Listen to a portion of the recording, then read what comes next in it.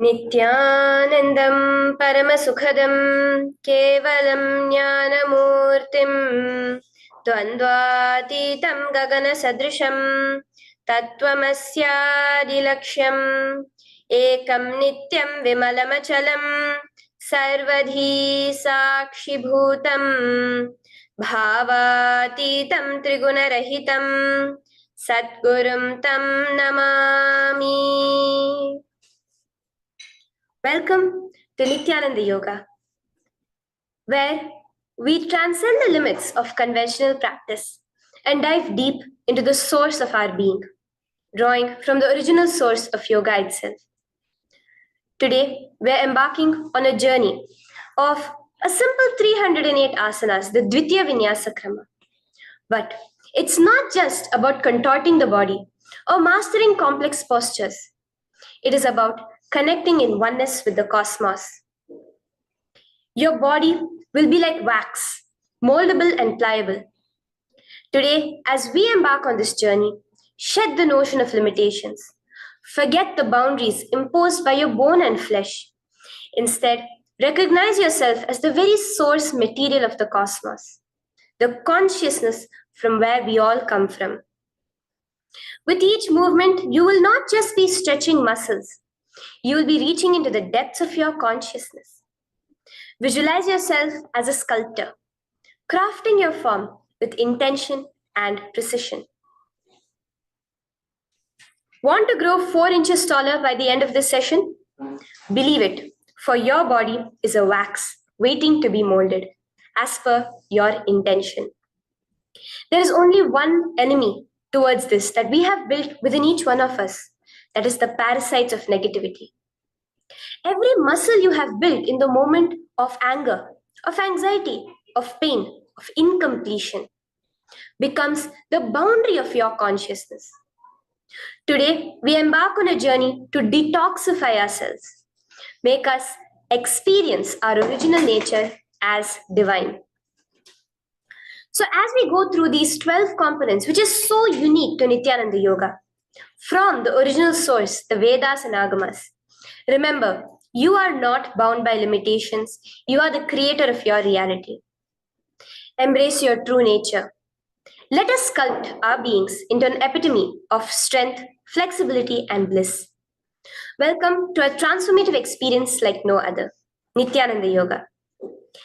There are 12 different components that consist Nityananda Yoga. One is the asanas, which we traditionally know of. The various body postures revealed by Paramashiva to align the physical geometry of our body, the physical geography of our body, to the cosmic geometry, the cosmic geography. As Paramashiva says, sthiram sukham asanam, that body posture which is steady, comfortable, because it's in its original nature of Paramashivatva. The second are the pranayamas, the various systematic breathing techniques that Paramashiva has revealed for each one of us, that connect us to the higher dimensions of the cosmos and increase the life energy within us. The fourth are the bandhas, the different internal locks of the body. The third are the mudras, the various hand gestures and body movements to seal that life energy within ourselves. The very word mudra means seals. You will be able to seal the space of oneness within you with Paramashiva. The fourth are the bandhas, the various internal locks of the body to awaken the Kundalini Shakti, our latent potential energy, and make us conducive for the ultimate experience. The fifth are the karanas, the beautiful dance movements of the body, revealed by Paramashiva to put you in the space of ultimate bliss, and which engage all the different parts of your body. The next are the visualizations. As Swamiji says, the intention with which you move your body manifests as your reality. As you hold the visualization within you of the various gods and goddesses of KAILASA, of the various beings of this universe, you manifest the powers of those beings within you.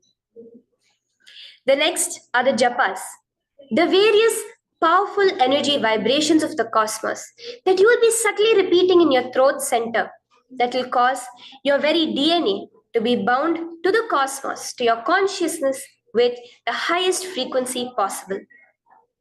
The next are the pramanas, the chanting of the sacred mantras, the original source scripture of Hinduism that reveal the science of Nityananda yoga, because as Swamiji says, yoga has a source and it is Hinduism. These original verses will manifest the vision Paramashiva had when he created yoga in each and every one of us. There are weights, which is an optional component, helps us to enhance our experience of Nityananda Yoga as revealed from the source scriptures of Hinduism.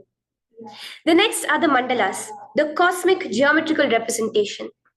The Shri Chakra, the Shri Yantra, which is the direct geometrical representation of the cosmos.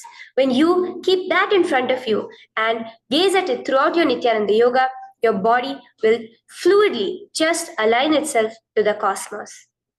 We have the Abharana, the Rudraksha, which we keep on our body, which acts as an energy battery, sucking in, storing the energy that we produce during this Nityananda Yoga and releasing it to us throughout the day to fuel our entire day with consciousness.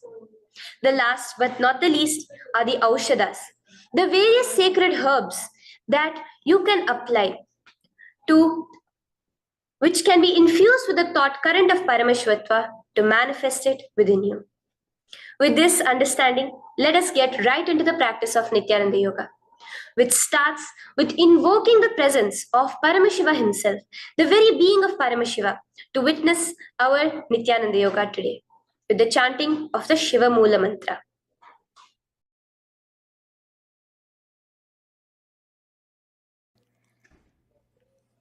Let us now chant the Shiva Mula Mantra 11 times internally. Om Ham Hom Shivaya Namaha. Om Ham Hom Shivaya Namaha. Om Ham Hom Shivaya Namaha. Om Ham Hom Shivaya Namaha. Om Ham Hom Shivaya Namaha. Om Ham Hom Shivaya Namaha. Om Ham Hom Shivaya Namaha. Om Ham Hom Shivaya Namaha. Om Ham Hom Shivaya Namaha. Om Ham Hom Shivaya Namaha. Om Ham Hom Shivaya Namaha. The next step of this ritual of yoga, as Swamiji reveals, yoga is a ritual, a methodology to connect yourself with the divine. As every ritual in Hinduism goes, we cleanse the three elements of our body, of the world, and of the ultimate with the Tattvachamanam.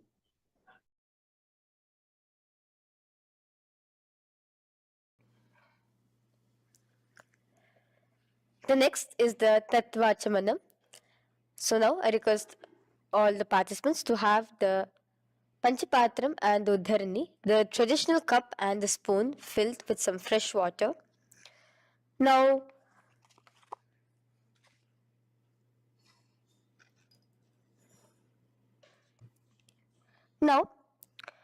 keeping your right hand in the shape of a cow's ear, the Gokarna Mudra, pour an Uddharani of water from the Panchapatram and chanting each of the following mantras internally, drink the water that flows to the base of the palm. Om Atmatattvam Shodayami Svadha. Om Vidyatattvam Shodayami Svadha. Om Shivatattvam Shodayami Svadha.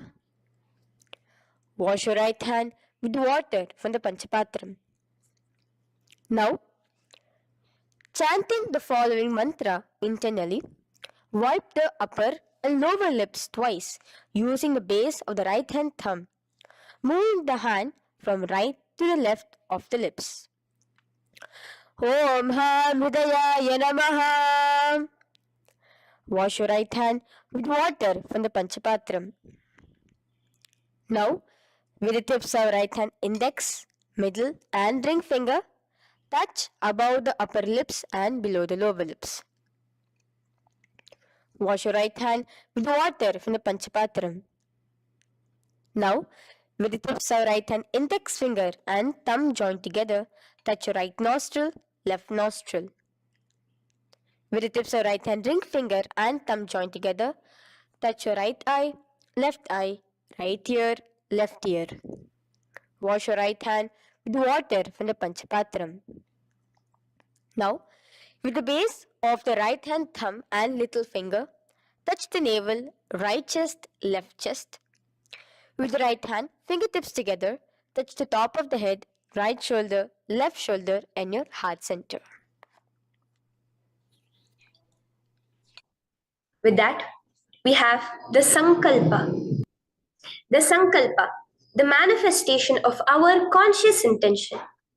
What is it today each one of us want to manifest through Nityananda Yoga? Hold that in your inner space. Through this conscious intention, which directly happens with the blessings, with the grace of the Supreme Pontiff of Hinduism, Bhagavan Shri Nityananda Paramashivoham, you will just see your intention manifesting as reality.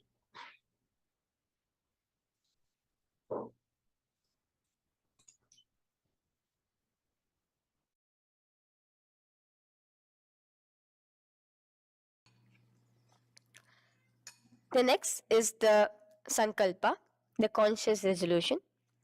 So now I request all participants now to, with your right hand, cover your left palm, which is the Sankalpa Mudra, and keep both the hands on the right thigh. Continue to keep this mudra till the end of the Sankalpa. Om ममोपात समस्त दुरिताक्षयद्वारा भगवत् श्री नित्यानंद परमशिव प्रीत्यर्थम श्री नित्यानंदेश्वरी परमशिव शक्ति समेत श्री नित्यानंदेश्वर परमशिव प्रीत्यर्थम च शुभे शोभने मुहूर्ते अद्य ब्रह्मणः द्वितीय परार्धे श्री श्वेतवराह कल्पे वैवस्वतमन्वन्तरे अष्टाविंशतितमे नित्ययुगे प्रथमे पादे जम्बूद्वीपे भारतवर्षे भरतखण्डे मेरोः दक्षिणे पार्श्वे शखाब्दे अस्मिन् वर्तमाने व्यवहारिके प्रभवादीनां षष्ट्याः संवत्सराणां मध्ये शुभनाम संवत्सरे शुभायने शुभऋतौ शुभमासे शुभपक्षे शुभतिथौ शुभवासरयुक्तायां शुभनक्षत्र शुभयोग शुभकरण एवं गुणविशेषण विशिष्टायाम् अस्यां शुभदितौ श्री कैलासोन्नत द्वादशांत श्यामला पीठारूढ़ श्री मीनाक्षी सुंदरेश्वरा भिन्न स्वरूप परशिव पुत्र रत्न कुमार गुरुमन्य तुल्यावतार श्री पार्वती स्तन्यपान लब्ध दिव्य ज्ञान विश्रुत सकल निगमागम सारभूत द्राविड वेद प्रवक्त्रे श्रीमत् परम शिव करुणा समधिगत मुक्तामय चतुरश्रयान गीयमान छत्र चामर श्री चिन्ह काहलादि समस्त बिरदावल्यलंकृत ज्ञान विज्ञान चक्रवर्ती सर्वजन संग सद्यो निर्वाण दीक्षा व्याप वर्ग वर्ष विश्रान जीमूत परमत कलभ केसरी शैव सिद्धांत स्थापनाचार्य श्री राजाधिराज पांड्य महाराज गुरु क्षपन शाक्यादि महांधकार निवारण ज्ञान भानु वीक्षण नरहार ध्वजोच्छेदन पूर्वक श्रीमद वृषभध्वज स्थापक शैव समय कर्त्रे सर्वज्ञ पीठारूढ़ श्री जगद्गुरु श्री ज्ञान संबंध देशिक स्वामी वागीश सुंदर माणिक्य वाचक स्वामिनां अवतार भूत श्री ज्ञान संबंध स्वामी पुनरुद्धृत श्यामला पीत सर्वज्ञ पीत तृणवद्युत्तर द्विशततम गुरु महासन्निधान अरुणगिरि योगीश्वर परंपरागत अरुणाचल सर्वज्ञ पीठ गुरु महासन्निधान कैलास परंपरागत कांची कैलास सर्वज्ञ पीठ त्रयस्त्रिंशदुत्तर द्विशततम गुरु महासन्निधान नित्योत्सव नित्य मंगल नित्य कल्याण नित्य रजित कैलास परंपरागत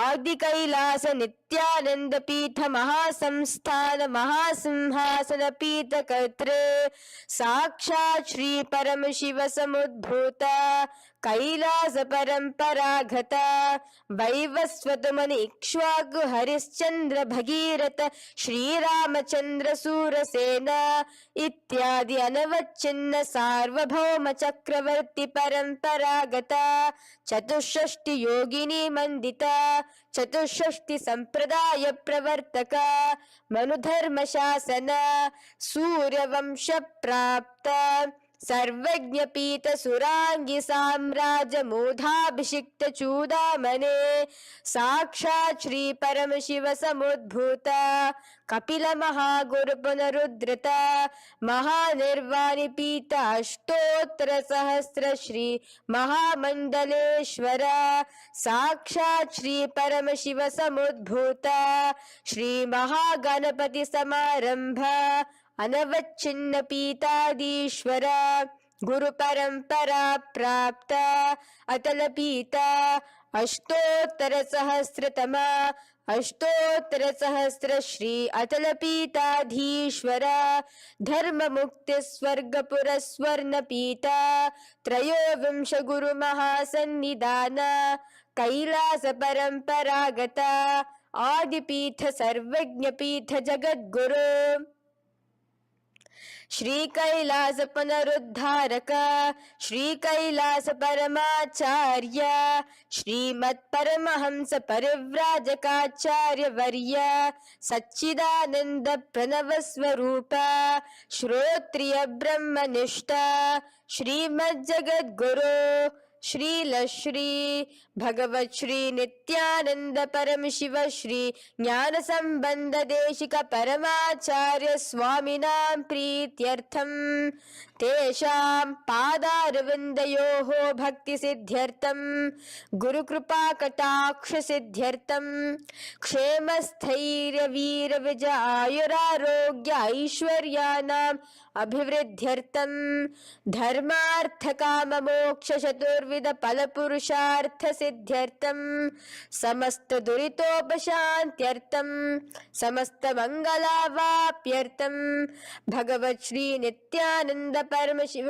प्रसादेन सकुटुंबस्य ज्ञान वैराग्य जीवन मुक्ति प्राप्त्यर्थम भगवत श्री नित्यानंद परम शिव कृपा कटाक्षेण पूर्ण आरोग्य युक्त दृढ़गात्र यौगिक शरीर सिद्ध्यर्थम परम शिव शक्ति आविष्करणार्थम नित्यानंद योगाभ्यासं करिष्ये. Now wash your right hand with water from the Panchapatram. Om Apaupasprisya. Now, let's get started with the asanas. Okay? Sit first in a cross-legged position on the ground in Sukhasana. Bring your hands into the Bindu Mudra with your thumbs and index fingers touching each other. Place it on top of your knees. Here we have the Kumbhaka, the pranayama of Samana Kumbhaka. As you inhale and exhale, visualize flames licking up your spine. Do the bandhas, the locks, the Mahamudra Bandha, all three of the bandhas, where you are doing the Jalandhara Bandha, tucking in your chin to your chest, the Udyana Bandha, sucking in your stomach, and the Mula Bandha, clenching your perineum. For the first set of asanas, we have the japa Soham, which you'll be repeating in your throat center. As you do Sukhasana, visualize Lord Shiva in your inner space. The next asana is Parvatasana. Now, from the seated position, bring both your feet to the opposite thighs. Clasp your hands together in front of your heart center in the Anjali Mudra and raise it above your head. Keep your hands as straight as you can. Continue the Samana Kumbhaka and the Japa of Soham. Remain with all the three bandhas, the chin to your chest in Jalandhara Bandha, the stomach tucked in Udyana Bandha, and the clenched perineum in Mula Bandha. Here, visualize yourself as Mount Kailash. The next asana is Hali Pavasana. Now slowly bring your feet together in front of your body as you stretch it out a little further away. Now bring your hands behind your back and clasp the left hand by your right. Lean forward, placing your forehead on the ground as you continue to engage all the three bandhas. Here, gaze at your nose. Visualize Swamiji, the Supreme Pontiff of Hinduism, in your inner space. Now, in a similar position from Hali Pavasana, just release your hands, slightly get up and bring your hands in front of your body. Place them on the ground, cupping your hands, making a hollow in Nagi Pavasana. Visualize yourself as a snake, gazing at your nose. Continue the japa, the pranayama, and all three bandhas engaged. Now, raise up. This is Kokilasana. Hold your big toes with your index and middle finger in the Prana Mudra. Stretch your legs straight out and upwards. Cross it into Padmasana. Bring it to your opposite thighs. Lean forward and down onto your elbows. Again, tuck your chin into your chest, suck in your stomach, and clench the perineum in the Mahamudra Bandha. Visualize yourself as a bird in Kokilasana. The next is Nityananda. Now, raise up again. Bring one ankle to the top of the opposite knee. Hold the elbows with your hands. Hold the respective elbows with the opposite hands. Again, engage all the three bandhas and rotate your arms in a circular motion. Keep the spine completely straight and gaze towards your nose. Visualize Swamiji, the Supreme Pontiff of Hinduism, in your inner space. Next is Gajasana. Press your hands onto the ground.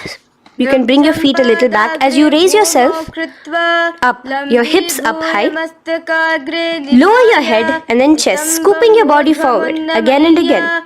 Here, engage the Udyana Bandha, where you suck in your stomach along with the Mula Bandha, clenching the perineum. Visualize yourself as an elephant. Gajasana. Now stop the movement slowly. In another dynamic asana, which is Rikshasana, you will start alternatively pressing the heel of one foot onto the ground while lifting the other heel up. Repeat this again and again. The next is Vaishyasana. Now slowly come to a standing position. Stand tall on the tips of just your big toes. Keep your head neck straight line. And bring the middle, index and ring fingers to your heart in the Hridaya Mudra. Continue engaging the Udyana Bandha. Visualize Swamiji in your inner space. Here we have a very interesting movement, which is the Karanas, the dance movements. So the first Karana is Urdhva Janu Karana, which literally means the raised knee. So now stand in the Aramandi position, which is your heels touching together, the toes facing outwards, almost at a 45-degree angle. Bend your knees low And keep both your hands at your chest, elbows parallel to the ground. Twist one knee towards the center of your body. Raise it up, back across the body back to the original position. Simultaneously with the leg movement, follow it with your respective hand, up and across the body. Repeat this alternatively on both sides. Now, in Balalingasana, come back to a standing position, straight, and interlace your fingers from outside in. This is the Sarva Vashankari Mudra. Hold on to your knee, pulling it up towards your chest. Pull it tight. Continue to keep your spine straight. Engage all the three bandhas, the Jalandhara Bandha, the Udyana Bandha and the Moola Bandha. As you are holding your knee, visualize yourself holding, caressing a baby. Balalingasana. The next asana is Pada Pidanasana. Now the same foot which is raised, clasp it with your hands and pull it behind towards your body, holding it with both your hands. Again, engage all the three bandhas, standing tall. Visualize Swamiji, the Supreme Pontiff of Hinduism, in your inner space.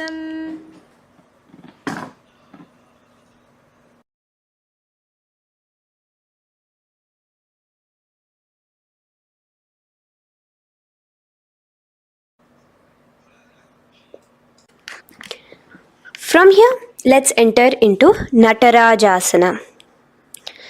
Now, the same foot you're already holding behind your back, twist the same hand of that leg inwards and pull the leg back. Extend the opposite hand forward with the index and thumbs together, again in the Bindu Mudra. Now, pull the foot back and up while leaning forward in Natarajasana. Hold your balance here. Here you will be engaging only the Moola Bandha, visualizing yourself as Lord Nataraja, the Lord of Dance.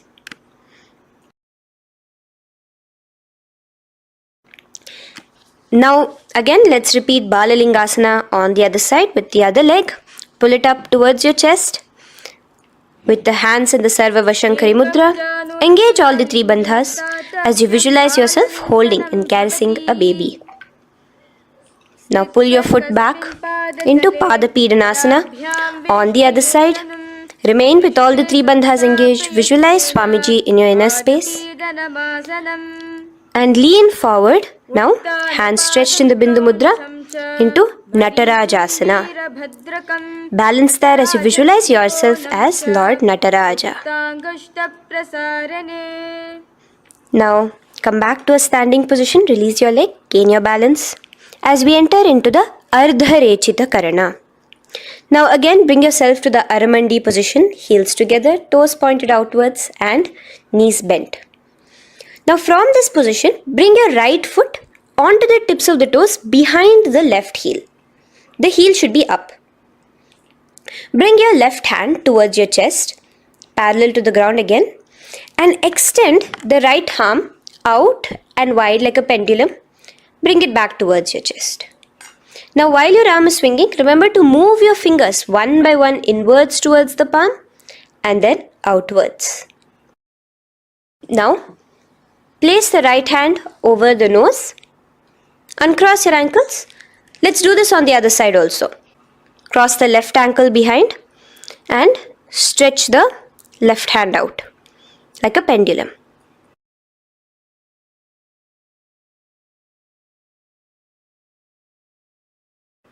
Bring it to your nose, uncross the ankles.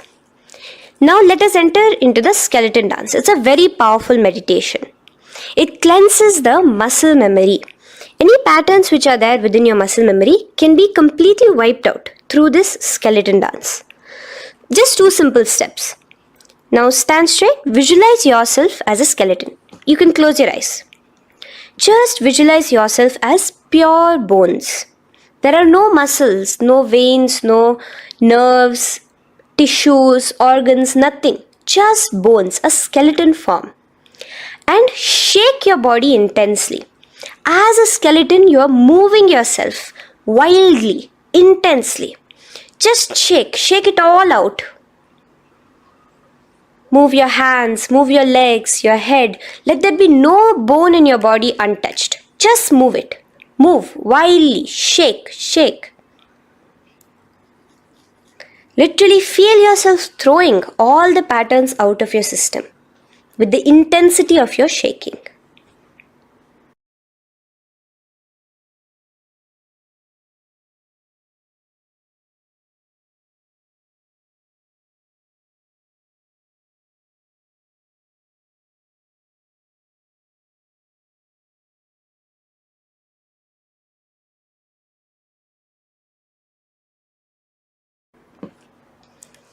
Now slowly calm down. Take a few steps, gain your breath back. That's a powerful meditation we did. Let us do the next Karana. Again, come back to a standing position. Do the Aramandi. Your toes outwards, knees bent with your feet together. Now here, raise your hands above your head. Keep your palms completely straight and cross the wrists with the palms facing forward and the back of the hands outward. Now from the crossed wrists, uncross the wrists, spreading your arms out wide while you turn your hip towards the side. Turn by the waist sideways. Bring your hands back over the head and turn on the other side. Repeat this on the other side. Do it again. Let's twist out. Come back to the middle and twist out again. This is the Kati China Karana. Now stand tall. Raise your hands above your head. Bring yourself to the top of the tip of your toes. Let your hands face each other parallel to the ears. You're tall, pushing yourself, stretching yourself. Again, engage all the three bandhas. Tucking in your chin to the chest, sucking in your stomach and clenching your perineum. Visualize yourself as a palm tree. We have the japa changing over here where you'll be repeating Shivoham in your throat center. Tadasana. Now, as we enter into Uttanasana, relax and lean forward, bringing your hands on by the ground next to your feet. Keep your palms flat on the ground. Try your best. Engage all the three bandhas. Remain with all the three bandhas engaged as you visualize Swamiji, the Supreme Pontiff of Hinduism himself, in your inner space. Now jump your feet back into Tarakshvasana, coming to a plank position. Keep your hands shoulder width apart. Be steady there. Chuck in your chin to your chest in the Jalandhara Bandha as well as engaging the Moola Bandha. Now rotate your head while in the Jalandhara Bandha from shoulder to shoulder, side to side. This is Tarakshvasana. Visualize Swamiji, the Supreme Pontiff of Hinduism, in your inner space. Yes. Now lay flat onto the ground in Bhujangasana. Lower your entire body down. Now point your toes backwards. Keep your hands by the side of your chest and push yourself off the ground. Remember to use the strength of your lower back to hold yourself up. Open your mouth wide. Inhale through the hollow of your throat and exhale through your nose. This is the Bhujangani Mudra. In Bhujangasana, you will visualize yourself as a cobra. Now come back into a plank position. So you can tuck in your toes and come back into a plank position. In Shashasana, alternate bringing one knee towards your chest, back and forth. So you'll bring one knee front, push it back and bring the other knee. Repeat this again and again. Do the Sahaja Kumbhaka. Simple breathing in, breathing out. Engage the Moola Bandha, clenching your perineum. Visualize Swamiji, the Supreme Pontiff of Hinduism. Okay. Now place your legs back into the plank position as we enter into Rathasana. Again, bring one foot between your hands and alternate jumping one foot back and bringing the other foot forward simultaneously. Again and again. Continue the Sahaja Kumbhaka and the Moola Bandha engaged as you visualize yourself as a chariot, a Ratha, in Rathasana. Now, into Veerabhadrasana. Remain one leg in between your hands. So as you jump, one leg comes between your hands, stop in that position, one leg stretched back, and raise yourself up into a standing position. So the front foot will be pointing forwards and bent at a 90-degree angle. The knee will be bent at a 90-degree angle. The other leg, which is extended back, the foot will be pointed sideways at a 45-degree angle. Now raise your palms, hands up, parallel beside your ears. Do the Uddiyana Bandha along with the Mula Bandha, pulling in your stomach in. Gaze towards your third eye as you visualize yourself as Lord Veerabhadra. Now relax down, switch your legs around, and let us do Veerabhadrasana on the other side. Stretch your hands up, gaze towards your third eye, suck in your stomach in the Uddiyana Bandha, and visualize yourself as Lord Veerabhadra. Okay, bring your feet together now. Let us move into Vrikshasana. Now stand tall, gain your balance here slowly. Bring one foot towards the inner thigh. Bring your palms together, raise them up above your head in the Anjali Mudra. Keep your elbows as straight as you can. Again, continue the Uddiyana Bandha, sucking in your stomach. Gaze forward, hold your balance, visualize yourself as a tree, the stability of a tree in Vrikshasana. Now, slowly bring your hands down. Now the foot which is in your inner thigh, bring it towards the opposite, to the root of the opposite thigh. Bring your hands in the Namaskar Mudra in front of your heart center together and visualize yourself here as Lord Garuda, just engaging the Mula Bandha alone here. This is Garudasana. Now let us repeat Vrikshasana on the other side. Slowly put your foot down. Bring the other foot to the inner thigh. Raise your hands above your head. Suck in your stomach in the Uddiyana Bandha and visualize yourself as a tree. Let's repeat Garudasana on the other side. Slowly bring the foot to the opposite thigh and lower your hands to be in front of your heart center. Release the Uddiyana Bandha, just engaging the Mula Bandha, clenching your perineum. Visualize yourself as Lord Garuda, the eagle vehicle of Lord Mahavishnu. Okay, bring both your feet to the ground now and spread them far apart from each other. Now keep one leg toes pointing forward and the other set of toes pointing sideways. Straighten your arms out parallel towards the ground.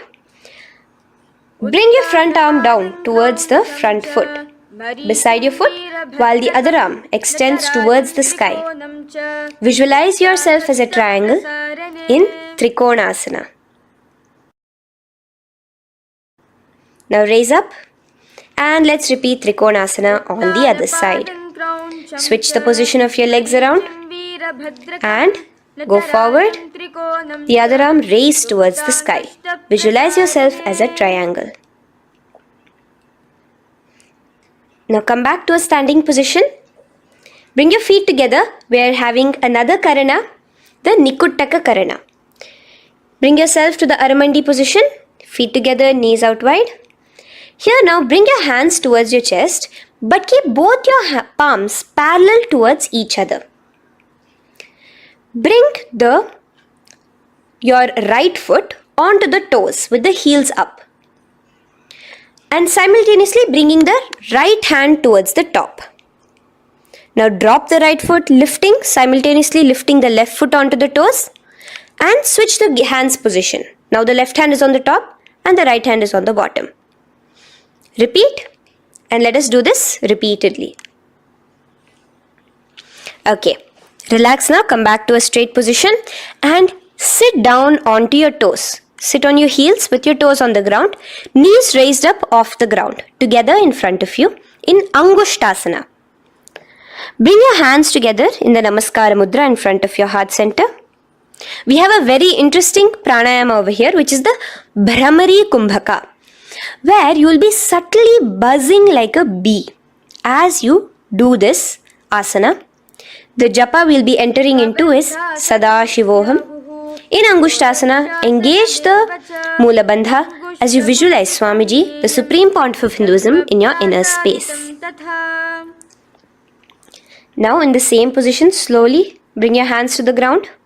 Balance yourself as you stretch one foot forward, sitting on the heel of one foot and the other foot stretched forward, toes pointed upwards. Bring your hands to the Vara Mudra, just the tips of the finger on the ground while the palm faces forward, both your hands. Continue to engage the Mula Bandha, clenching the perineum as you visualize Swamiji, the Supreme Pontiff of Hinduism, in your inner space. Now, stretch, the leg is stretched forward, right? Stretch the same hand, the respective hand forward and clasp onto the big toe of that foot in the Prana Mudra with your index and middle fingers. The other hand, bring it to the back of the respective heel in Vidhunanasana as you visualize Swamiji in your inner space. Okay, bring your 2 feet back together as we repeat Saurasana on the other side. Stretch your left leg forward now. Palms in the Vara Mudra on the ground. Visualize Swamiji in your inner space. And lean forward into Vidhunanasana on the other leg. Clasp your toes. Bring the other hand to the back heel. Continue to visualize Swamiji. Now bring your 2 feet back together as you continue to sit on the heels, getting a nice toe workout here. Balance on your toes, bring your knees together in front of you. Now place your palms on top of the respective knees with the hands facing upwards, the palms facing upwards. Leave a slight gap between your palms and knees. As you gaze forward, engage the Jalandhara Bandha, tucking in your chin to your chest, and look between the gap between your hands. Brahma Jurankushasana. The next is Kapilasana. Now spread your knees wide and place them onto the ground. Keep your hands on the respective knees.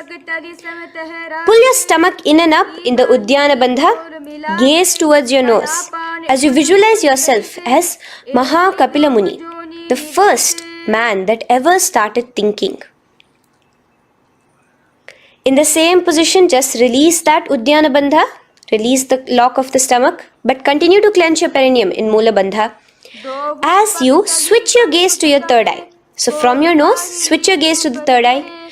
Visualize Swamiji, the Supreme Pontiff of Hinduism, in your inner space. Bhadra Gorakshasana. Next is Suryasana. Now, your toes are tucked. Just lift your knees off the ground, wide apart. Bring your hands together in the Padma Mudra with the little fingers and thumbs joined together. Engage the Uddiyana Bandha, suck in your stomach and raise your hands up tall above your head. Slightly lean back as you look towards the gap between your hands. Visualize Lord Surya in your inner space. Now relax, slowly bring your hands to the ground. Sit on top of your heels, the toes flat. Here, keep your hands on top of your knees and lift your tongue up against the roof of your mouth in the Manduki Mudra. Do the Sahaja Kumbhaka, simple breathing in and out. Engage the Mula Bandha, clenching your perineum. With the Japa Sadashivoham, repeating in your inner space, here you will visualize yourself as a frog in Mandukasana. Your tongue pressed against the upper palate. Is your frog-like tongue catching the nectar of immortality dripping from your Sahasrara Chakra? Gaze towards your third eye in Mandukasana. Now from here itself, moving into Uttana Mandukasana. Just bring your hands to the opposite shoulders, remaining in the same seated position. Continue with the Uddiyana Bandha engaged, gazing at your third eye. The Manduki Mudra, tongue pressed against the top of your palate, visualizing yourself as a frog in Uttana Mandukasana. Slowly bring your hands out from behind your back. Now slightly raise up and cross your ankles behind you. Sit on top of your crossed ankles. Keep your knees wide and your fingers spread on the top of your knees, both your hands. Open your mouth wide and stick out your tongue, exhaling forcefully. Gaze at the tip of your nose.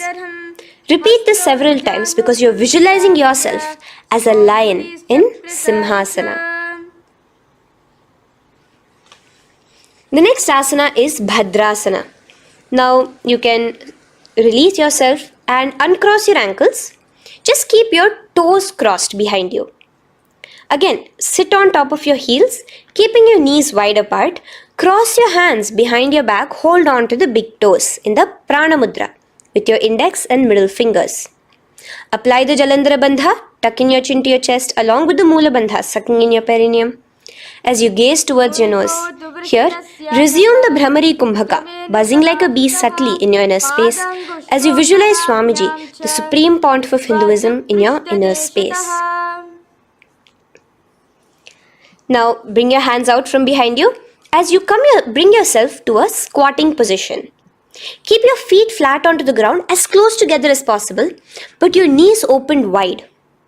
Bring your body in between your knees, your torso in between your knees, and take your arms in and around your knees towards the back, clasping your fingers, interlacing your fingers behind you in the Parashu Mudra. Gaze towards your nose. Visualize yourself as a crow in Kakabhusandhi Asana. The next asana is Kani Pavasana. Unclasp your hands and place them flat onto the floor. Keep them shoulder width apart for good balance.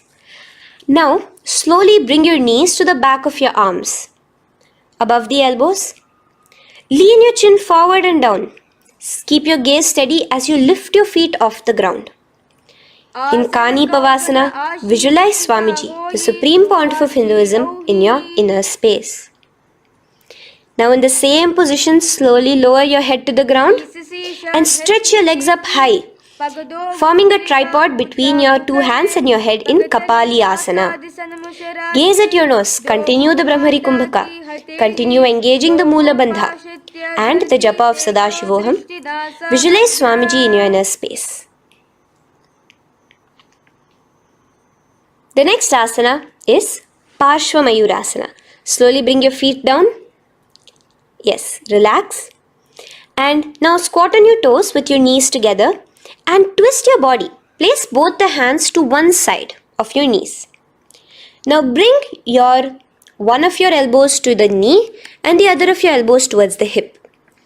Lean onto your arms, balance, extending your legs out to the side. Gaze towards your third eye, visualizing yourself as a peacock in Parshva Mayurasana. As you do the pranayama, the Rechaka Kumbhaka, let your exhalations be prolonged and your inhalations be slightly shorter. Now relax, bring your feet to the ground and bring your body to the other side of your knees. As you repeat Parshva Mayurasana on the other side, lean forward, stretch your legs, gaze at your third eye, visualize yourself as a peacock. Now let's do Bhairaganathasana. Now come again to a plank position. Place your hands down, stretch your legs back and bring one foot around your shoulder to be placed in between both your palms. Gaze at your third eye. Just engage the Mula Bandha, clenching your perineum. Here, this is Bhairaganathasana. Visualize yourself as Lord Kala Bhairava. Slowly bring your foot out and bring the other foot in between your palms, remaining in the plank position. Continue to visualize yourself as Lord Kala Bhairava in Bhairaganathasana on the other side. The next asana is Unmukha Pithasana. Now from the same plank position, bring your forearms onto the ground.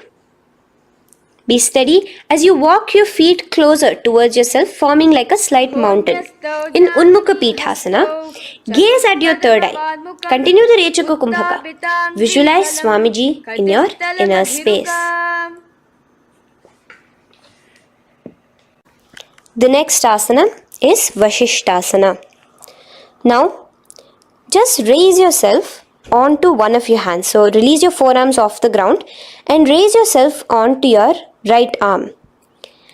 And keep your body completely parallel to the ground as you raise your left arm straight above your head. Visualize yourself as Rishi Vashishta as you do the Vashishthasana. Gaze towards the hand on the top. Now slowly bring that hand down. As you switch the hands, bringing your right hand up towards the sky Balance there, completely straight on your toes, as you visualize yourself as Rishi Vashishta, the Guru of Bhagavan Sri Rama. Now, bring your feet forward into Anjani Asana. So here you will be sitting on your hips with your legs pointed forward and sit on top of your hands. So keep your palms facing upwards and sit on both your palms as you tuck your elbows into your body. Do the Rechaka Kumbhaka, continue the Rechaka Kumbhaka. Engage the Jalandhara Bandha, tucking in your chin to your chest, gaze at your nose, visualize yourself as Lord Hanuman in Anjani Asana. Now, slowly release your hands from under your body as you lean forward into Paschimottanasana. Clasp your respective toes with your index and middle finger. Lean forward and down, bring your elbows to the ground, your forehead towards your knees. Engage all the three bandhas, the Mahamudra Bandha, as you visualize Swamiji, the Supreme Pontiff of Hinduism in your inner space, with a new japa, Mahasadashivoham, starting here.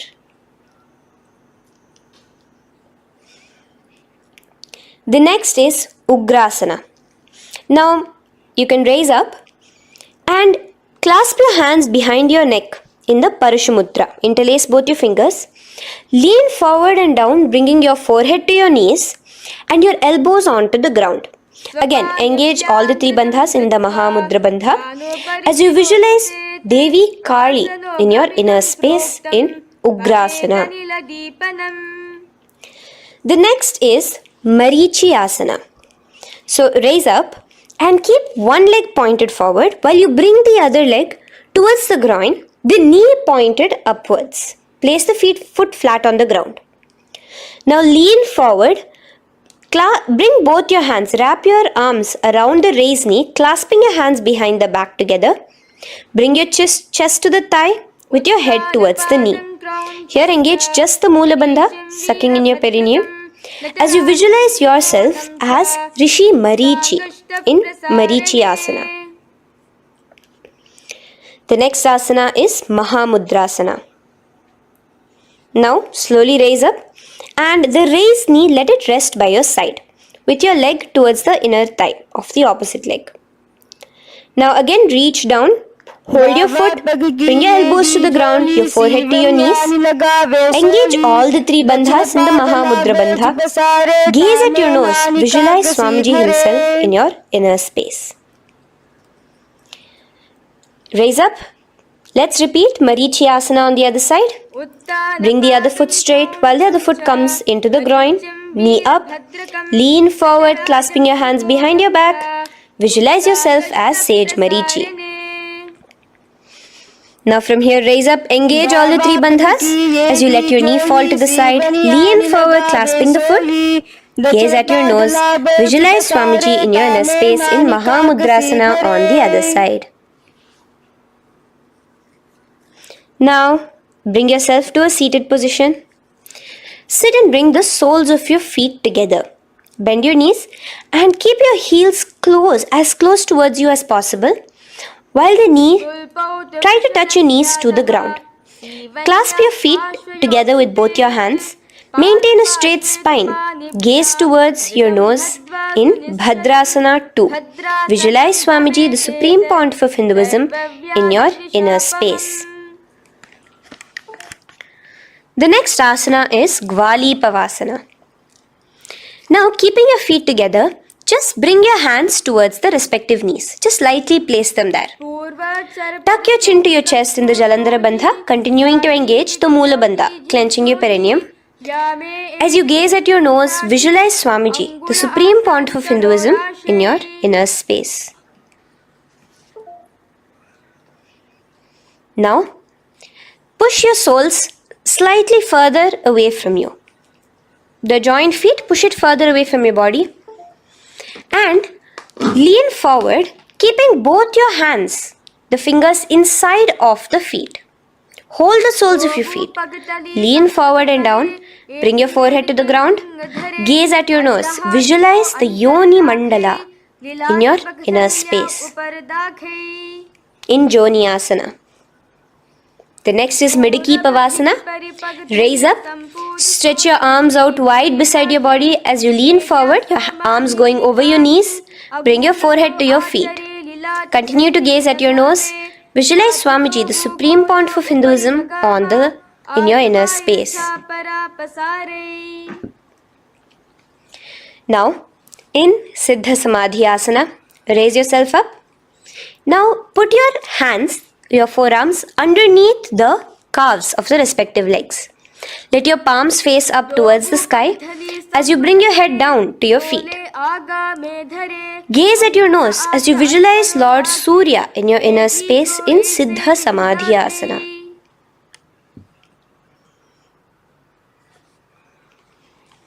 The next asana is Chiniki Pavasana. Raise up now.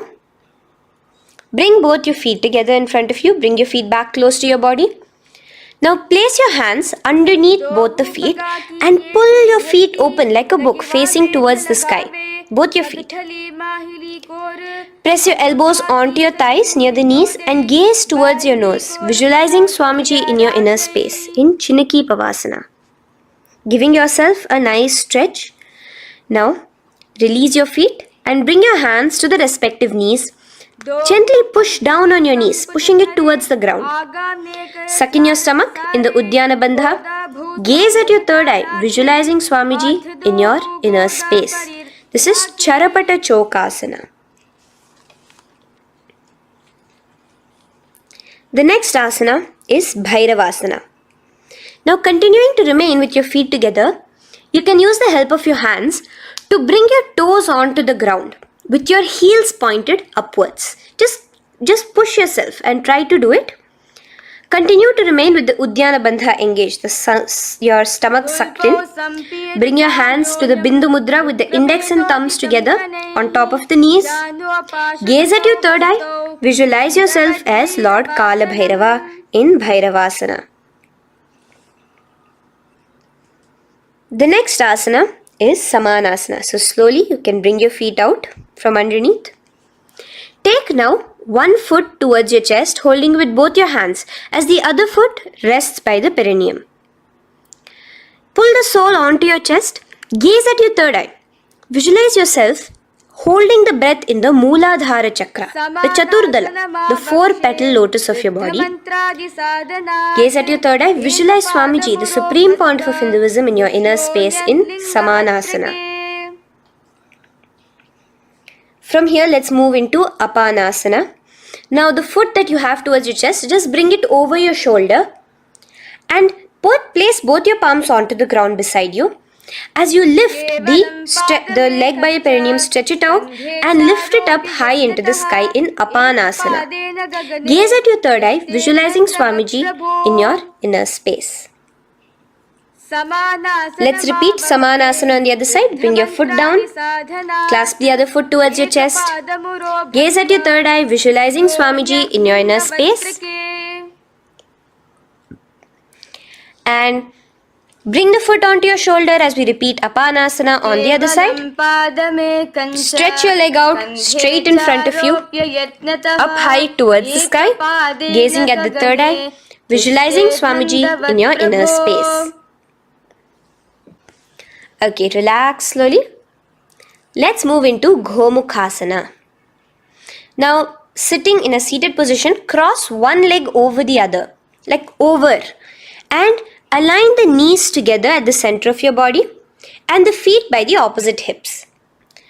Place both your hands on top of the stacked knees. Gaze at your nose. Here we have a beautiful pranayama, very cooling pranayama, which is the Sheetkari pranayama, where you will be inhaling through your clenched teeth with your tongue pressed against behind your teeth and exhaling through your nose, creating a hissing sound. The japa will be for the next sequence of asanas. Om Nityanandoham. Visualize the face of a cow in Gomukhasana. Now keep your knees crossed. From the knees, bring your hands towards the respective toes on the side of the body. Clasp the big toe in Pranamudra. Suck in your stomach in the Uddiyana Bandha. Visualize yourself as Rishika Anasuya in Anasuyasana. Now in Anasuyasana 2, just bring your hands behind your back, clasped together, interlaced fingers in the Parashu Mudra. Lean forward and down. Try to bring your nose to touch the ground in front of you. Just visualize yourself as Rishika Anasuya and gaze at your nose. Anasuyasana 2. Raise yourself up now. Now bring one foot towards the perineum, knee resting on the ground. Raise your other foot with the foot in front of the lying down foot, knees pointed upwards towards your chest. Place your hands on the respective knees. Keep your spine tall, chest out. Gaze at your nose. Visualize yourself as Lord Garuda, the eagle vehicle of Bhagavan Mahavishnu. Garudasana 2. From here moving into Naradasana. Now, keep both your hands, bring both your hands behind your neck and clasp them in the Parashu Mudra. Interlace your fingers behind your neck. Twist outward of the raised knee. Just keep your whole body outside of the raised knee. Gaze towards your third eye, visualizing yourself as Devarishi Narada in your inner space. From Naradasana, let's enter into Matsya Pithakasana.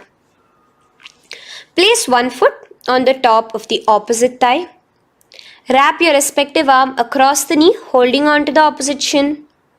Extend the opposite hand straight. Hold on to the respective toe with the index and middle fingers in Prana Mudra. Gaze towards your nose. Visualize Matsyavatara, the fish form of Bhagavan Mahavishnu in your inner space. In Matsya Pithakasana.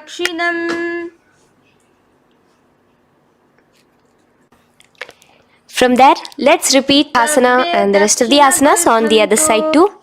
So slowly you can cross your knees over to the other side in Gomukhasana. Keep your hands on the top of your knees. Gaze at your nose as you visualize the face of a cow in Gomukhasana. Continuing into Anasuyasana on the other side, bring your hands to your toes. Suck in your stomach in the Uddiyana Bandha. Gaze at your nose, visualize yourself as Rishika Anasuya. And lean forward, bringing your hands behind your back in Anasuyasana 2. Interlace your fingers in the Parashu Mudra. Continue to gaze at your nose, visualizing yourself as Rishika Anasuya. As you relax the Uddiyana Bandha, just clenching the Moola Bandha alone. Raise up, bring your feet together in front of you as we enter into Garudasana 2. Place your hands on the respective knees. Stay straight. Visualize yourself as Lord Garuda as you gaze towards your nose. And twist your body out of the raised knee, hands clasped in the Parashumudra behind your neck. Gaze at the third eye, visualizing yourself as Devarishi Narada. And bring the foot to the opposite thigh as we enter into Matsya Pithakasana on the other side. Clasp your toe in Prana Mudra. Gaze at your nose, visualizing Matsya Avatara, the fish avatar of Lord Vishnu in your inner space. Now let's enter into Matsyendrasana. Remaining in the same position with one foot on the opposite thigh, place the other foot on the ground on the far side of the other thigh. Twist. Bring your elbow outside the raised knee. Keep the raised arm by your neck. Turn backwards. Gaze towards your third eye, the other hand straight out. Visualize Matsyendranatha, the great Rishi and master of Hatha Yoga in your inner space. Just switch your hands around. Straighten the hand that was originally bent and bend the other hand towards your neck. As we enter into Kubhasana, visualize yourself as a camel. Continue to gaze at your third eye. Now, straighten out both your hands straight out in the same position. Continue to gaze at your third eye, visualizing Matsyendranatha, the master of Hatha Yoga in your inner space. Now, slowly take your foot off from the thigh. As we enter into Matsyendrasana on the other side, bring the other foot to the thigh. Place the other foot on the far side. Twist, bringing your elbows outside of the raised knee, hands on the head. The other hand stretched out back. Twist, gazing at your third eye. Visualize Matsyendranatha in your inner space. Switch the hands around as we enter into Kubhasana. On the other side, remember to visualize yourself as a camel. Now stretch both your hands out in Matsyendrasana 2 on the other side. Visualize Matsyendranatha in your inner space. Now, with one leg on the thigh, bring the other foot too to the opposite thigh in Padmasana. Place your palms on the respective knees. Engage all the three bandhas in the Mahamudra Bandha, tucking your chin to your chest, sucking in your stomach and clenching your perineum. We have a new pranayama here, which is the Shitali Kumbhaka, where you will continue to inhale through the teeth without creating the hissing sound, and exhale through your nose. A new japa of Om Nityananda Mahasadashivoham starts here. Gaze at your nose in Padmasana, visualizing yourself as Bhagavan Paramashiva. Now, keeping your legs in the same position, just cross your hands over each other, clasping onto the toes with your index and middle fingers in the Prana Mudra. Gaze at your nose, visualize yourself as Devi Parvati, the consort of Lord Paramashiva in Padmasana 2. Now, uncross your hands. Take your hands and insert it into the gap between your thighs and your calves. Put both your hands within and pull it out on the other side. As you balance on your hands, lifting your whole body off the ground, visualize yourself as a rooster in Kukkutasana. Now relax. Take your hands out from inside your feet as we enter into Baddha Keki Asana. Place your hand onto the ground as you raise up on your knees. Place your palms on the ground, fingers pointing towards the legs. Balancing and extend your knees off the ground, visualizing Swamiji in your inner space. In the same position, stretch your legs out behind you. In Mayurasana, visualize yourself as a peacock. Hold your balance. Relax now. Yes, relax flat onto the ground into Makarasana. Lay down completely flat. Keep your feet pointing outwards, far away from each other. Place your forehead on the mat. Interlace your fingers behind your neck in the Parashumudra. Just relax, visualizing yourself as a crocodile as we go back to the Sahaja Kumbhaka, the simple breathing in, breathing out. Just keep the Moola Bandha alone engaged.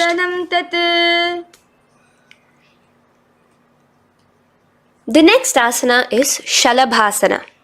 Now lay on your stomach and place your hands on the ground beside the chest. From the laying position, raise your legs up.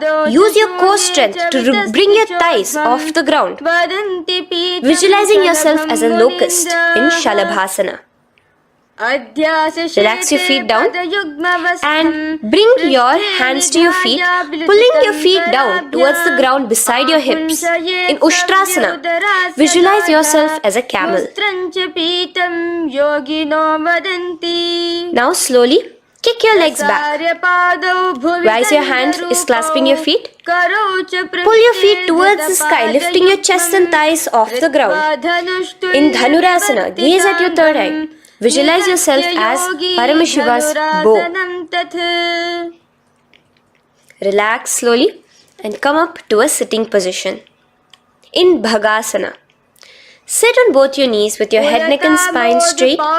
Clench your perineum in the Moola Bandha. Place your hands on top of your knees. Gaze towards your third eye, visualizing Swamiji, the Supreme Pontiff of Hinduism, in your inner space. From here we enter into Gohyasana. We have a couple of headstand postures here, so get yourself ready. Now place your forearms on the ground with your fingers interlocked. Ensure your elbows are at shoulder width for the best balance. Place the top of your head on the ground, holding your head with your hands. Slowly walk your toes forward until your hips are in a straight line with your shoulders, and just kick your feet up slightly. Make sure not to lose your balance. Keep your chest, toes pointed upwards.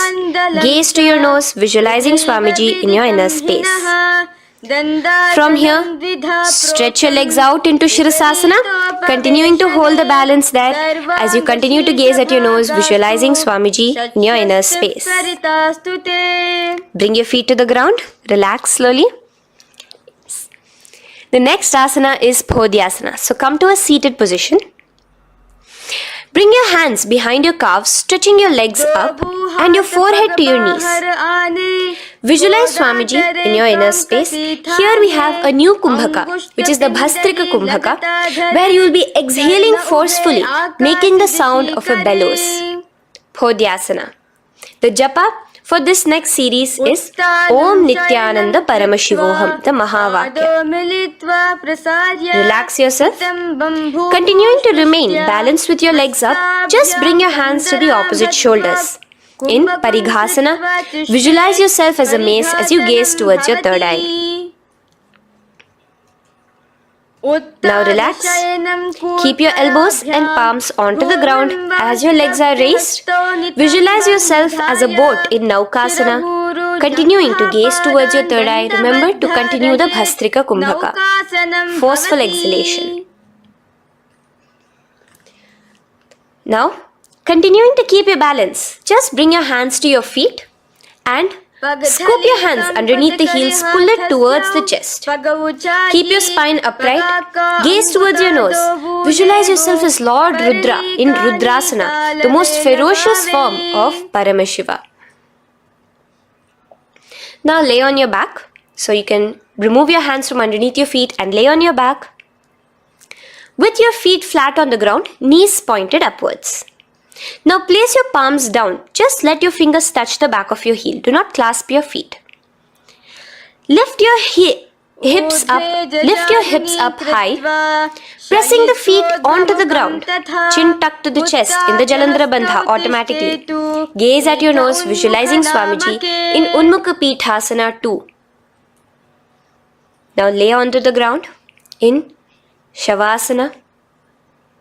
Just lay completely flat, with your palms facing upwards by the side of your body.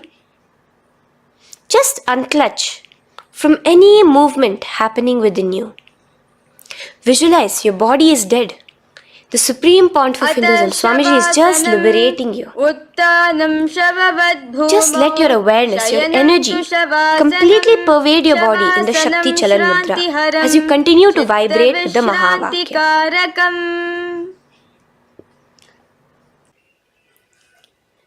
Roll over to one side and come to a seated position. Feel the life entering your body back. In a seated position, let us get continued with the sequence. We have 200 asanas more to go, starting with Yathasanishtasana. In Yathasanishtasana, sit in any posture you are completely comfortable in. Bringing your hands into the Bindu Mudra with the thumbs and index touching. Start off with the Samana Kumbhaka. As you're inhaling and exhaling, feel flames licking up your spine. Clench your perineum in the Moola Bandha with the japa Om Nityananda Paramashivoham for the remaining of the sequence. Visualize Swamiji in your inner space. From here, moving into Samasana, where you bring your feet to a cross-legged position. Keep your hands on your knees with the thumbs and index touching in the Bindu Mudra. Just inhale and exhale as you visualize Swamiji in your inner space. The next is Muktasana. Press your left foot against your genital region. Place the right foot on top of your left. Keep your hands facing downwards on top of your knees. Sit straight, gazing towards your nose. Visualize yourself as a sage liberated by Swamiji himself. Now, continue to remain in the same position as we go into Siddhasana, where your gaze will be switching from the nose to your third eye. Continuing to visualize Swamiji in your inner space, ensure the Moola Bandha, the perineum, is locked. In Siddhyasana now, continuing the same position. Engage all the three bandhas, sucking in your stomach, Bringing your chin to your chest in the Mahamudra Bandha, switch the gaze to the ground in front of you from your third eye. Visualize Swamiji in your inner space. Now, relax the Udyana Bandha and Jalandhara Bandha. Just keep the Moola Bandha, the perineum alone clenched, as we enter Rudrasana 2, where your legs will remain in the same position, just your hands alone, from resting on your knees, will turn around to the Bindu Mudra, the thumbs and index touching. Gaze towards the third eye, visualize yourself as Lord Rudra, the fierce dimension of Paramashiva. The next is Santadhunasana. Keep your hands in the Bindu Mudra, your legs crossed in the same position. As you switch your gaze from your third eye to your nose, visualizing Swamiji, his tranquility, unshakable nature. Now, relax the Bindu Mudra, keep your legs in the same position, and bring your hands to your navel, cupping one palm over the other in the Samputa Mudra. It looks sort of like a lotus bud. Continue to visualize Swamiji in your inner space in Siddhasana 2. The next asana is Bandha Yoni Asana. Maintaining one heel over the other in the same position of the legs, bring your hands to your face in the Shanmukhi Mudra. So just listen carefully now. Bring your little fingers beneath the bottom lip of both hands. Your ring fingers above your upper lip. Your middle fingers closing your nose, your nostrils. Your index finger covering your eyes. And your thumbs pressed into your ears. This is Bandha Yoni Asana, visualizing Swamiji in your inner space.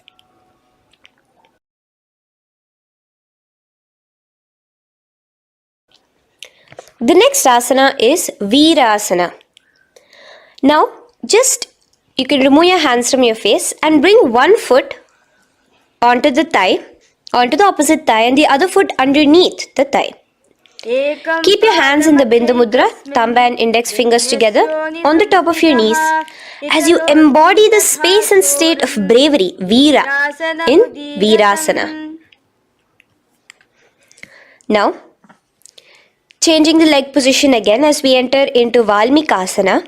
Keep your left heel on the right side of the generative organ, toes under the thigh. Keep your right foot on top of the left leg, toes by the knee. Again, bring your hands into the Bindu Mudra on top of the knees.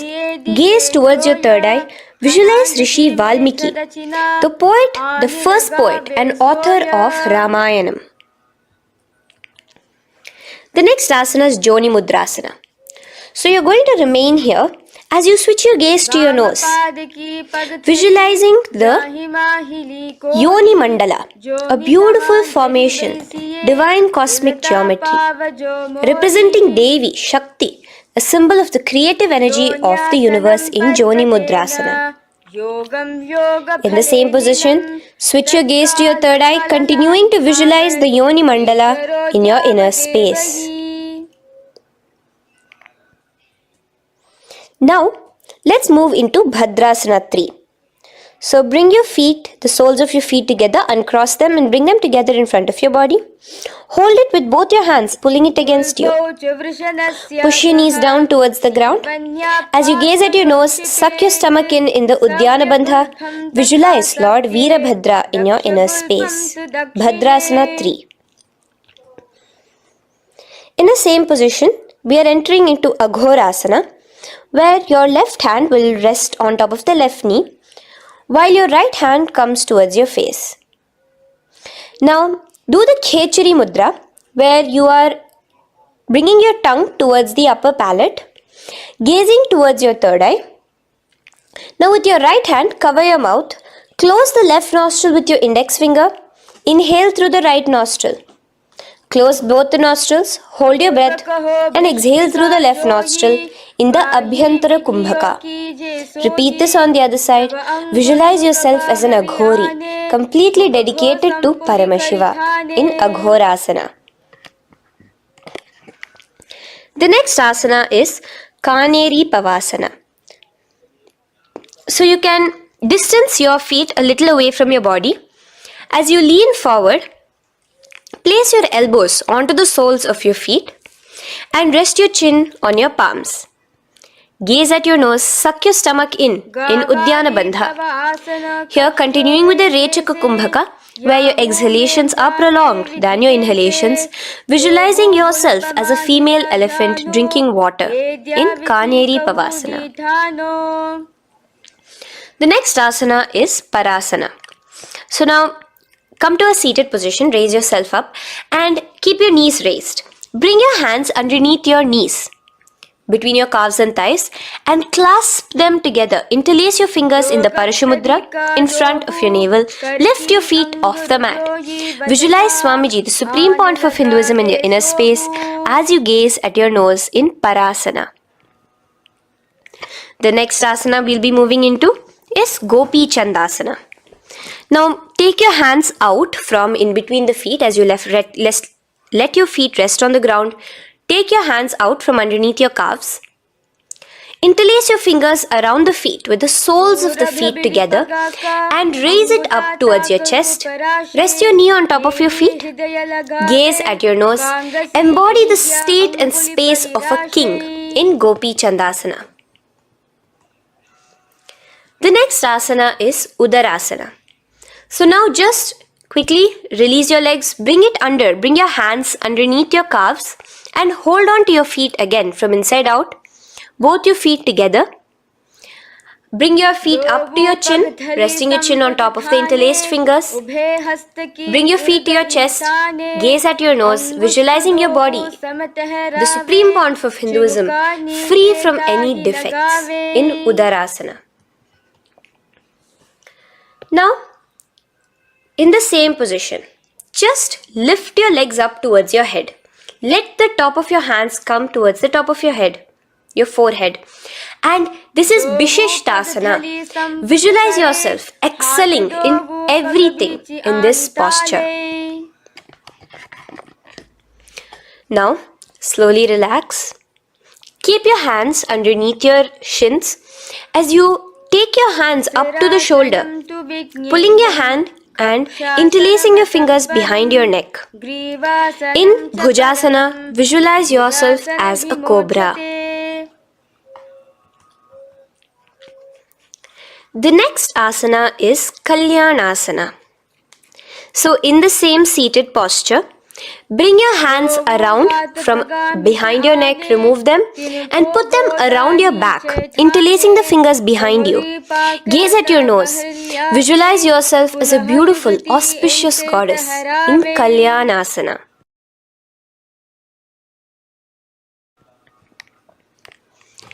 The next posture is Sankatasana.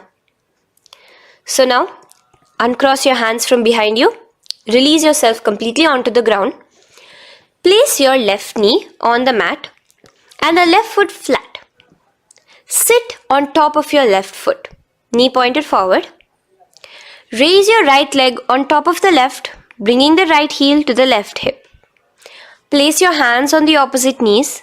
Here, do the Ujjayi Pranayama. As you inhale and exhale, make the sound of an ocean. Visualize yourself as a swan, a beautiful swan in Sankatasana. The next is Dhenukasana. Just in the same position, slide your left heel to the left hip. Keep your right knee on top of the left. Place both your hands on your right thigh. Visualize a cow in your inner space as you suck your stomach in the Uddiyana Bandha, Dhenukasana. Now slowly uncross your legs as we move into Matsyendrasana. Place the right foot on the left thigh, the left foot on the right knee. Bring your left hand behind your back, hold the right thigh. Twist a little bit. Place your right hand on your left thigh. Twist your body, gaze towards your third eye, visualizing Swamiji in your inner space. The next asana, Matsyendrasana 2, just untwist your body. As you clasp the respective toes of both your feet with your hands, lean forward and down, bringing your forehead to the ground in front of your feet. Visualize Swamiji, the Supreme Pontiff of Hinduism, in your inner space. Raise up now. Keep your legs in the same position. We have the Guru Asana. Interlace your fingers together and place it over the topmost knee. Suck in your stomach in the Uddiyana Bandha, clench your perineum in the Moola Bandha, tuck your chin to your chest in the Jalandhara Bandha. As you engage all three bandhas, visualize Swamiji in your inner space. Let us now repeat Sankatasana on the other side. So, you can release your hands, your legs as you cross the other leg over. Visualizing yourself as a swan, remember to put your hands on the opposite knees. The next asana, Dhenukasana, repeating it on the other side. Slide your leg out, bring both your hands to the topmost knee. Suck your stomach in the Uddiyana Bandha. Visualize a cow in your inner space. Matsyendrasana again, repeating it on the other side. Bring your legs to the cross-leg position. Twist your body around as you gaze at your third eye, visualizing Swamiji in your inner space. Untwist as we enter into Matsyendrasana 2 on the other side.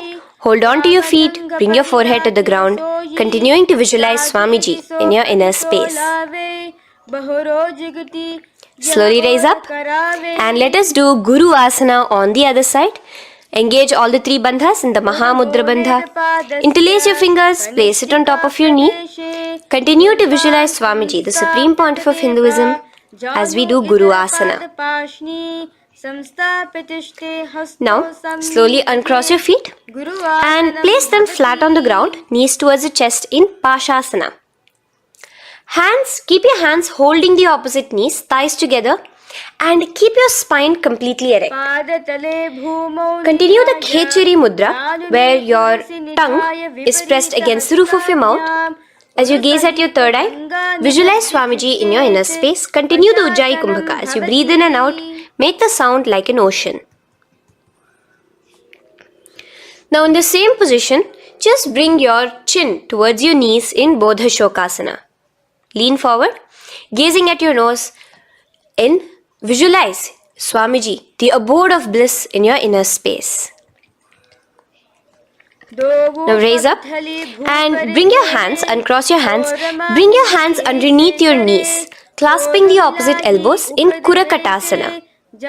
Gaze at your nose, visualizing Swamiji in your inner space. Now, in the same position as Kurakatasana, just cross your ankles into Sumatiyasana. Toes pointed upwards. Gaze at the nose. Visualize the great sage and Maharishi Sumati in your inner space. The next asana is Dandasana. Extend your feet out straight in front of you. Keep your arms straight above your head. Interlace the fingers from inside out. Let your wrists point outwards. Engage the Mahamudra Bandha, all the three bandhas. As you gaze at your nose in Dandasana, visualize Swamiji in your inner space. The next is Arambhasana. Now keeping your legs straight, release the Jalandhara Bandha and the Uddiyana Bandha, keeping your perineum clenched in Moola Bandha. Lean forward and down. Hold your big toes in the Prana Mudra with your index and middle fingers. Head to your knees. Do here the Nadi Shodhana Pranayama. Inhale through the left nostril, hold and exhale through the right. Visualize Swamiji in your inner space. The next is Bhidokasana. So, slightly raise your body up and bring your hands underneath your knees, extending your knees slightly up. Keep your heels a bit apart from each other and clasp your feet. Bring your shoulders down, wrapping your hands around your legs. Gaze towards your third eye, visualizing Swamiji in your inner space. So from here, let's enter into Jalandhari Pavasana. So you can actually remain in the same position with your hands underneath your calves and just bring the soles of your feet together. You might want to bring your body closer. Place your head on top of your feet with the palms facing upwards on the ground. Gaze at your nose. Visualize Swamiji in your inner space. Now slowly bring your hands out from underneath and come to a seated position. Stretch your legs out as we enter into Urdhva Paschimottanasana. Here we have a new Kumbhaka, the Pratyahara Kumbhaka, where you will feel your breath coming from your Mooladhara Chakra up to the Brahmarandra above the Sahasrara. This is the Pratyahara Kumbhaka. In Urdhva Paschimottanasana, extend your legs out, lift one foot behind your neck and lean forward and down towards your foot, visualizing Swamiji in your inner space. Now, slowly, keeping your leg behind your neck, lay onto your back as we enter into Anantasana. Hold the foot from the top with the opposite hand. Visualize yourself as infinite, endless, eternal. Gaze at your nose in Anantasana. Just now, in the same position, roll onto your elbow of the hand holding the foot. Gaze at your nose, feeling in complete control like Swamiji in Ankushasana. Slowly remove the leg from behind your neck. Take a moment to stretch, relax. Lay on your back. Bring your knees towards your chest. Bring your hands around, encircling the thighs and the calves with your arms. Roll to the left and right in Drishasana, visualizing Swamiji in your inner space. Then is Urdhva Paschimottanasana. On the other side, let us repeat it. Raise up to a sitting position and bring the other foot behind your neck. Lean forward and down, clasping your foot. Repeating Anantasana on the other side, lay on your back, bring the opposite hand to the foot, gaze at your nose, and continuing to gaze at your nose, roll onto the elbow as we repeat Ankushasana on the other side. Now, you can release your foot and try to remain in the same position without removing the leg from behind your neck as you bring the other leg too to cross behind your neck with both your legs behind your head. Laying on your back, bring both your hands to clasp behind your back. Gaze to your nose, visualizing Swamiji in your inner space in Yoga Nidrasana. As we enter into Atma Ramasana, in the same position you can uncross your hands from behind your back. Bring it up, continuing to keep it underneath the legs. Just clasp it behind your neck. So you can bring your legs out from behind your neck. Just let your hands interlace behind your neck, gazing to your nose, visualizing the Atma Rama, Bhagavan Mahavishnu within you as your soul blessing you, as you gaze at your nose in Atma Ramasana. Now, you can release your hands and legs. Continue to lay on your back as we enter into Kochikasana. Bring your knees to your chest with the soles facing upwards. Extend your arms sideways as you gaze towards your third eye, visualizing Swamiji in your inner space. Now, from Kochikasana, keep your arms reached out to the sides at shoulder level. As we enter into Jatara Parivritti 1, keep one knee bent, twist it and bring it to the ground on the opposite side with the other leg extended straight. In Jatara Parivritti 2, keep both the knees bent to one side. And in Jatara Parivritti 3, keep both the legs straight to one side. Throughout this, keep your head looking in the opposite direction. And let us repeat this on the other side. You can bring your knees back to your chest. Let your legs out, go to the other side and do Jatara Parivritti 1, 2 and 3. The next asana is Dvipada Pitham. So now from Jatara Parivritti you can bring your feet down, lay on your back with your knees pointed upwards, feet flat on the ground. Extend your hands holding your ankles. And lift your hips up. Engage the Jalandhara Bandha automatically as you raise your hips up. Gaze at your nose, visualizing yourself as a bridge in Dvipada Pitham. Now in Paryankasana, so you can lay back onto the ground and place your feet flat Bring your arms over your head, placing the hands flat near your shoulders with the fingers pointing towards the feet. Lift your entire body up and off the ground in Paryankasana as you visualize yourself as sturdy as stone furniture. Lay back down slowly as you bring your hands out. Keep your knees to your chest here and your hands on the shoulders as we enter into Svottanasana. Visualize you're laying on your back. As a playful dog, move your hips in the circular motion. Do the Sahaja Kumbhaka. Now, let us enter into Viparita Karani. First, bringing your arms out from behind your shoulders. Let your arms be extended by the side of your body.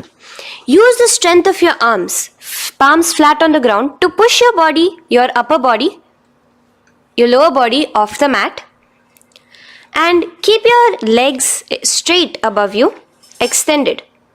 Move your legs around and around in Viparita Karani. Automatically the Jalandhara Bandha is engaged. Breathing during the Jalandhara Bandha is the Murcha Kumbhaka. Visualize Swamiji in your inner space. The next is Viparita Karani 2. In the same position, just stop the rotational movement of your legs. Visualize Swamiji in your inner space. Now, as we enter into Langalasana, just let your feet from the top rest onto the ground above your head. Interlace your fingers in the Parashu Mudra behind your body.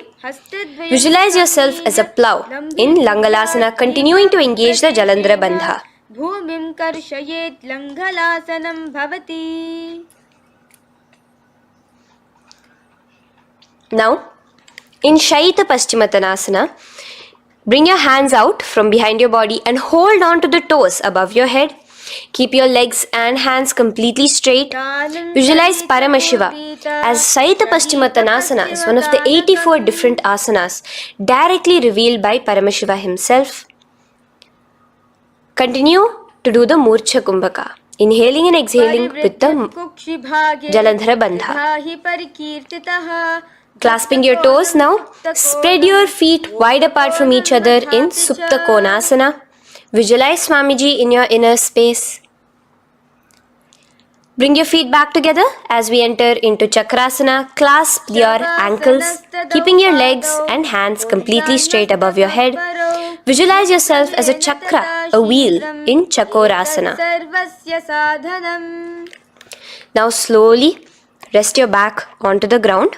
Keep your legs raised up in Supta Prasarita Padangushtasana. Clasp the respective toes in the Prana Mudra with your index and middle fingers and spread your legs out wide apart from each other. Visualizing Swamiji in your inner space, restart the Ujjayi Kumbhaka where you're inhaling and exhaling, making the sound of an ocean. Bring your feet together in Supta Padangushtasana in the same position, continuing to visualize Swamiji in your inner space.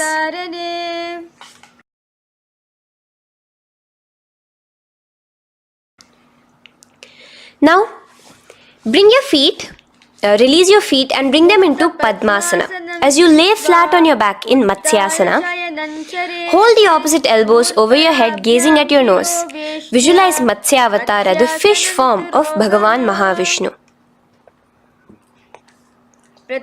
Now in the same position, put one hand over the other, extended straight above your head. As you visualize Lord Rama in your inner space, continue to gaze at your nose.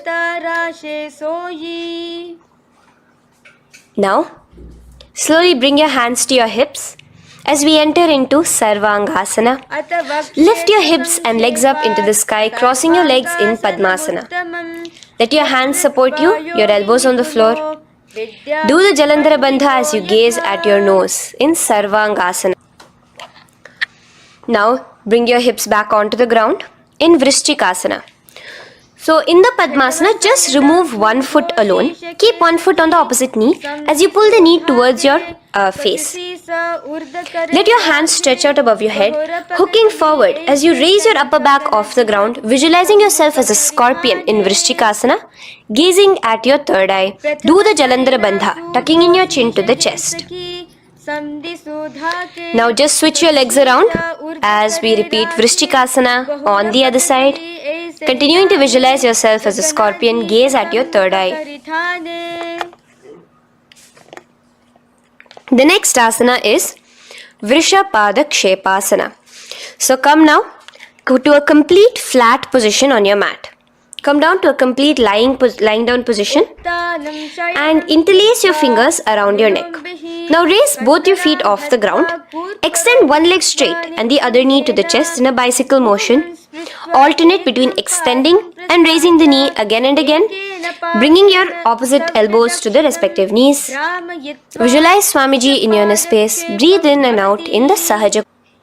From Vrishapada Kshepasana, now lay flat onto the ground with your hands by your side as we enter into Marottanasana, where you will be lifting your legs one by one, touching the ears with your knees.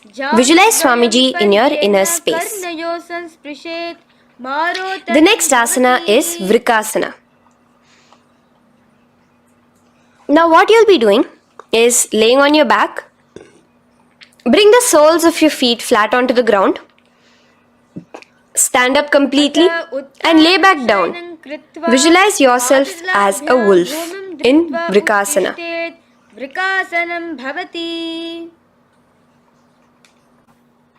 Now come back to a seated position as we enter into Luthasana, where you are going to be quickly throwing your legs above your head as you roll over completely, finishing in a prone position. Do this a couple of times.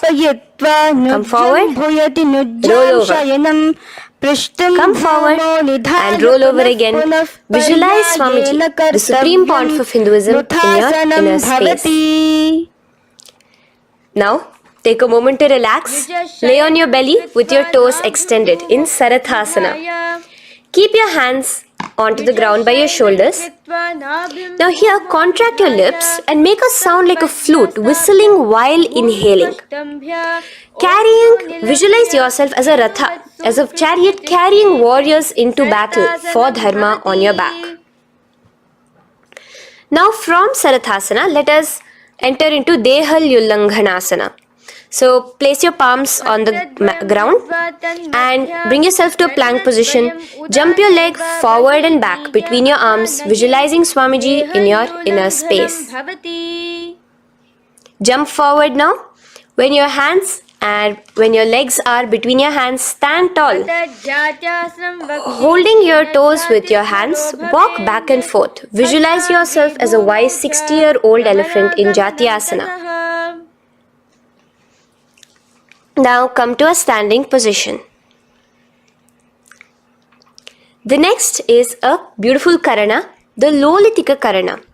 So keep your knees bent, feet pointing outwards again in the Aramandi position. Bend your elbows, keeping your hands at the chest level. Now swiftly move your arms across the body, bringing it back to the center and tilt your head back. Opening your chest up towards the sky, move your head in all the directions. Now stand back straight as we enter into Sarpasana. So stand erect like a rod with your arms by your side, hands touching the thighs. Visualize Devi, Kundalini, raising up and curling upwards around your body in Sarpasana. The next asana is Ushtrasadanasana. Lean forward and down, standing on top of your palms. Begin to move and walk like a camel, visualizing yourself as a camel. In the same position, continuing to walk around, switch your visualization to visualizing yourself as a horse as you start to walk around like a horse in Ashvasana. Now raise up tall as we enter into Kapota Nitakasana. Interlace your fingers behind the back, pulling them down towards your calves. Open up your chest. Keep your hands in the Parashamudra. Visualize yourself as a soaring bird diving down in Kapota Nitakasana. Now, stand tall as we enter into another Karana here, the Tala Pushpaputam Karana. Bring yourself to the Aramandi with your hands in the Namaskara Mudra. Simultaneously now, open up your palms, While raising one heel off the ground, slightly lowering the waist and shoulder of the heel you have raised.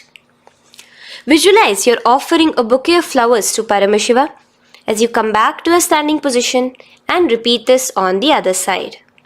Let's do this a few times, offering flowers to Paramashiva. Now, come to a standing position. Stand straight and bring your hands together in the Namaskara Mudra. Slightly lean forward. Visualize yourself as a rhinoceros. Your hand is the horn as you gaze at your nose in Khadgasana. The next asana is Utthanotthanam. So come to a standing position and sit down all the way as low as you can to the ground and stand up. Do this again. Sit down, stand up, and again. Sit down, stand up.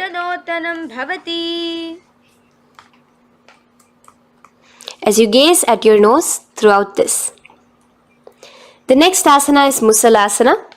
Now come back to a standing position. Raise your hands above your head, tall as you jump up and down repeatedly. Visualize yourself as a mace. Jump here in Musalasana. The next asana is Uchirshaka. So come back to a standing position. Pull the sole of one foot towards your belly. Now with the other leg, sit down and stand up. Release the leg. Pick the other leg up, pull it towards your belly, sit down and stand up in Uchirshaka as you visualize Swamiji in your inner space gazing at your nose. The next is a Karana, which we will be entering into the Parshvajanu Karana.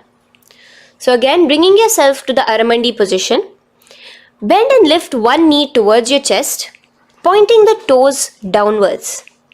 Keep your arm around the knee, holding it with the hand in a fist. Let the other hand hang down on the thigh, wrist twisted, fingers pointing inwards. This is the Parshvajanu Karana. Now slowly release as we enter into Tandavasana. Stretch one leg out straight in front of you as you alternate between sitting and standing. Visualize yourself fiercely dancing as Paramashiva. Raise the foot to the inner thigh of the opposite side. As we enter into Brahmanasana, let your hand be resting by the sides. Keep your standing leg erect like a rod. Visualize yourself being blessed by Lord Brahma. Now, you can bring the left foot around the right knee and rotate it, tucking the left toes on the other side of the right calf. Simultaneously cross your left arm below the right, bring your palms together in the Namaskara Mudra. Visualize yourself as Lord Garuda in Garudasana 3. Now slowly uncross your legs and hands as we enter into Ekapadasana, coming to a standing position. On the right leg, bring your left foot to the opposite thigh with your hands relaxed by the knees. Now take a hold of the raised foot with your hand in the Prana Mudra. Stretch your leg out wide, out to the side and rotate your body quickly on the standing leg. Visualize yourself as the North Pole star in Dhruvasana. From here now, in the foot which is in your hand, just slowly, once you finish the rotating movement, in Trivikramasana, bring it up towards the back of your neck. Stand as tall as you can and alternate between sitting and standing. Visualize Bhagavan Mahavishnu in your inner space. Now you can take the leg out from behind your neck and stand straight. As we repeat the Parshvajanu Karana on the other side, bring your knee up to your chest, clasp your knee in a fist while the other hand comes to the opposite thigh. Hold there for a second and stretch your leg out. In Tandavasana, sit and stand. Visualize yourself fiercely dancing as Paramashiva. Bring the foot to the inner thigh, standing straight like a rod. Get your hands by your sides. Visualize yourself being blessed by Lord Brahma. In Brahmanasana on the other side. Move into Garudasana 3 on the other side as you rotate your leg over, your hand under. Visualize yourself as Lord Garuda.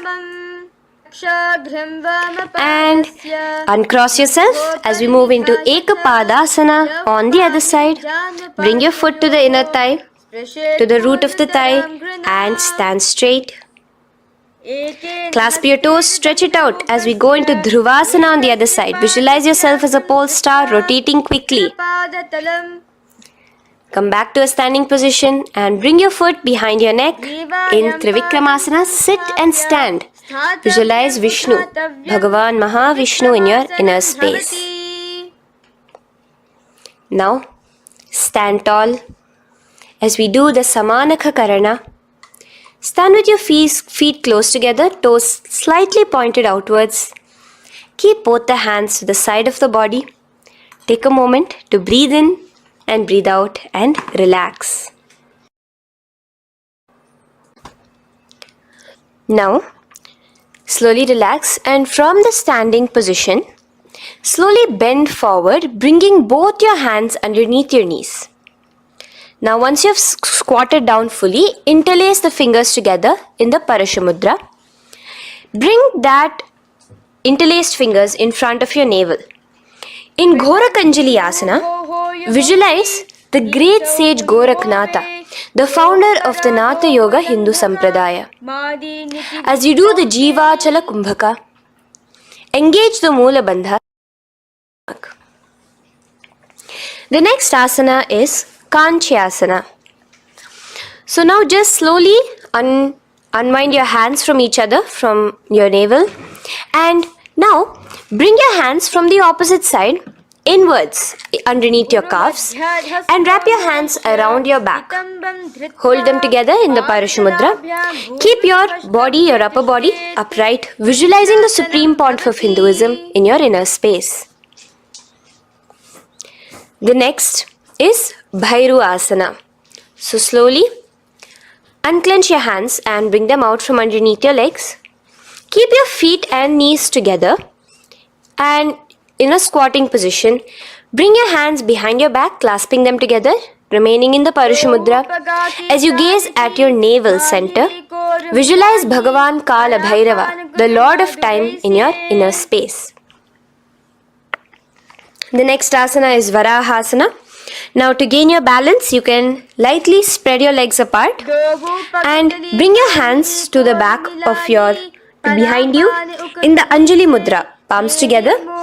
Visualize a boar, one of the 10 incarnations, the Varaha Avatara of Mahavishnu, gazing at your nose. Now slowly relax, bring your hands out from behind you as we move into Pripithasana. With your hands in the Prana Mudra, with your index and middle fingers, clasp the respective big toes and come to a half squatting position where your hips are at your knee level. Visualize Swamiji in your inner space as you do this asana, Pripithasana. Slowly let go of your feet and place your palms flat on the ground in front of you with the fingers wide for balance. We're going to be balancing here in Bakasana. Place your knees on the back of your arms. Focus your eyes on one spot as you raise your feet off the ground, balancing here. Visualize yourself as a crow. The next asana is Shushtanga Kapali Asana. So now come to a kneeling position. So from there itself, you can directly put your head onto the ground, or else come to a kneeling position and place your head onto the ground. Palms spread for support. Raise your body onto your head, bringing your legs into the Padmasana. Gaze at your nose. Visualize Swamiji himself in your inner space. Come down now, uncrossing your legs as you come down. Sit onto your knees, keeping the toes flat. Now, let your heels come outside of the hips. Keep your hands on your knees in Guptasana, sit straight. Keep your gaze on your nose. Visualize you're sitting in the sacred secret seat with Paramashiva and your Guru, Swamiji himself. Now we are going to be kicking up into a handstand. So get ready, place your palms on the ground, fingers wide for support. Do take support of a wall if you need it. And lift your body up straight above your hands. Visualize you are a tree in Vrikshasana 2 with deep roots into the ground. Breathe in and breathe out slowly. In the same position, as we move into Shibhu Asana, switch your gaze to the third eye. Hold it there for a few seconds and relax. Bring your feet back to the ground. Now, lay flat onto the ground in a plank position and slowly lower your body towards the ground and push yourself up again. In Matsyasana 2, go down and come up, visualizing yourself as a fish. The next asana is Sarpasana 2. So here you're going to lay prone, completely flat now. You can lower yourself to the ground. Bring your hands to the hips. Extend your legs together and point your toes backwards. Lift your chest up and move left to right. You're moving like a snake while visualizing yourself as a snake in Sarpasana 2. Relax slowly, bringing your chest back to the ground. Now, keep your feet together, pointing backwards. As you bring your elbows onto the ground, rest your upper body on your elbows. Bring your hands together in the Padma Mudra with your little fingers and thumbs together and rest your chin on your hands. Niralambanasana, where feeling yourself completely supported, knowing that Swamiji is there in your life. Now, slowly relax, place your palms on the ground beside your chest and push yourself up, your hands straight up completely. As you bend your knees, bringing your feet to touch the top of your head. Lean your neck back, touching your head with your tip of your toes. See yourself, visualize yourself as an umbrella, protecting your Guru from the sun's rays in Chhatrasana. Slowly relax, you can bring your feet down. As we move into Vajrasana, just push your body back and sit on top of your knees with the heels flat on the ground. Now stretch your arms in front of you with the palms facing downwards. Place your forehead on the mat. Visualize you are the weapon of Indra, the Vajra, symbolizing indestructibility as you gaze at your nose. As we enter into Meshasana, raise yourself into the same Gajasana position on your hands and legs with your hips pointed upwards and alternate striking the ground with the opposite hands. Experience yourself, visualize yourself as a powerful ram as you alternate striking the ground in Meshasana. Now stop striking the ground, bring your palms down again. As we move into Ajasana, kick your legs off the ground and lower your forehead to the mat. Let's do it again. Kick your legs off the mat. Lower your forehead to the ground. You are unborn, existing for all of eternity in Ajasana. Now, come to a seated position as we move into Dhanantara Asana. Sit on your heel with your legs together.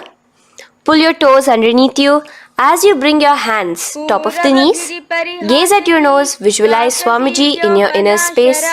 Here, do the Ujjayi Pranayama, inhaling and exhaling like an ocean, Dhanantara Asana.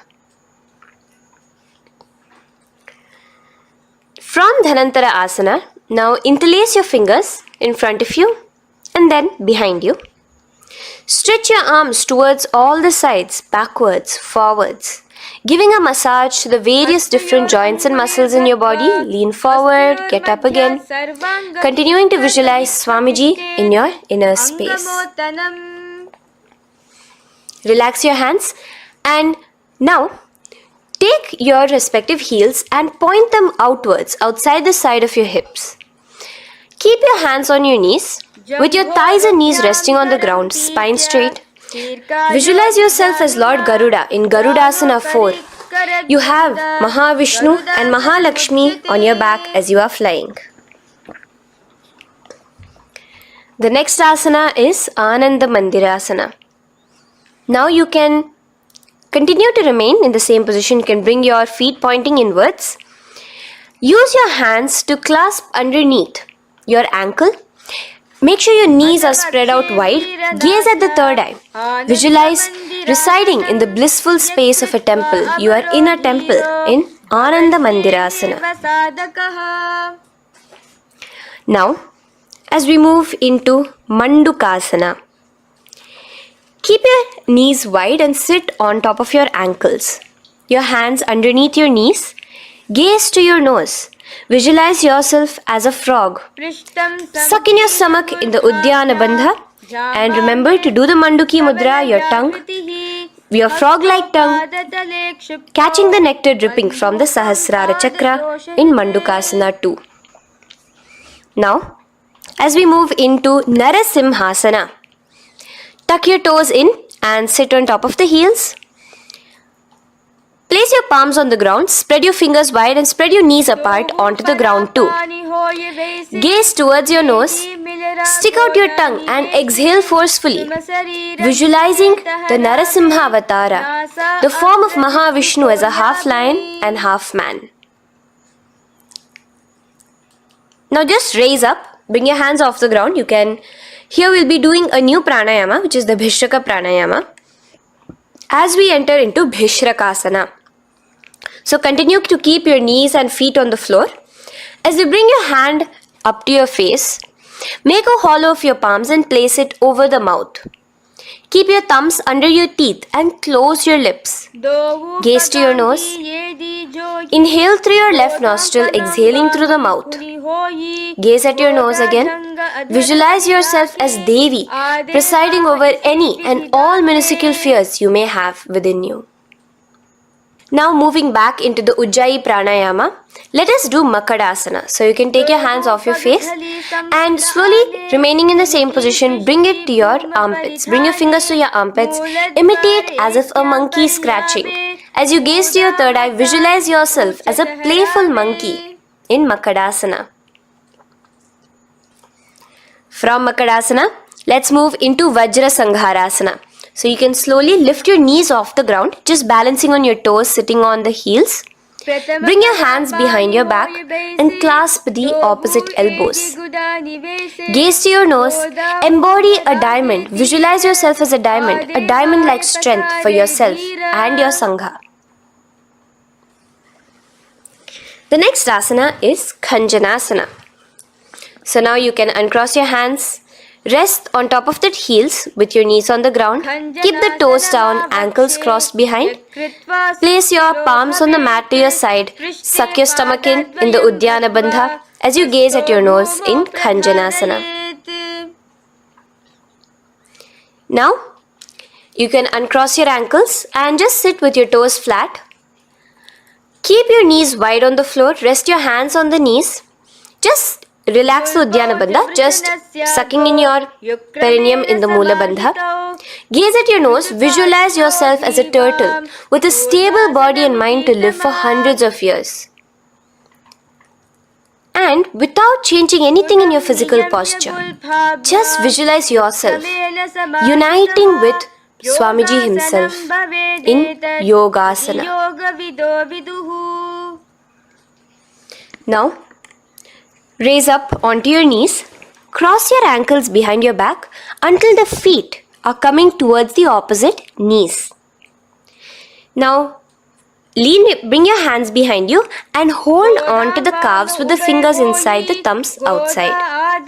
Gaze at the third eye as you visualize yourself in a space of oneness with Paramashiva himself as Swamiji. Now you can uncross your ankles, come back to us standing on your knees as we enter into Ushtrasana 2.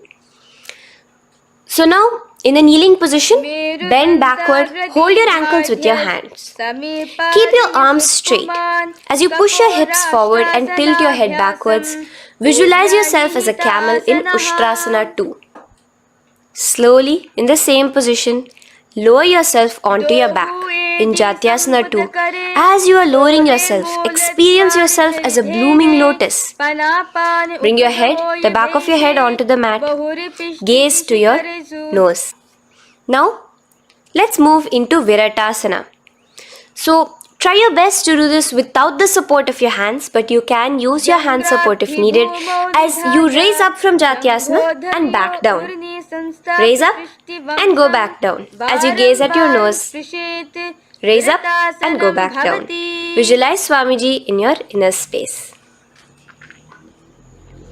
Now from Viratasana, raise your hips up higher, bringing your forearms onto the mat behind you in a short back bend posture. Hold the back of your heels in Kapotasana. Visualize yourself as a beautiful dove, a Kapota, in your inner. As we move on from Kapotasana into Varasana. So stand upright on your knees with the toes tucked. Hold your arms with the opposite hands. Gaze at your nose. This is the boon fulfilling posture. Visualize your boon becoming a reality directly from Paramashiva himself in Varasana. Now, keeping your knees together, toes tucked, just lean forward, bringing your head onto the mat, holding your head with your hands. Visualize yourself as a boar, as the Varaha avatar of Bhagavan Mahavishnu in Varaha Asana 2. Now, just kick your legs off the ground as we enter into Mundasana. Raise yourself up into a headstand posture, visualizing yourself as a lopped tree. Gaze at your nose. Breathe in and out in the Sahaja Kumbhaka. Slowly come down now. Relax. Come to a kneeling posture. Sit on your heels. Bring your head down beside your knees, your elbows adjacent to the knees, your hands holding your head. Exhale through your mouth as you gaze at your nose, visualizing Swamiji in your inner space in Andhasana. Now from here, push yourself off the mat as you come lying prone on your belly. Let your arms be extended straight out and together lift your thighs, arms and chest off the ground, stretching your body, balancing there. Visualize yourself as a locust in Viparita Shalabhasana. The next asana is Kapalasana. So slowly lower yourself back to the ground. Now laying on your belly, bring your arms to your side, palms downwards. Keep your forehead on the ground and your chest on the mat. Only lift your legs up into the air. Only your legs are lifting up. Visualize yourself as a skull. You are a mind with purified thoughts, a strong will to attain enlightenment in Kapalasana. The next asana is Akasha Kapotasana. So now, in the same position as you are, let your arms be straight out behind you. As you kick your legs up and over your head, bring your feet slowly to the mat in front of you. Push yourself, balance there. Visualize yourself as a free and open flying dove in Akasha Kapotasana. Bring your legs back out as you lay flat on the mat. Now push yourself onto your knees. Place your forearms on the ground and your chest down such that your navel is touching your knees. Be sturdy, visualizing yourself as a sparrow in Chatakasana. The next asana is Vrishchikasana 2. So your forearms are on the ground. Now slowly raise to your toes and kick your legs off the mat. Slowly lowering your legs to your head. Visualize yourself as a scorpion as you balance in Vrishchikasana 2. Slowly release yourself, coming back to the ground as we enter into Vrishasana. Sit down on top of your right heel and let your left foot remain outside of the hip, the ankle to the side. Place your hands on the mat, visualizing yourself as a bull in Vrishasana. Now, bring both your knees underneath you, sit on both your heels, cross your left leg over top of the right lightly and in Lolasana, push yourself off the ground. Your knees are off the ground, you're just balancing on your hand above the mat. Visualize Swamiji in your inner space. Lower down now. Bring the left foot now outside. Bring the right foot out and sit on your left heel now. As we do Vrishasana on the other side, visualize yourself as a bull. From here, let us get into a very powerful asana, Balagunasana. So Place your left toes on the ground. Sit on the heel of your left foot. Place the right foot flat with the knees raised towards your chest. Maintain your palms on the respective knees. Be upright. Visualize Bala Gunahai, one of the 84 siddhas in your inner space in Bala Gunasana. Now come to a squatting position. Let your feet be flat as you bring your elbows under your thighs and calves, wrapping it around your shins. Hold on to your ankles from the outside in Grahasana, visualizing yourself as an entire planet. Now, you can unwrap yourself as you sit on top of the opposite heel in Balagunasana on the other side. Maintain your palms on the respective knees. Visualize Balagunahai, one of the 84 siddhas in your inner space. Now, sit upon both the toes with the heels up and knees off the mat, knees pointing forward. Now, keep your hands downwards on the respective knees. Keep your spine upright as you visualize Swamiji in your inner space in Utkatasana. The next asana is Vajra Sangharasana. Just spread your knees out wide in Utkatasana. Spread your knees out wide. Clasp the elbows behind your back. Visualize Swamiji in your inner space in Vajra Sangharasana 2. The next asana is Anilasana. Now, sit with your feet hip width apart. Bring your hands under the soles of your feet from inside. Your palms facing downwards. Step onto your hands. Keep your arms straight, elbows together at the navel. Gaze to your nose. Visualize yourself able to consume and live off of air alone in Anilasana. The next is Padukasana. So from Anilasana, you can release your hands. Place the back of your hands on the mat with your fingers facing upwards. With your fingers facing towards your body, palms upwards. Step your feet on top of your hands and wrap your hands around your feet like a shoe. Walk around. Visualize you're wearing padukas, walking across the length and breadth of the world in Padukasana. Now bring your palms onto the ground.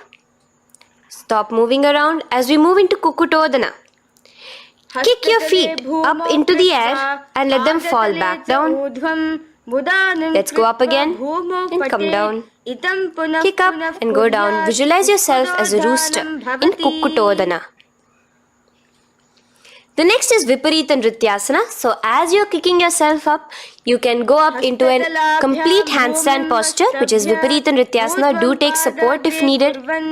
And move around on your two hands as if you are dancing in Viparita Nrityasana. Slowly come back down to a standing position. Lean forward and let your feet be slightly apart from each other. Bring one palm down on the mat with the arms straight. Bring the opposite hand to your head and be stable in Kunjarasana. Now just put that hand down as you bring the other hand to your head, repeating Kunjarasana on the other side. Be stable here. Now you can squat back down onto the ground. Keep your feet flat. Hold your respective ankles and lift your feet off the ground in Kadamba Asana. Visualize yourself as a Kadamba tree, a pious tree that promotes a long life. The next asana is Pavana Muktasana. Now sit back down onto the ground, bring your knees towards your chest. Let your hands wrap around your knees, hold it close to your body. Visualize all the excess vata, air, just balancing and releasing in your system in Pavana Muktasana. Now, let us move into Chakorasana. So first stretch your legs out in front of you. Bring one leg behind your head. Now place both hands on the ground and lift your body off the ground while lifting the other leg too, up straight. Visualize yourself as a powerful source of energy. Gaze at your third eye in Chakorasana. Slowly relax back down. Now hold your left toes with the left hand, index and middle fingers. Pull the foot to the left ear. We are entering into Dhanurasana 2. Extend your right leg out, keeping straight. Hold the big toe with your right hand. Visualize yourself as a bow in Dhanurasana 2. The next is Ashtavakrasana. So lift your left leg over top of the left shoulder. After releasing your hands, bring the right foot across and hook it on top of the left foot. Lean forward and down, keep your palms onto the ground. Extend your legs out to the left, lift your head up and chest. You're completely balancing only on your hands as you visualize yourself as a flying crane in Ashtavakrasana. Now slowly relax down. From here, bring your right foot to the left thigh and your left foot flat onto the ground. Knees raised up. Have your left shoulder underneath the respective leg and place your hands flat on the ground. Gaze towards your third eye. Visualize you are immortal, able to exist solely from prana alone in Pranasana. From here, moving into Parshva Matsyendrasana. Place your right foot at the root of the left thigh. Then the left leg by the side of the right knee. Hold the left leg by the right hand. Twist your body out. Remain steady here, gazing at the third eye. Visualize Matsyendranatha, the great Rishi Yogi, master of Hatha Yoga, in your inner space. Now slowly unwind yourself. As we repeat Chakorasana on the other side, lift the other leg behind your head. Place both your hands on the ground and keep your entire body off the ground straight up. Gaze at your third eye, visualizing yourself as a powerful source of energy. Now relax back onto the ground. Let's repeat Dhanurasana 2 on the other side. Clasp your respective hands with the feet. Pull one foot back, the other foot extended forward. Visualizing yourself as a bow. Release your feet as you cross them over each other, over top the shoulder in Ashtavakrasana on the other side. Raise off the ground. Visualize yourself as a flying crane.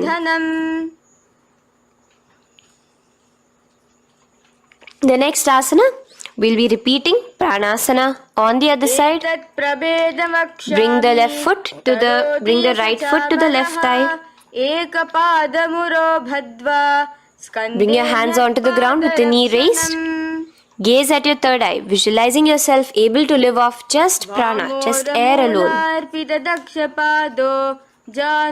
And relax as we do Parshva Matsyendrasana on the other side.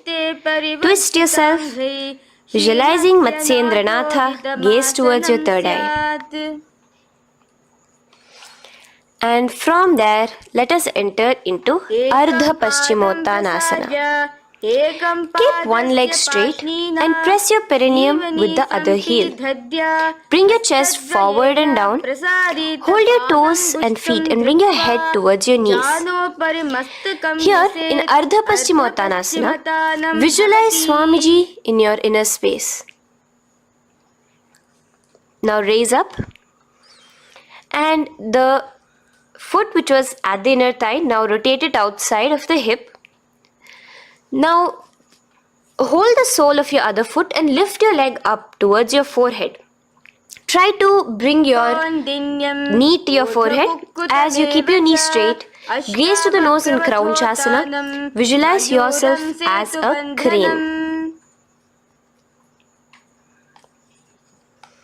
Now slowly relax down your leg. Now the leg that is now straight, you can bring it to the inner thigh as you straighten out the other leg. As we repeat, Ardha Paschimottanasana on the other side. Lean forward and down, clasping your foot. Bring your forehead to your knee. Visualize Swamiji in your inner space. Slowly raise up. Place your right ankle outside of the hip now. Hold the sole of the left foot, lifting the leg up towards your forehead. Stretch yourself there. Gaze at the tip of your nose. Visualize yourself as a crane in Kraunchasana on the other side. Now, from here, bring the soles between the thighs and calves. So once you have relaxed yourself, bring your soles between the thighs and calves. Keep your spine straight, palms resting on your knees. Visualize a swastika, embodying peace, well-being, good fortune and prosperity as you gaze at your nose in swastikasana. Now, without changing anything about your position, just take your hands alone. Cover the respective heels with your hands in Gorakshasana as you tuck your chin to your chest in Jalandhara Bandha. Gaze at your nose. Visualize the great Rishi Gorakhnatha, the founder of the Natha Yoga Hindu order. Now release the Jalandhara Bandha. Continue to keep the Mula Bandha engaged throughout the whole sequence. As you raise one foot to the opposite thigh, bring your hands to your face in the Shanmukhi Mudra, closing your eyes with your index finger, nose with the middle finger, ears with the thumbs. Gaze at your third eye as you meditate on Swamiji himself, the Supreme Pontiff of Hinduism. Now release the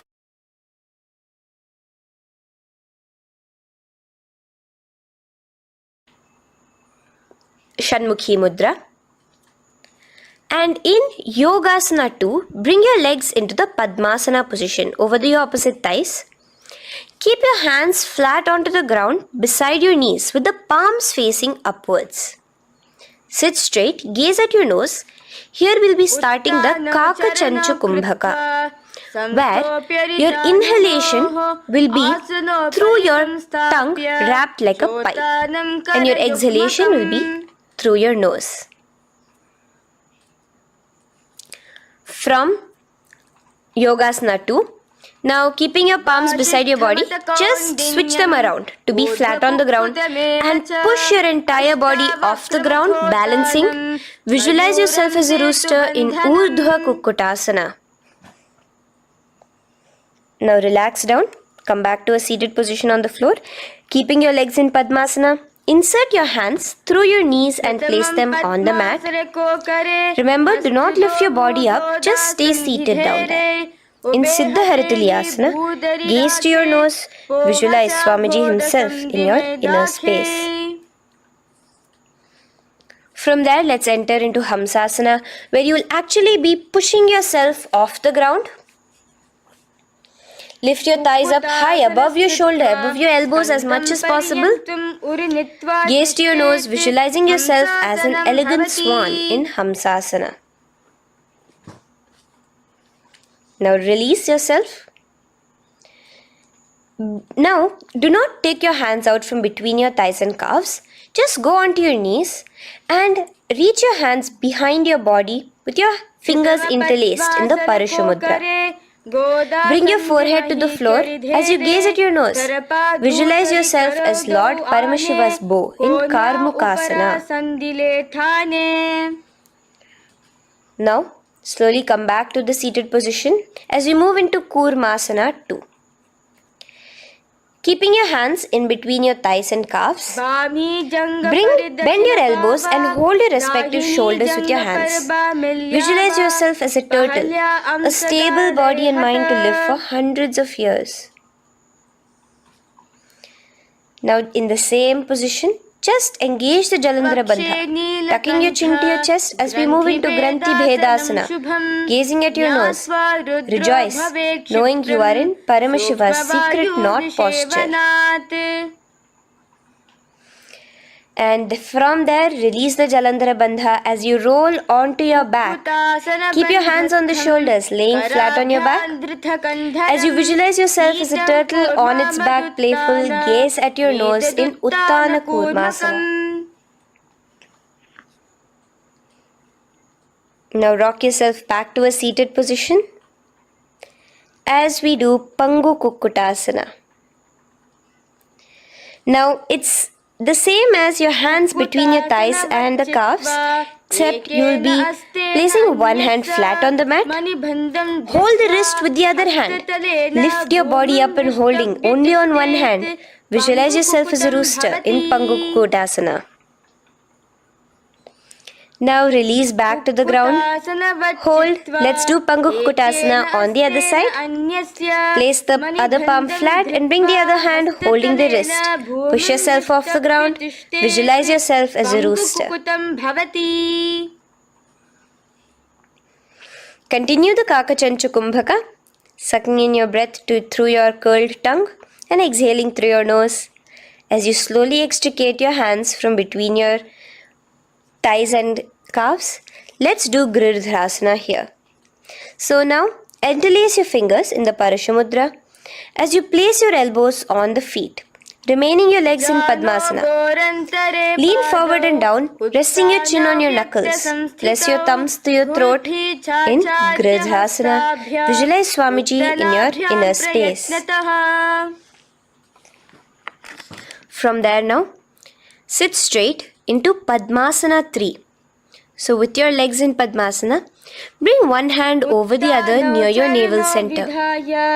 Engage all the three bandhas, suck in your stomach, clench your perineum, tuck your chin to your chest and gaze at your nose in Padmasana 3. Slowly now, as we move into Padmasana 4, bring your hands to the respective knees. Release the Jalandhara Bandha and release the Udyana Bandha, just engaging the Moola Bandha alone. Visualize Paramashiva in your inner space as you gaze at your nose in Padmasana 4. Now we'll be entering into Karmukasana 2. So in the Padmasana position, hook your right hand index and middle finger in the Prana Mudra around the toe. Pull it back while your left hand rests on the knee. Now, as you visualize yourself as Paramashiva's bow, just release your right foot, bring your left hand to the left toe, right toe, and let your right hand be on the right knee. Now from here, let's do Karmukasana 3. So you can release your toes, cross your hands behind your back, continue to keep your legs in Padmasana, and with your respective hands, cross behind your back. Hold on to the toes in the Prana Mudra. Engage all the three bandhas, suck in your stomach, clench your perineum, tuck your chin to your chest. Visualize yourself as Paramashiva's bow in Karmukasana 3. Slowly relax the bandhas, just keeping the Moola Bandha. Continue to hold on to your toes. Release the Udyana Bandha and the Jalandhara Bandha. Switch your gaze to the third eye. Visualize you are Paramashiva's third eye itself. Anything you come across, you just rejuvenate it, destroy it in Dridhasana. Now, try to keep your hands at the toes. If not, just keep your hands crossed behind you as you lean onto your back in Padmasana, where you are entering into the Nagrasana position. Lay flat onto the back, visualizing yourself as a snake, gaze at your nose in Nagrasana. Do the Sahaja Kumbhaka, simple breathing, inhaling and exhaling.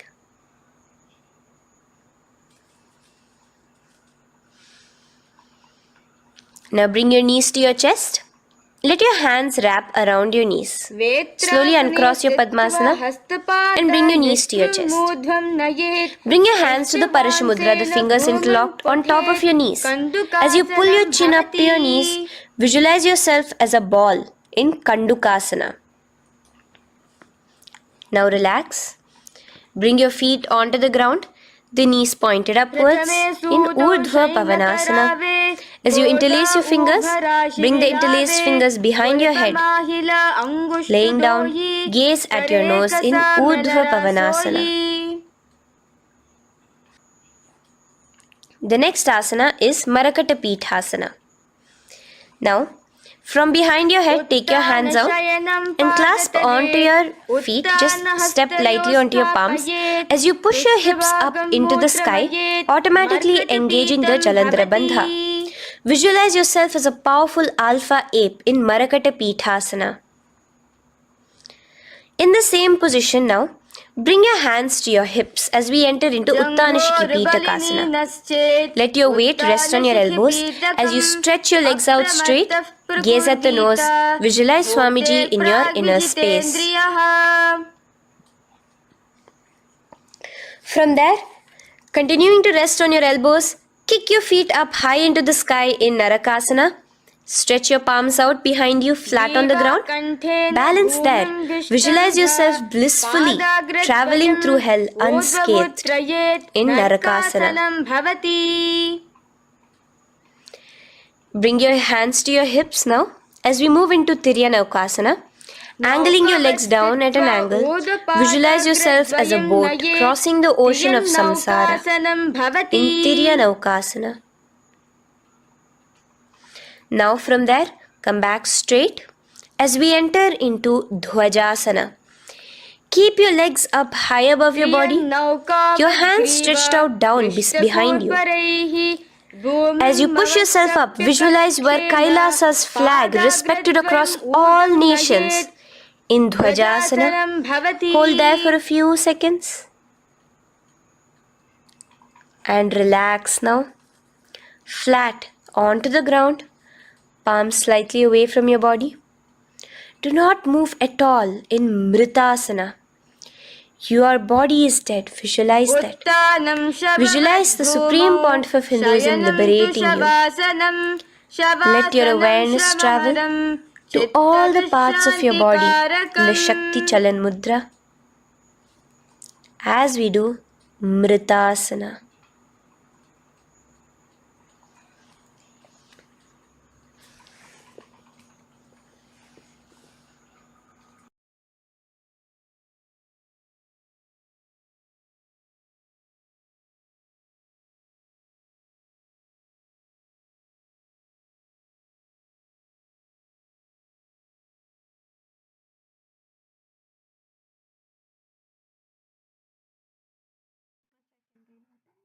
Om Purnamadah Purnamidam Purnat Purnamudachyate Purnasya Purnamadaya Purnamevavashishyate Om Shanti Shanti Shantihi Harihi Om Tat Sat Sarvam Bhagavat Shri Nityananda Paramashivoham Om Nityanandam.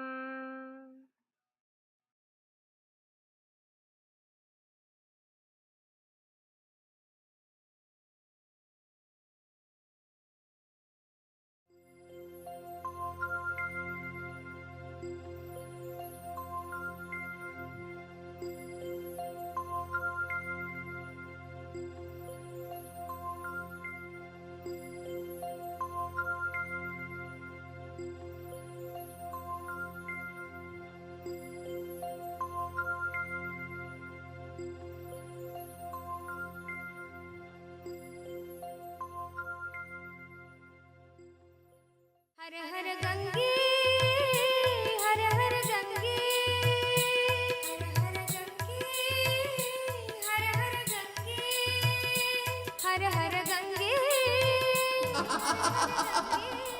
Ganga आयाम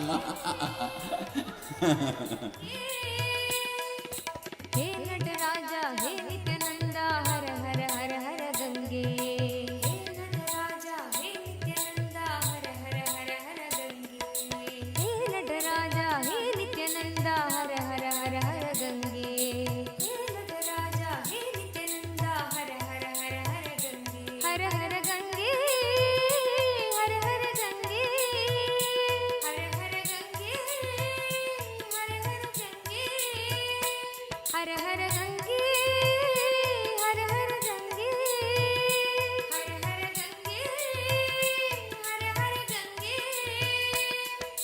हे नटराजा हे नित्यानंदा हर हर हर हर गंगे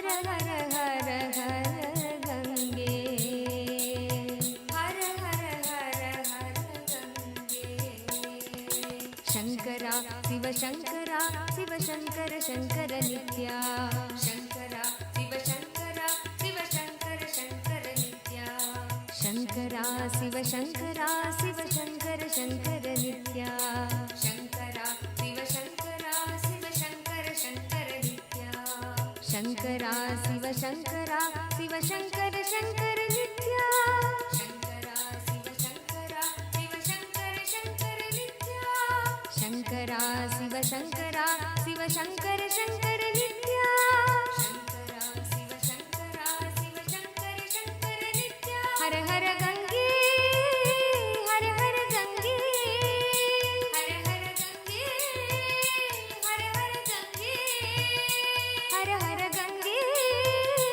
हर हर गंगे हर हर गंगे हर हर गंगे हे नटराजा हे नित्यानंदा हर हर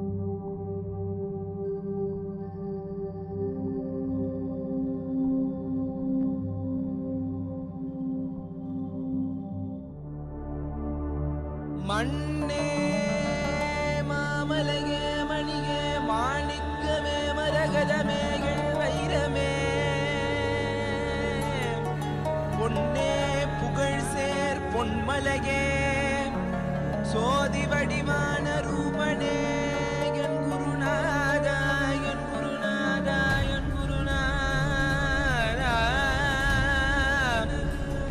அஞ்ஞான கடல் நீங்கி எனக்கு ஆத்ம ஞானம் அளிப்பாய் குருநாதா நித்யானந்தா ஆத்ம ஞானம் அளிப்பாய் நித்யானந்தா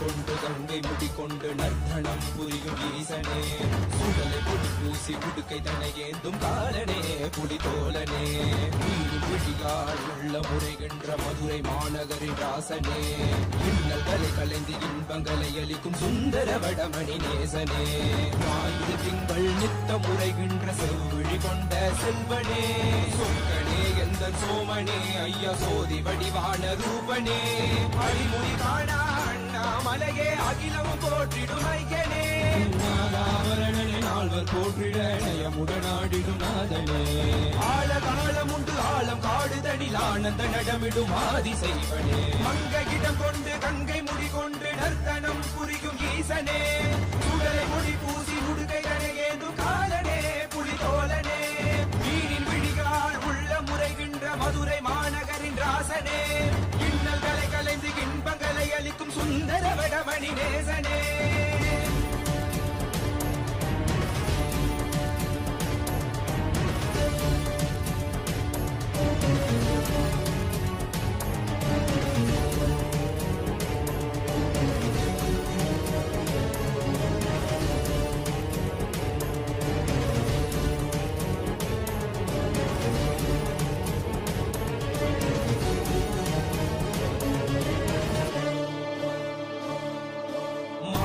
தானாடிட மங்கையவளிடம் கொண்டு நீயாடி வாடியாட்டு இருவினைகள் தீர்த்தருளவே நித்யனே இடவத்தின் மேலேறிவா என்றென்றும் விரிசடை தானாடிட புவிதனில் சுந்தரனை நீயாடிவா தினமும் நீ விசும்பு தந்தருளவே நேசனே மலனே நீயாடிவா இமையோர்கள் இன்னலை கலந்திடும் தேவா தேவாதி தேவா சதா சிவா பாபா குருவாக வந்து திருவருள் புரிவாய் நித்யானந்தனே முக்தி தரவாவா பிறதியில் உரைகின்ற பிரமணே நீயாடிவா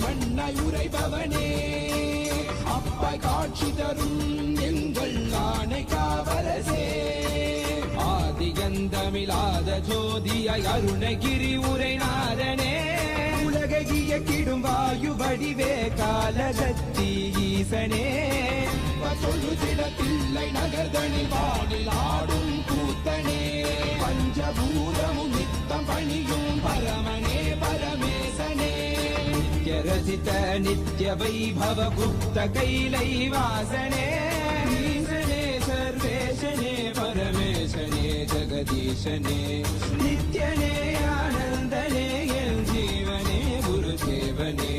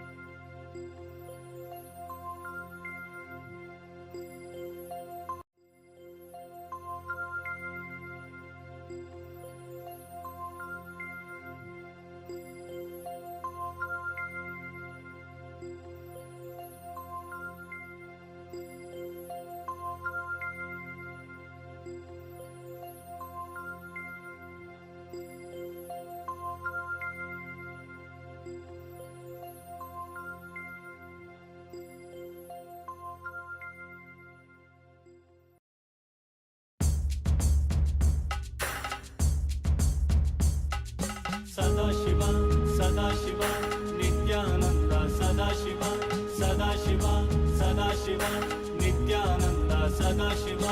सुराधिपं नमस्कृत्य शशाङ्ककृतशेखरं कपालमालिनं देवं प्रणतोऽस्मि सदाशिवं प्रणतोऽस्मि सदाशिवं Sadashiva, Sadashiva, Nityananda, Sadashiva, Sadashiva, Sadashiva, Nityananda, Sadashiva. कालेश्वरं महाकालं कालाञ्जननिवासिनं कालकृत्कालवेत्तारं प्रणतोऽस्मि सदाशिवं प्रणतोऽस्मि सदाशिवं Sadashiva, Sadashiva, Nityananda, Sadashiva, Sadashiva, Sadashiva, Nityananda, Sadashiva.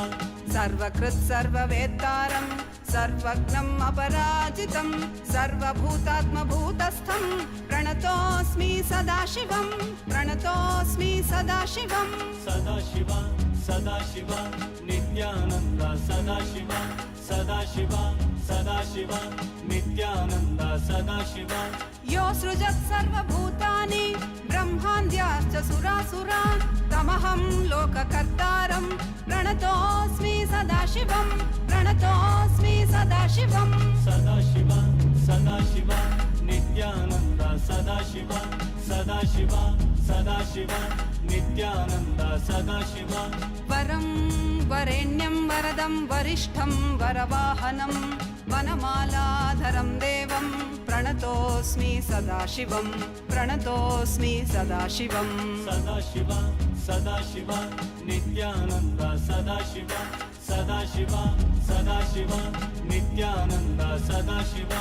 प्रीतियत् प्रीतिदातारं सुप्रियं प्रियदर्शनम् उमापतिं सदाकान्तं प्रणतोऽस्मि सदाशिवं प्रणतोऽस्मि सदाशिवं Sadashiva, Sadashiva, Nityananda, Sadashiva, Sadashiva, Sadashiva, Nityananda, Sadashiva. धर्माधर्ममयं देवं सुखदुःखफलोदयं बन्धमोक्षप्रणीतारं प्रणतोऽस्मि सदाशिवं प्रणतोऽस्मि सदाशिवं Sadashiva, Sadashiva, Nityananda, Sadashiva, Sadashiva, Sadashiva, Nityananda, Sadashiva. मनोबुद्धिरहङ्कार तन्मात्रेन्द्रियगोचरं प्रधानपुरुषेशानं प्रणतोऽस्मि सदाशिवं प्रणतोऽस्मि सदाशिवं Sadashiva, Sadashiva, Nityananda, Sadashiva, Sadashiva, Sadashiva, Nityananda, Sadashiva. यं ध्यायन्ति महात्मानो मुनयः संश्रितव्रताः तं ओङ्कारपरं सूक्ष्मं प्रणतोऽस्मि सदाशिवं प्रणतोऽस्मि सदाशिवं Sadashiva, Sadashiva, Nityananda, Sadashiva, Sadashiva, Sadashiva, Nityananda, Sadashiva.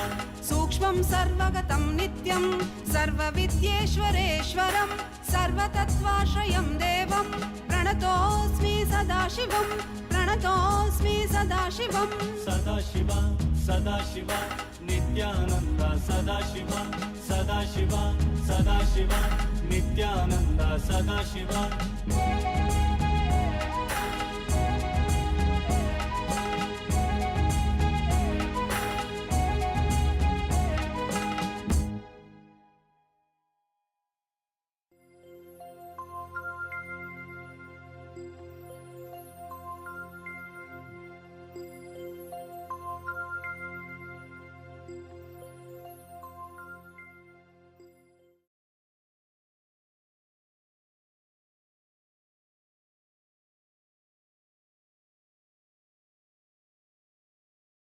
नित्यानन्दं परमसुखदं केवलं ज्ञानमूर्तिं द्वन्द्वातीतं गगनसदृशं तत्त्वमस्यादिलक्ष्यम् एकं नित्यं विमलमचलं सर्वदी साक्षिभूतं भावातीतं त्रिगुणरहितं सद्गुरुं तं Namami. Nityanandam to all the participants who have joined us for the program today. We welcome each and every single participant who have joined us for today's Paramashivoham program. As today, we are going to be understanding a very important concept today as time. What is time? Most of us feel bound by time, right? Why time? Detailing, Swamiji is going to be expanding on secrets of time. How to go beyond time. Today, you will be learning how you can conquer time, how you can maybe even manifest more time. If you feel I have no time for this task of mine, I need more time to give for my personal life and my work. What do I do? How can I go beyond time, or how can I manifest more time? Today is the day for you. Today, we will be learning the secrets of conquering time, going beyond time, and much more. So we welcome each and every one of you to the program today. And we all just had a wonderful, powerful yoga. Can I request each of you to post in the chat? How did you like the yoga? How did each of you like the yoga? And for those of the participants who have joined us on YouTube and the other social media platforms, you can head to paramashivoham.org and you can join us on Zoom as well.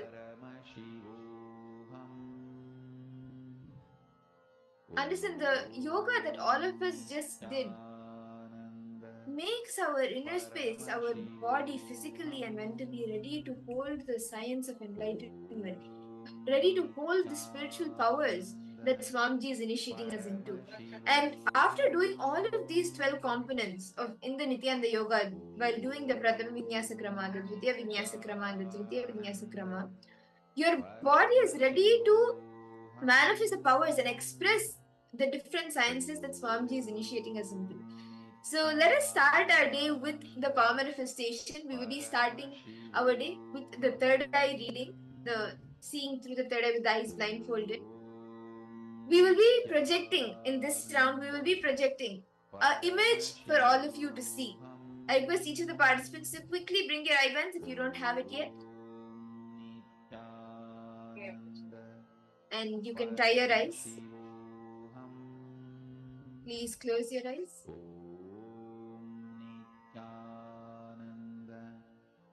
Bring your awareness to the third eye. Remember Swamiji in your third eye, in your inner space. Connect with him deeply.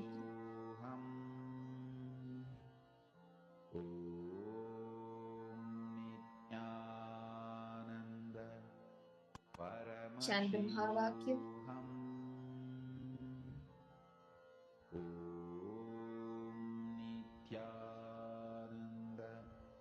We will now be projecting an image for all of you. Start seeing through your third eye. What is the details of this image? What is being projected? The colors, the shapes, the sizes, whatever Swamiji is revealing to you, start verbalizing it. Continuously chant the Mahavakya. Vibrate the Mahavakya.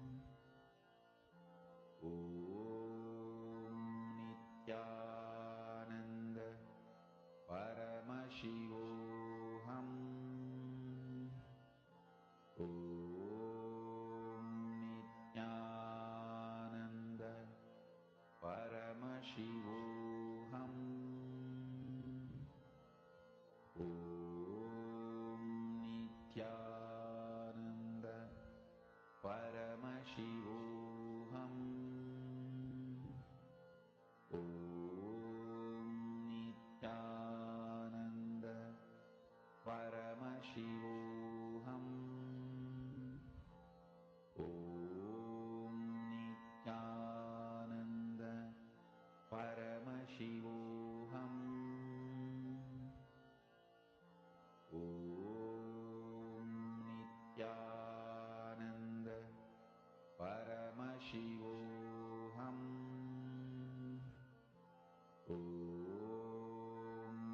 Nityananda Paramashivoham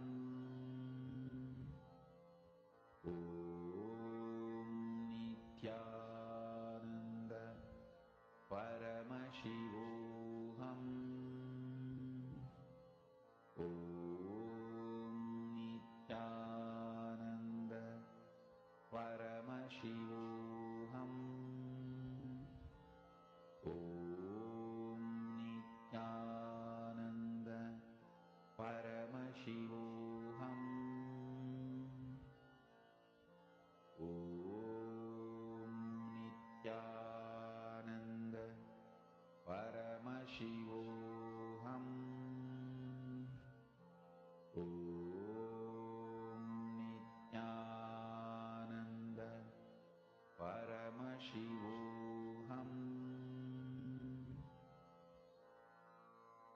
Mahamahavaagya, spiritual lullaby for samadhi, and Suprabhatam, wake up call, wake up song for Paramashiva.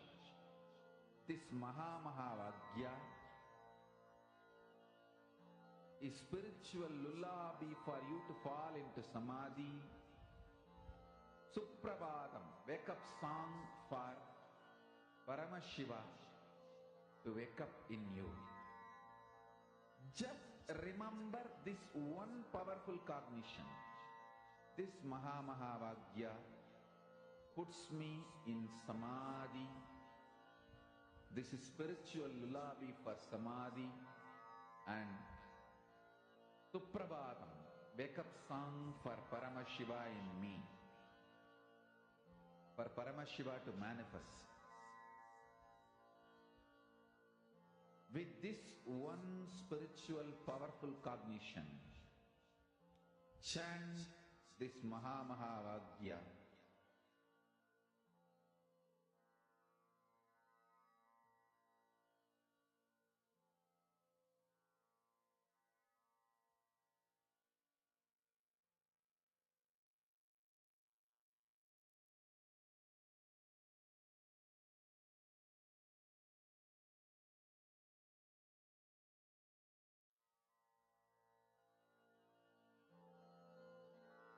Mahamahavaagya, spiritual lullaby for samadhi, and Suprabhatam, wake up call, wake up song for Paramashiva, for Paramashiva to manifest. With this one spiritual powerful cognition, chant this Mahamahavaagya. Om Nityananda Paramashivoham Om Nityananda Paramashivoham Om Nityananda Paramashivoham Om Nityananda Paramashivoham Om Nityananda Paramashivoham Om Nityananda Paramashivoham Om Nityananda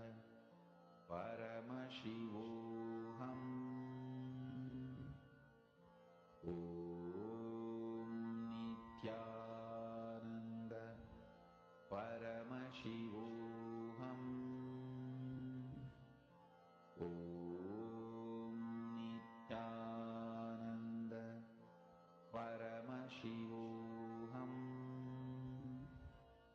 Om Nityananda Paramashivoham.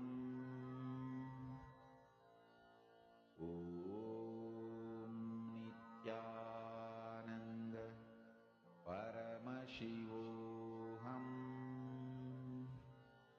Om Nityananda Paramashivoham. Om Nityananda Paramashivoham. Om Nityananda Paramashivoham. Om Nityananda Paramashivoham. Om Nityananda Paramashivoham. Om Nityananda Paramashivoham. Om Nityananda Paramashivoham. Om Nityananda Paramashivoham. Om Nityananda Paramashivoham. Om Nityananda Paramashivoham. Om Nityananda Paramashivoham. Om Nityananda Paramashivoham. Om Please relax. Nityananda Paramashivoham. Om Nityananda Paramashivoham. Please relax. I request each of the participants now to open your eyes. You can remove the eye band. And you can detail out in the chat whatever Swamiji revealed to you in your third eye. How did you experience it? What did Swamiji show you? Can I request each of you to post in the chat? Whatever Swamiji showed you. It could be colors, it could be numbers, it could be words, it could be shapes, sizes, objects. Whatever Swamiji showed you, can I request all of you to put it in the chat? Ma Ananda Lakshmi, Nityanandam, Ma Sharma Muse, Nityanandam. Can each of you post what you were able to see? What did Swamiji reveal to each of you?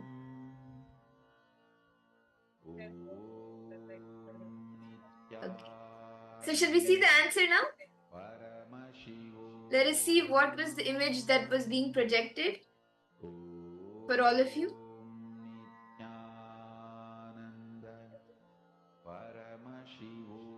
The image that was being projected was the image of a temple, the gopuram, the top part of the temple.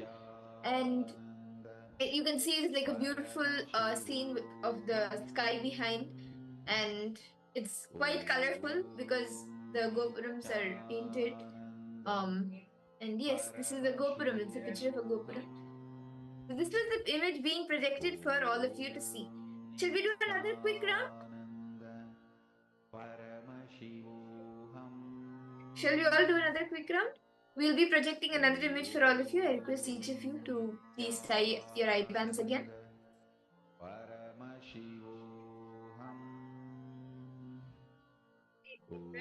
Please tie your eyes, settle down. You can sit straight and remember Swamiji in your third eye. Connect to him.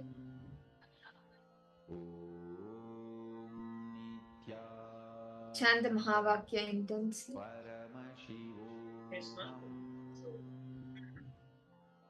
We are now projecting an image for all of you. I request each of you to please start scanning and seeing what is the image being projected.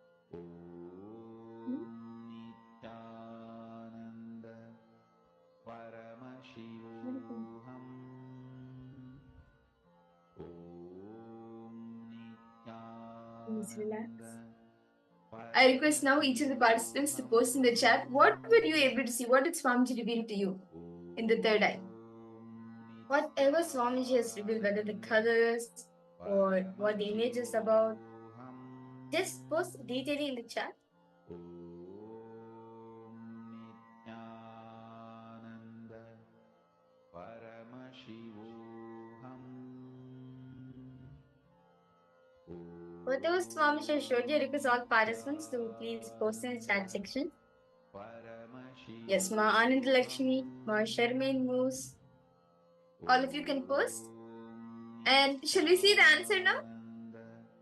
What was the image that was being projected? So yes, this was the image being projected. This is a picture of a road. It's like a really long, unending road with lots of lush green trees on the sides, and you can even see like some of the rays of the sun. So this was the image being projected. Yes. And see, whatever you experience during the power manifestation, that is what matters. The experience matters. And in that same space of power manifestation, actually your cognition, what you are understanding, your ability to grasp will actually deepen much, much more. So in that same space, let us enter into the first session of our day, where In the first session, all the participants will be understanding what is time. First, we need to understand Swamiji says time is different, Kala is different. So we are going to be understanding from Swamiji the principle of time, the Kala Tattva. What exactly is Kala Tattva? Let us now listen this truth beautifully from Swamiji himself.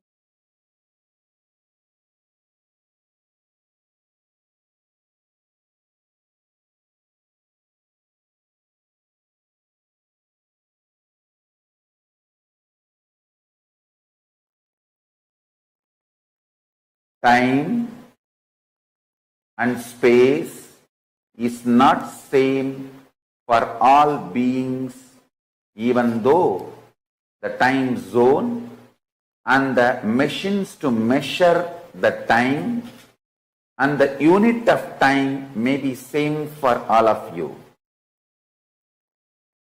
Understand this. Unit of time and machines with which you measure your time may be same for all you human beings, but time is not same for all of you. Each one of you experience different kala, time. Even in your own life, you experience different types of kala at different times. Time is a too small, poor English word for kala. The idea you have about time is more chronological, but the kala is existential. When the existential reality is measured by the mathematical, then it becomes chronological. Understand?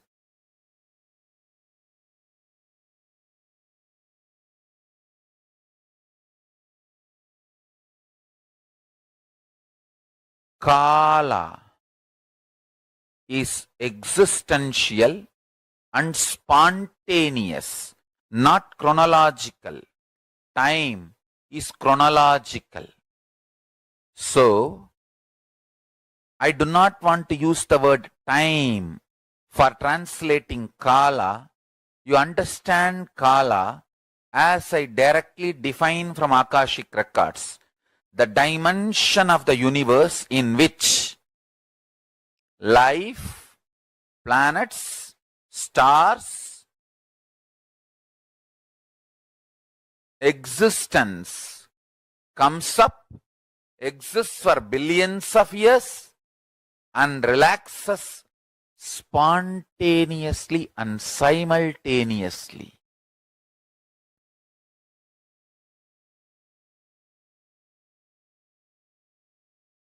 You may measure billion years between a Big Bang and black hole, but in the dimension of Kala, it is happening simultaneously. Big Bang is happening along with black hole. Black hole is happening along with Big Bang, simultaneously and spontaneously. Meditate on this, I tell you. The great news I have is, even by cognizing, you will become eternal. Even by understanding it, you will become part of it. It is Deva Rahasya. What Yamadharma says to Nachiketa, it is secret of secrets, which even gods do not know. Understand? Even gods do not know.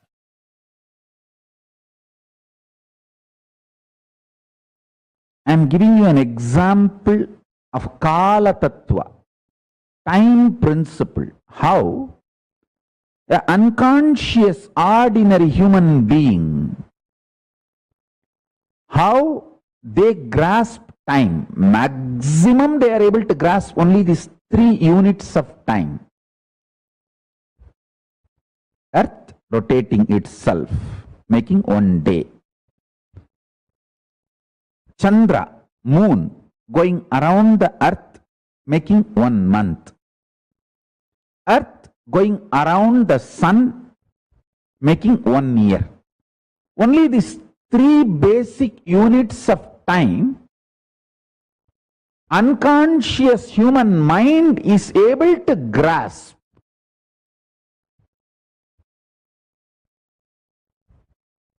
But the consciousness which could center itself in Nirvikalpa Samadhi,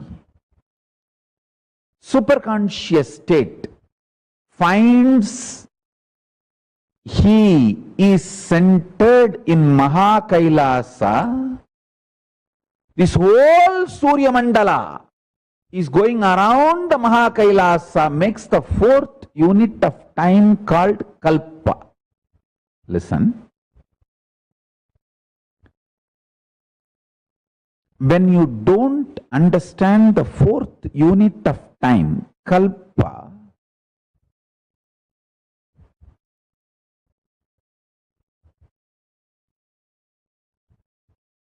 you start developing very narrow vision about time, life, about everything. Anyone, even intellectually, understands the concept of Kalpa, the 4th unit of time, is liberated from so much of fears. I tell you, the permanence of existence, perception about life absolutely changes the moment you understand this 4th unit of time.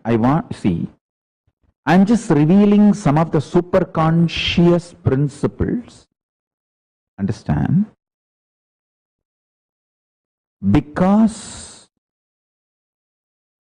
we are agitated, we don't think for a long time, because we don't think or try to understand the multiple units of time. We are just stuck with 3 units of time. That is why all our planning, all our ability to connect with the time, all our ability to understand time stops with the units of years. Whether you calculate for 10 year or 10 million year, whole thing is just within the unit called year. Listen, the idea you have about time is responsible for certain chemicals to be released in your body. If you understand the fourth unit of time, a unique special chemical released inside your body, that is called Amrita. See, all the gods and demons going around the Meru Mandara, the Meru hill, the KAILASA, understanding the time through the Vasuki snake. Vasuki is nothing but the symbolic representation of the time snake, Kala Sarpa. When that happens, the body releases nectar. Understand?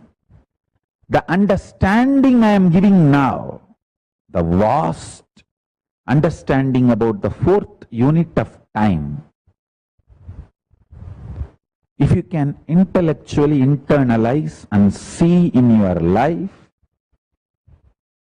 suddenly you will realize you have so many powerful cognitions, so many powers, so many wonderful things in life. Now understand the units of Kala Tattva and also understand how by not understanding the units of Kala Tattva, we are all collectively suffering and started believing suffering is natural. No! Suffering is neither natural nor inevitable. Hey, with the right understandings, it doesn't even exist. The visionaries are convinced suffering is inevitable, so the followers are also convinced suffering is inevitable. That is the biggest suffering. That is the real delusion. That is the real delusion. Now, let us look at only the fourth unit of time. The fourth unit of time is cognized by the mind which lives in Nirvikalpa Samadhi. And even if all of you have not achieved the Nirvikalpa Samadhi, if you understand the principles from a person who lives in Nirvikalpa Samadhi and makes that as a lifestyle, you will enjoy all the benefits of the Nirvikalpa Samadhi. For example, Einstein's theory, all of us may not understand, but many benefits derived from that theory, we are all enjoying in our life because we decided to accept his theories.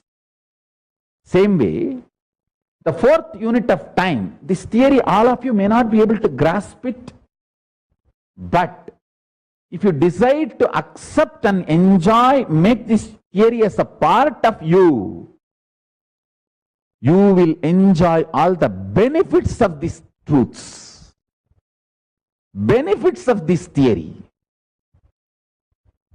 That is what I call living enlightenment.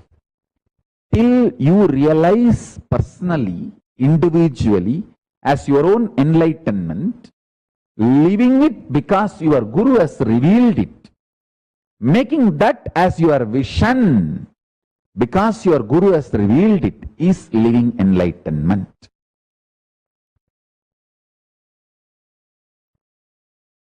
Time.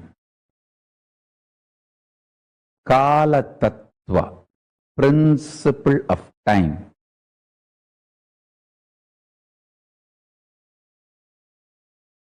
Once internalized, you just become Kalatita. Understand? Your body is a complete, listen to this word, complete mechanism to convert any powerful cognition into power. Let me repeat.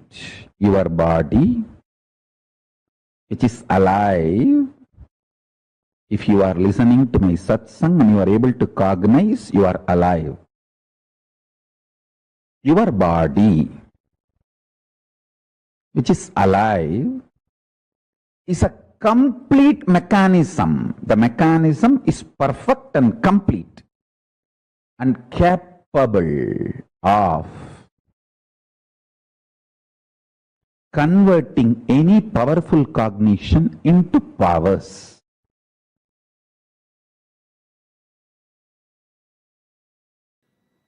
So, please listen.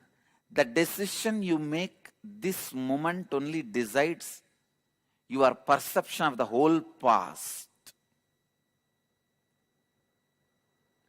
How many of you cognize what I am saying? So there is no such thing as past exists for you. Your mind shows every moment different past. It is very unfortunate. Based on your present mood and the space, your mind shows your whole past in that same color. If you are in the dark inner space, your mind paints the whole past as dark and shows you. If you are in the bright inner space, your mind shows your whole past as a bright possibility.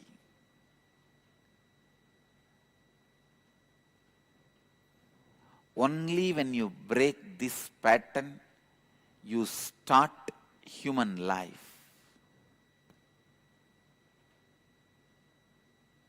Listen. Only when you break this pattern, you start human life. It is so unfortunate.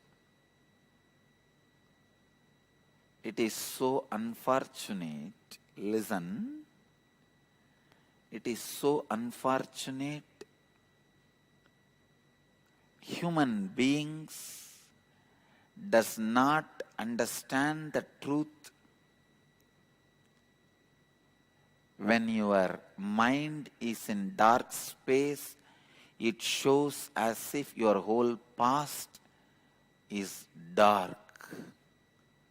When your mind is in light space, as if your whole past is enlightened.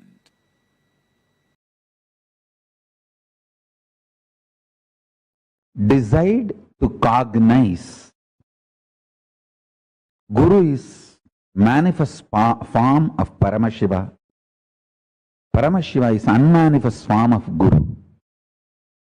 With this cognition, now sit. I'll give you the ultimate truths to liberate you from all delusions related to time. Listen carefully. Time is endless. Time is endless but not eternal. Time has no beginning, no end, but not eternal. Listen carefully. The world you are experiencing in your dream has neither beginning nor end, but it is not eternal. You enter into that world and come out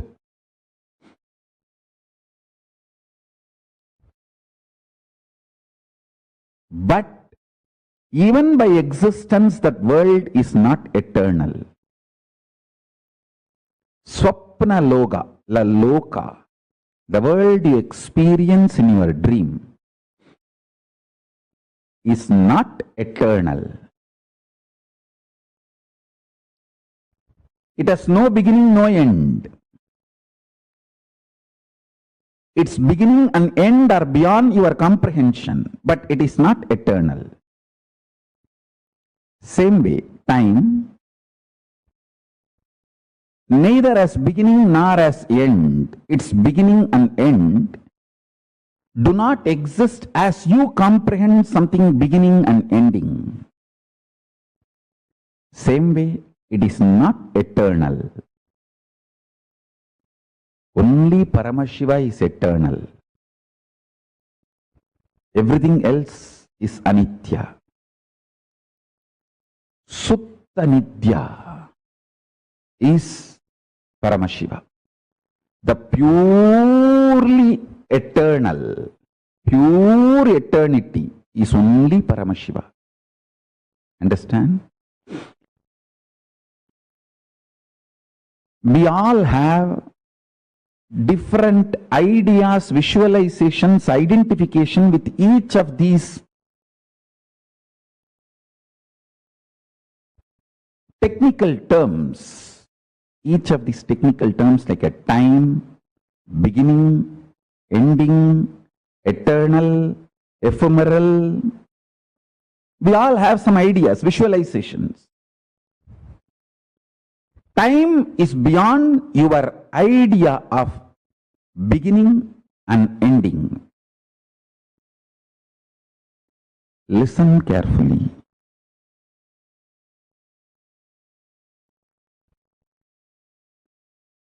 You have multiple births and deaths. Life does not end by your body not functioning. Your body stopping functioning is not end of life. If you want to end the life, raising the quality of your consciousness is the only way.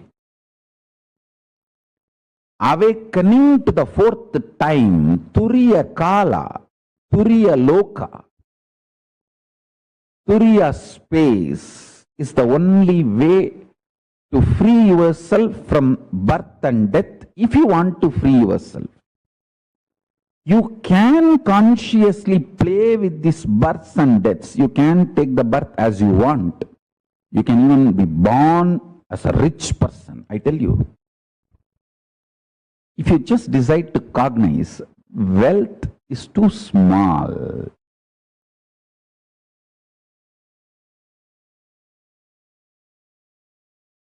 From the pure space of Kala Bhairava,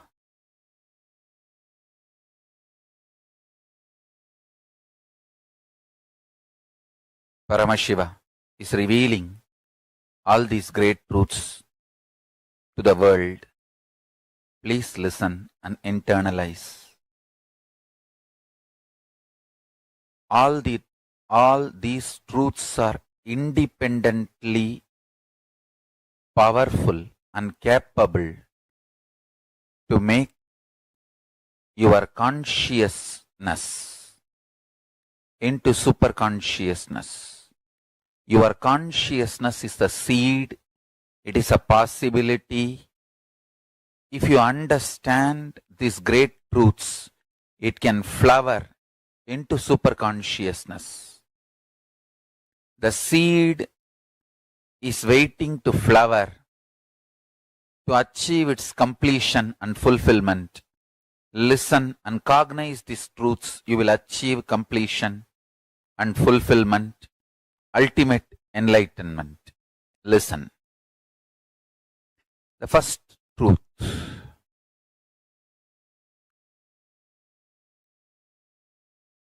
Kala continuously meets your consciousness now. So the mood of your body, your mind, your physiology, your psychology, you keep now, plays a very important role in your whole life. If you keep the now in incompletion or hopes, that will continue forever. If you keep the now in the completion and clarity, that will manifest forever. Kala does not meet your consciousness in the past or in the future. He meets your consciousness now, in the present.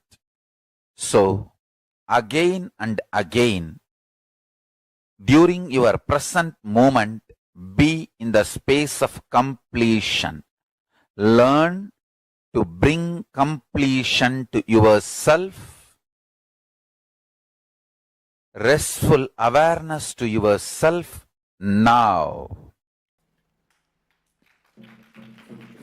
Kala, time, can tolerate anything but is allergic to powerlessness. Even if he sees there is some possibility of powerlessness in you, he just pulls it out.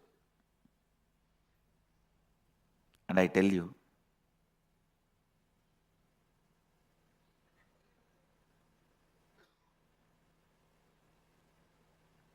when he sees fear, when Kala sees fear in you,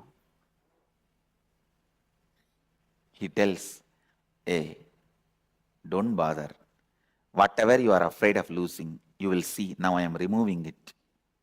But you will not become powerless. You will not be depressed. Without that, you will be living, and after some time, you will even forget this was part of your life. Learn this. When you operate with life negative principles, the life negative dimension of the universe gravitates you. Life negative beings living in those universes support you and try to fulfill their aspirations through you. More you are life positive, time elongates, gives its best space for you. More you become life negative, time shrinks and gives the suffocating experience in you. Time elongates or shrinks within the elasticity called matter of the space. Space is also part of the matter from the higher zones of the space. Space is the refined matter from the lower zones like length, breadth, depth, time, but space is still a matter from higher zones, the higher dimensions, whether four fundamental forces of the nature, humanity is able to logically understand the power of gravity, electromagnetic force, weak nuclear force and strong nuclear force are the powers which ordinary human beings don't have access as on now. When the space-time elasticity is experienced by an individual, he manifests a power called ability to shift his being from any vertical time zone.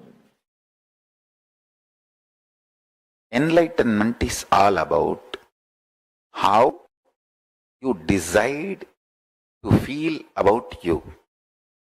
If Marana Smarana triggers, Marana Smarana means remembrance of death. If it triggers insecurity, uncertainty, oh, will I have a natural death or will I die in an accident?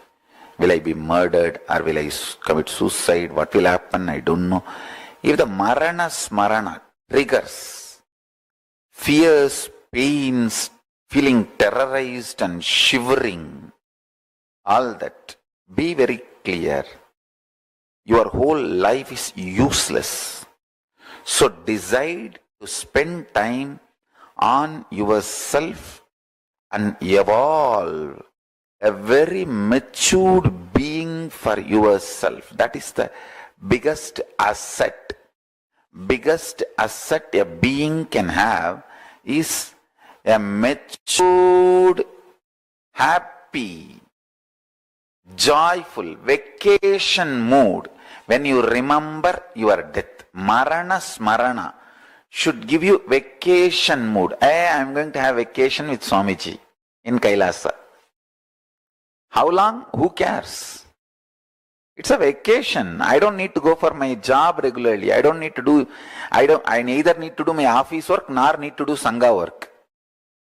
Hi, bye. If Marana Smarana gives you kind of a feeling relieved, listen carefully. Your cognition about past also will be very light. I tell you, you can feel your whole past was hell.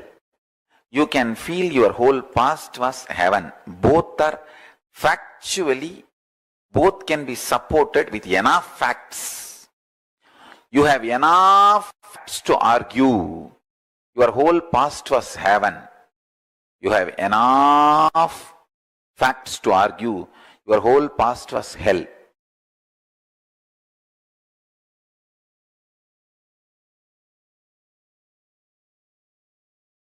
You have enough facts to come to the conclusion your whole past was heaven. You have enough facts to come to the conclusion whole past was hell. Listen carefully. Paramashiva beautifully reveals the Kala. Listen. Kala is time. That wheel gets the bump whenever you have undigestible, intolerable, negative possibility. For example, some people, they can tolerate anything in their life, even the poverty, but not sickness. Some people, they can tolerate anything in their life, even sickness, anything, but not poverty. Some people, they will tolerate anything, but they don't want to lose their husband or wife. Some people, they will tolerate anything, they just don't want to lose their son. Some people will tolerate anything, but they can't handle the prison or even the fear of jail. Some people can tolerate anything. No problem about no fear of jail, no fear of disease, no fear of poverty, no fear of losing the house, no fear of losing the spouse, no fear of losing even the kids. They just can't handle a morning without a cup of coffee. Understand, something which triggers anxiety, panic, I can't deal it, which triggers you to lose your prajna, that your existence, which just imbalances your prajna. Listen carefully. That is what is the bump for the Kala Chakra to roll smoothly. Marana Smarana will point out what is it that makes you lose your prajna, your existence. Listen carefully. There are some people who are ready to lose anything, but not the house they are living. There are some people who are ready to lose everything, but not any parts of the body in accident. There are some people who are ready to lose anything but afraid of getting imprisoned, jailed. There are some people who are ready to lose, they have no fear of jail, poverty, health, but they can't even think of losing the spouse. So like this, each one has some trigger point which makes you fall out of your prajna, balance of your prajna. Marana smarana triggers that. Listen carefully. You all should do marana smarana and trigger that pain point and heal it once for all. You just have to poke that tumor and pus should come out. What can be done? Nothing can be done. If the pus is taken out, even if you are collapsed, even if you collapse for 2-3 days, nothing wrong. But don't go for any other alternative, diverting, addictive methods. Face the marana smarana with boldness and courage. I tell you, anyone who faces marana smarana boldly and courageously gains a very powerful prajna. And I tell you, powerful prajna is the most beautiful asset. How these celebrities all, they ensure their beautiful part of their body like eyes, lips, thighs, hands, leg, nose, all that, and different various other parts also. How they ensure beautiful parts of their bodies, the different celebrities. Same way, the most valuable part of your life, part of you, is the consciousness, the powerfulness you raise through marana smarana. Marana smarana means remembrance of the death. What is triggered in you by remembrance of the death, you should go through that and build a most powerful, beautiful personality, conscious being, prajna, pratyagatma chaitanya, individual consciousness, jiva, self.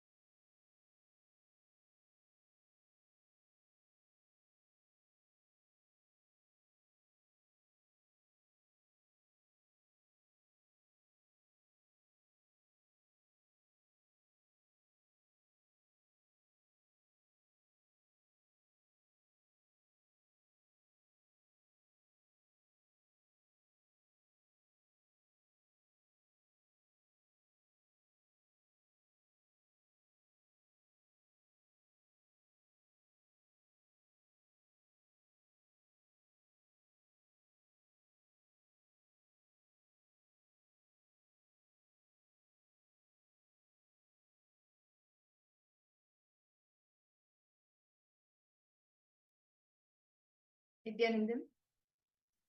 Wow, that was a beautiful, powerful session on Kala Tattva. What did each of you understand? Can I request each of you to please share your understandings on what you understood as Kala Tattva? What is Kala Tattva? Nityanandam Lingodbhavanaya, Ma Lissy Wong, Nityanandam. What did each of you understand? Ma Malgrira Visconsulis, Ma Maluhya Mona. What did each of you understand as Kala Tattva? What is Kala Tattva? Can I request each of you to post?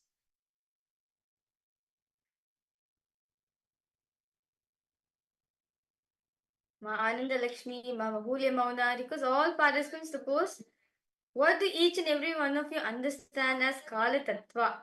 Yes, Nityananda, Nityalingodbhavanaya. Nice to see you for the program. Okay. So let us understand what is Lingod, what is Kala Tattva? What exactly is Kala Tattva? Swamiji says, see, Kala Tattva, see, in Sanskrit, right? If you want to roughly translate time, we call it as Kala.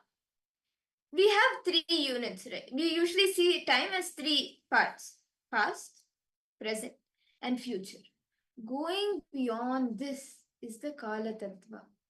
And going beyond these 3 units of time is Kala Tattva. See, actually, Paramashiva beautifully reveals that Kala, which is time, that wheel, whenever you have indigestible and intolerable negative possibilities, some people can tolerate anything in their life, anything, but not poverty.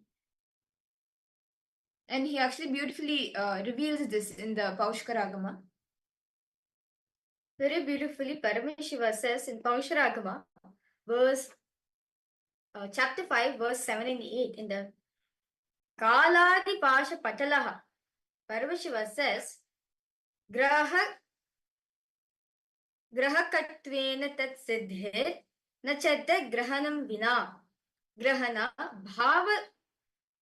bhavatastasya grahat ka shunya shavat stitaha tannivritya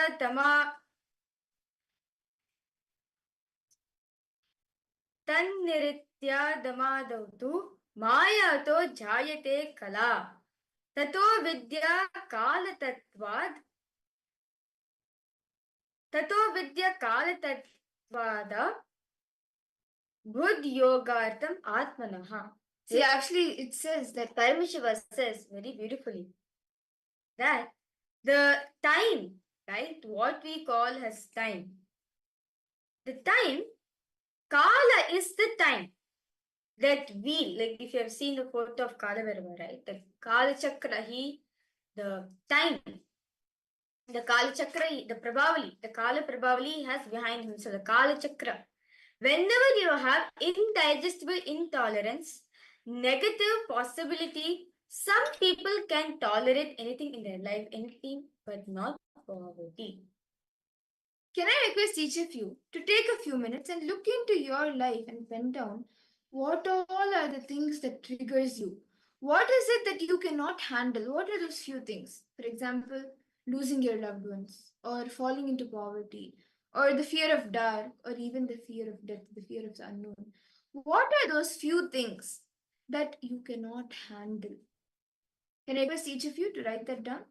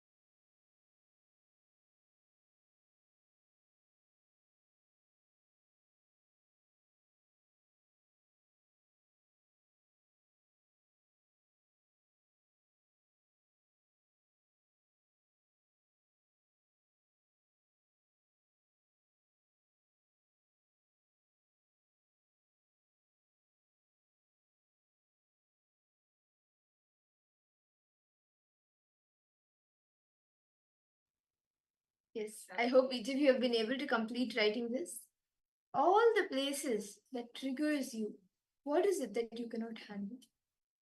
Now, I request each of you to take a few minutes and pen down the different incidents, the situations that you remember getting triggered. And you can go back to the earliest incident, find the earliest incident when you started getting triggered. Can I request each of you to take a few minutes to write this down? Go sit with yourself, analyze. I request all participants, analyze within yourself. Masumati, Nityanandama. Yes, Masumati, Shanmuganathan, Nityanandam. Let us all spend time, sit, analyze within ourselves. What are the fears are we facing? Okay. Lingodvunaya, you have fear of afterlife judgment, fear of being banished by my near ones, fear of being rejected by people. Okay. Can I have you listening in? It's Lingodvunaya from if you're here, can you just post a yes in the chat?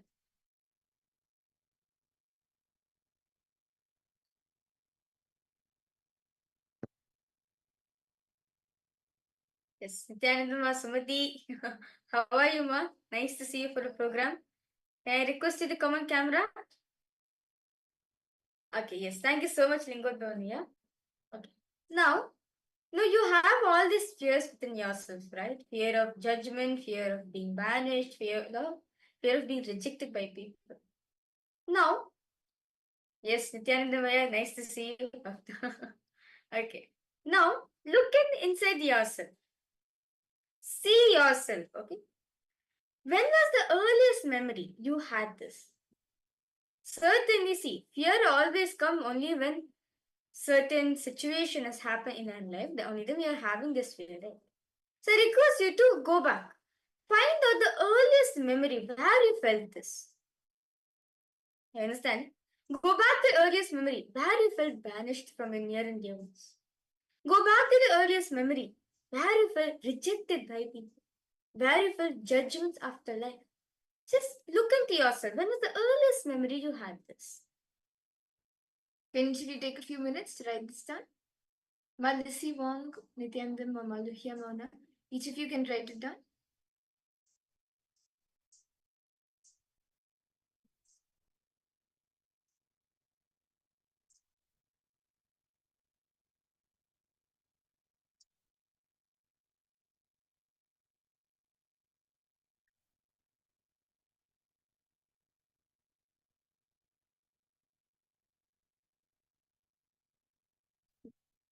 Pen down the incidents, situations you remember. You're getting triggered because of this fear. This fear getting triggered into you. Find the earliest incident.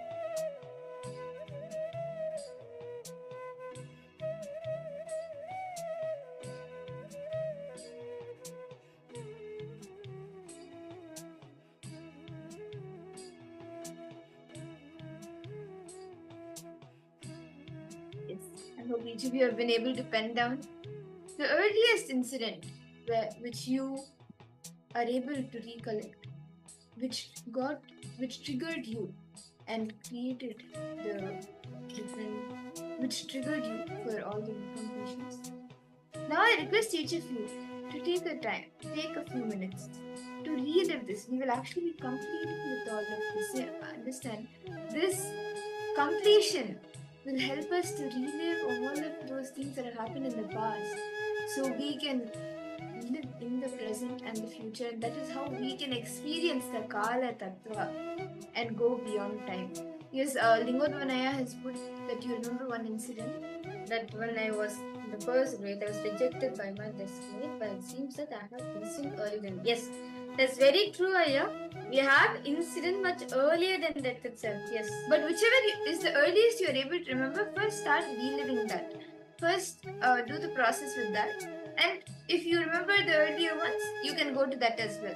But right now, do for the earliest one that you remember. See, I actually, Swamiji said, when you're doing the completion, right? Logically, we'll remember up to a certain point. But when you're doing completion, right? More details will be revealed to you. Who knows? This may, who knows? Swamiji might even show you an incident which happened when you were 2, or when you were just few months. That's the power of completion. So if you're able to trace back to this much, it is fine, great. But if you're not able to do more than that, you start doing completion with this incident. When you start doing completion with this incident, you will see that you'll be able to go more back, more earlier. You'll be able to go earlier.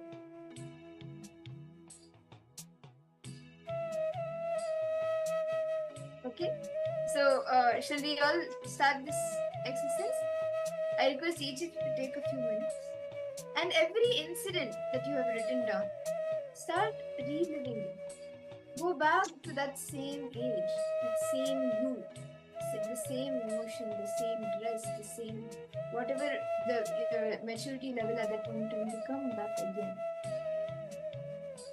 Become that child again. Please start.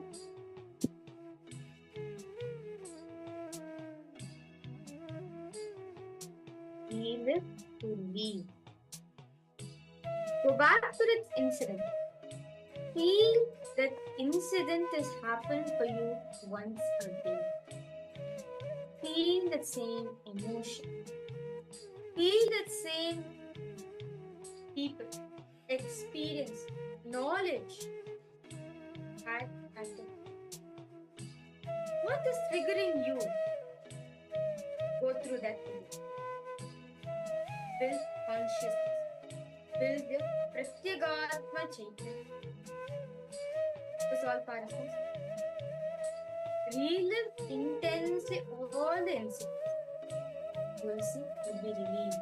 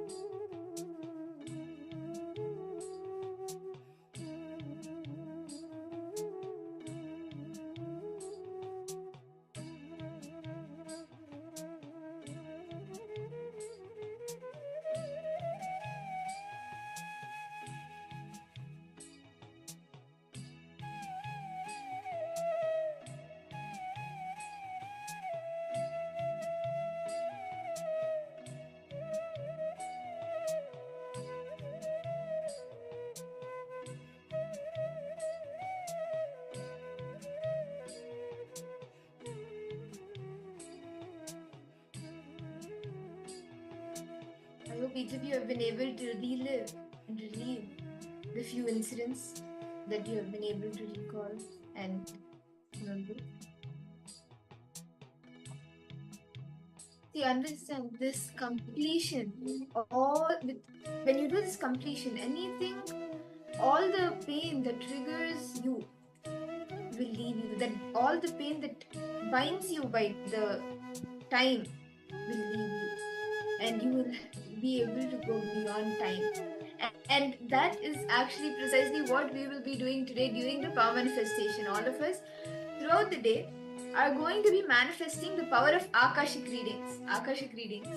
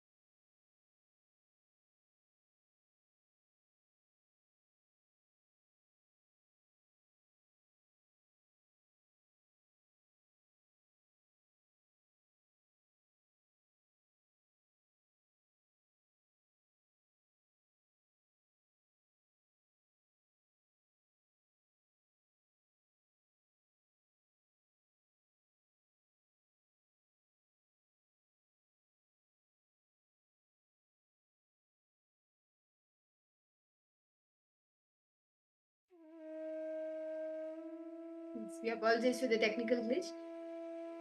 Today, All of us, as we are learning to go beyond time and experience the Kala Tattva, we will be manifesting the power of Akashic readings, which is accessing the past, the present, and the future, accessing the cosmic archives, the Akashic records, where all the details of the past, present, and future are available.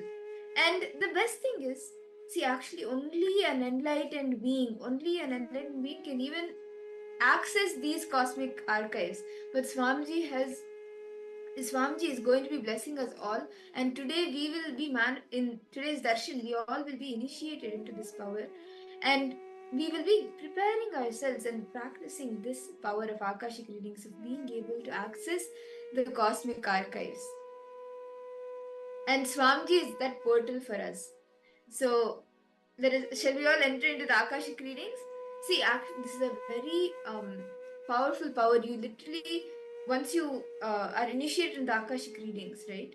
You literally manifest Kalabhairava. You manifest Kalabhairava through you to access those cosmic archives. And Swamiji, see, all of us need a portal, some way, like a door to access the cosmic archives. And Swamiji is that portal.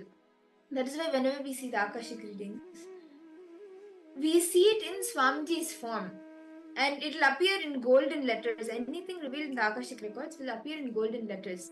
And today, as each of you are manifesting this power, I request all of you to take a few minutes to bring your Atmamurti if you don't have it.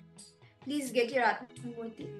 And the Jnananjana, or the Aushita, which you may be having. Please get the Aushita and the Jnananjana. If you don't have either of them, and you don't have an Atmamurti either, you can just sit down and you will be doing it through your third eye for now.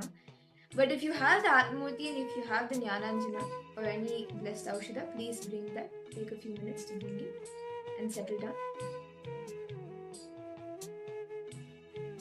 Ma Sumati Shanmugam, Ma Listivam, Ma Maluhya Mauna, Ma Ananda Lakshmi, Nityanandam. I request all of you to please come on camera and let's start the power manifestation. I hope each of you have been able to have your Atmamurti and the Aushita.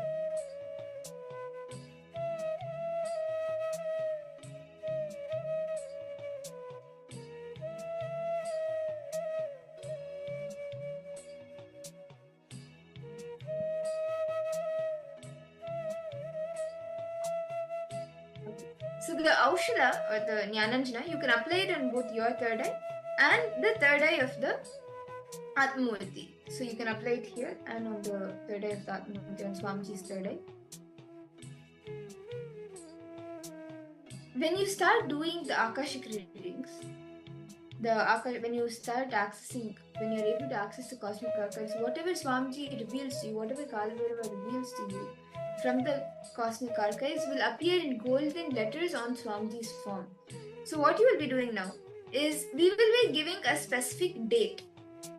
We will be giving all of you a specific date from our own lives, and you will be seeing on Swamiji's form what are the details of the happening that happened on that specific date. You will be seeing this on Swamiji's form appearing in golden letters through the Akashic records. So can I request each of you to please settle down? Okay. So I request all participants now. Okay. Lingodbhavaniya. Okay. Malisivo, Masumati, I request all participants now. Please come. Okay, we're now going to be starting the power of Akashic readings. Okay. So I request all of you to please sit in front of your Atmamurtis or a picture of Swamiji. Anyone have an you can sit in front of Swamiji's Atmamurti and apply the Aushita. I request all the participants, please get your Aushita and come. You can put the Aushita on Swamiji's third eye and also on your third eye, and we'll be now starting this power manifestation.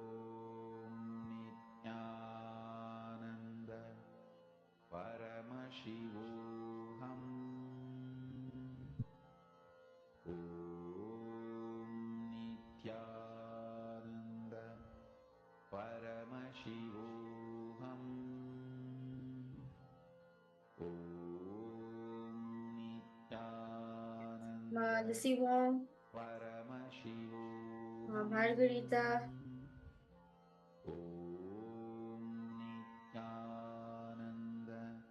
I request all participants to start posting.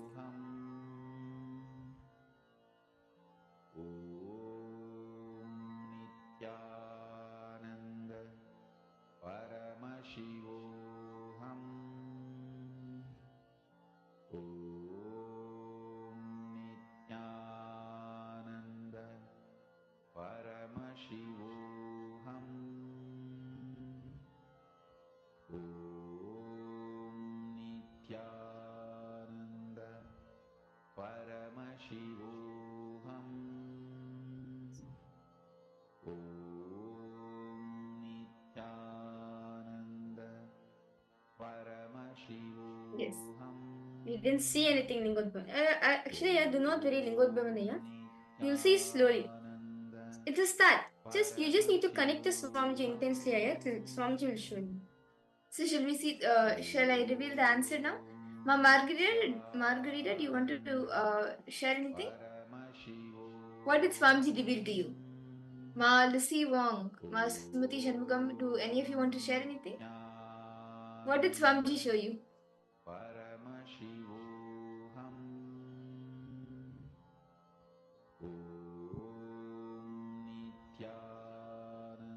Okay, so the answer for what happened in my life on January 1st, 2012 was actually this day.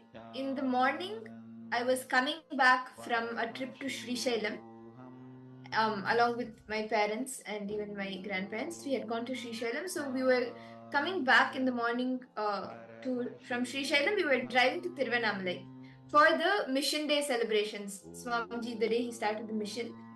So we were traveling to Tiruvannamalai for the Mission Day celebrations, and upon reaching Tiruvannamalai, the darshan began, and we received darshan from Swamiji, and it was the Sarva Darshan time. So we received the darshan from Swamiji and were part of the entire day's celebrations for the whatever happened on the mission day. But the main, actually, my main memory is only us coming back from Sri Shailam and getting the darshan of Swamiji and him giving the rice as the blessings. So this was the incident that happened on January 1st, 2012. Shall we all do another round? Okay, so this time I'm going to be giving a date for all of you.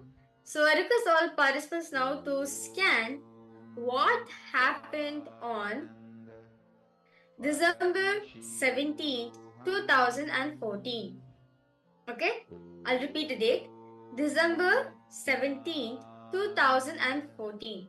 What incident, what has happened on this date?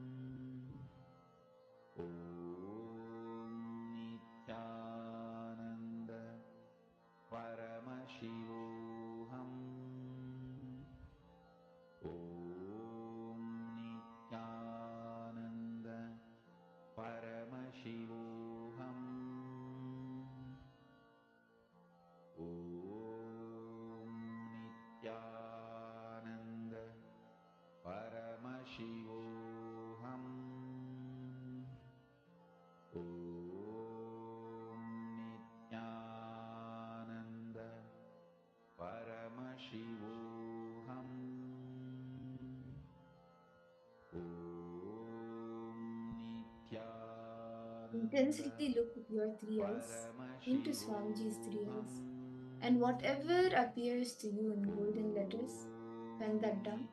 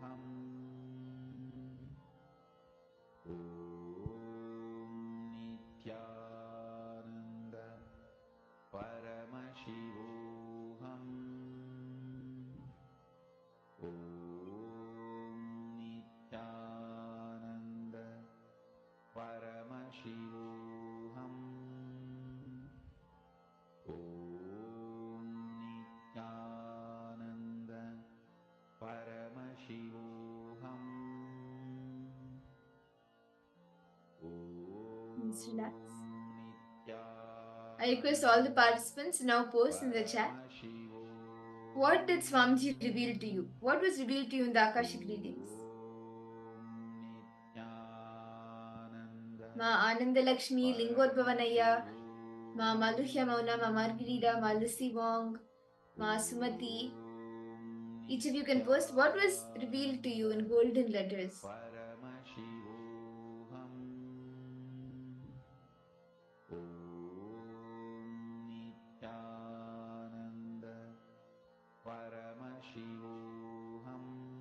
What did each and every one of you see? Actually, Lingodbhavanaya, Swamiji was showing you something this time. Swamiji showed me very clearly that like this time, like you were able to see something on golden letters.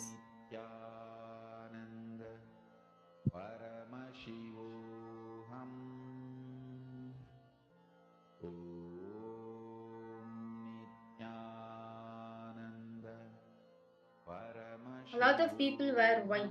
Okay. What else? See, actually, the best thing in Akashic readings is and any power manifestation in that way.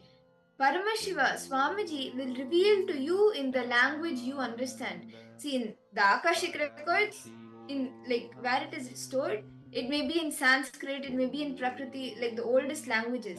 But when it is revealed to you, as we are seeing Swamiji as the portal, like Swamiji is the portal for us to see, that it will get translated for us in the language that we understand. If you understand English, you will see it in English. If you understand Tamil, it will be revealed in Tamil. If you understand Spanish, it will be revealed in Spanish. Whichever language you are comfortable in, it will be revealed to you in that language.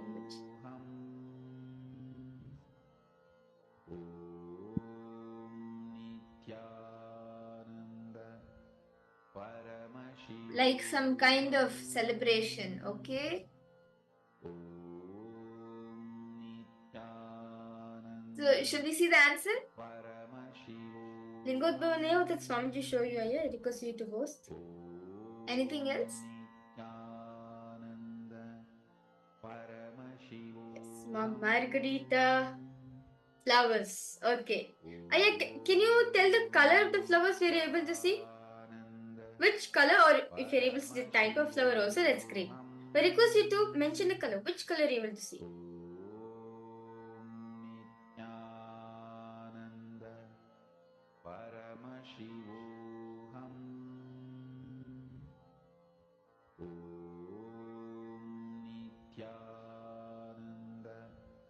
Purple or violet. Okay. Okay. That's nice.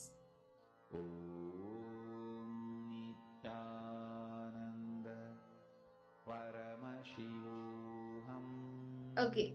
Shall we get enter into the answer? Okay. So on this day, on December 17th, okay, yellow flowers. Okay, that's my name.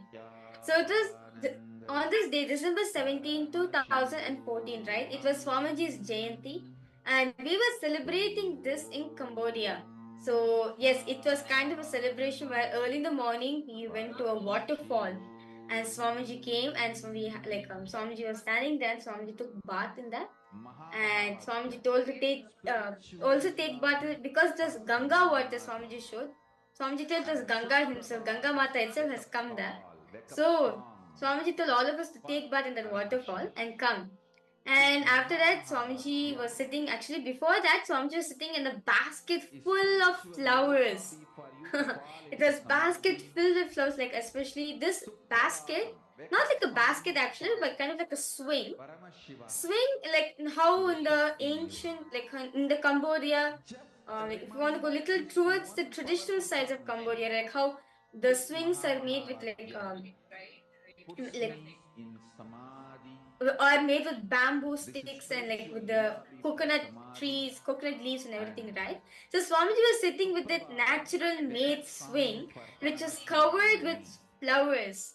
Like they were purple, violet, and yes, Swamiji was wearing like a lotus mala, In that lotus, there were purple also, purple and pink. Lotus Mala Swamiji is wearing, and around Swamiji also there's many flowers. Like different, like we had sunflower, roses, this like different types and different colors also we had.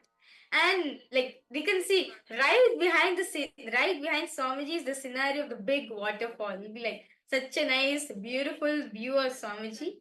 Yes. So, Chunyu and Lingodvanaya, both of you have manifested. Great.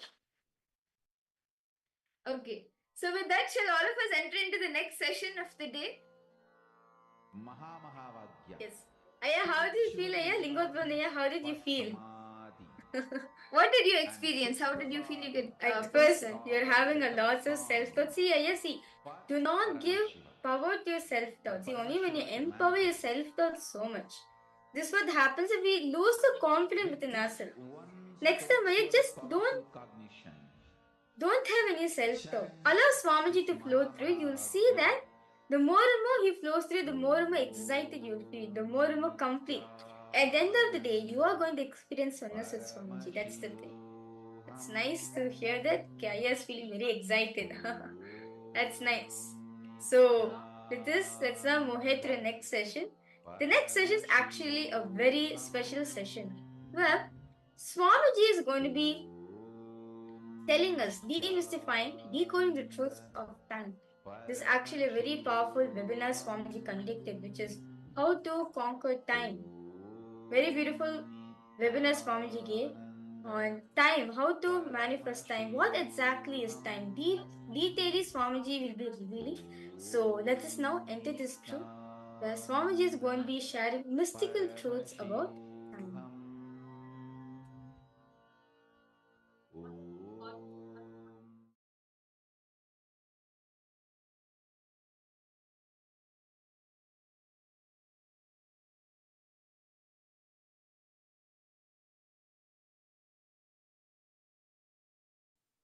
Paramashiva's directly from KAILASA. Listen.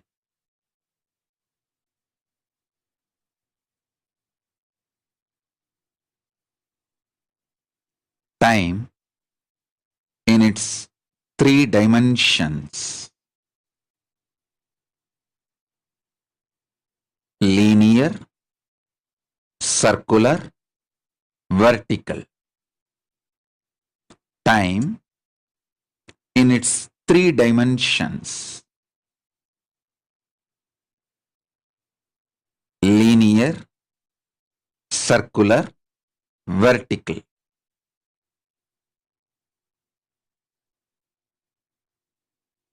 When it is understood,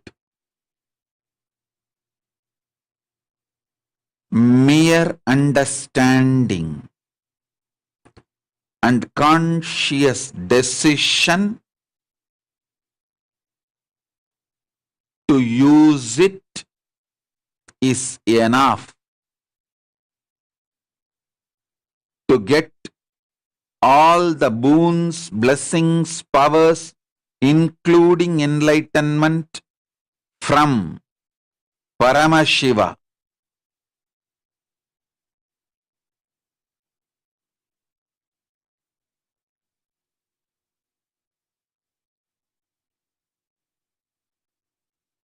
All the disciples, get ready, sit sincerely with absolute integrity. Now the initiation starts. Every word now comes out is direct initiation. Listen. Time in the linear level, when you understand the time in linear motion level, with your ideas about length, it is a calendar. Morning, evening, next day, next week, next month, past week, past month, just calendar, mere calendar.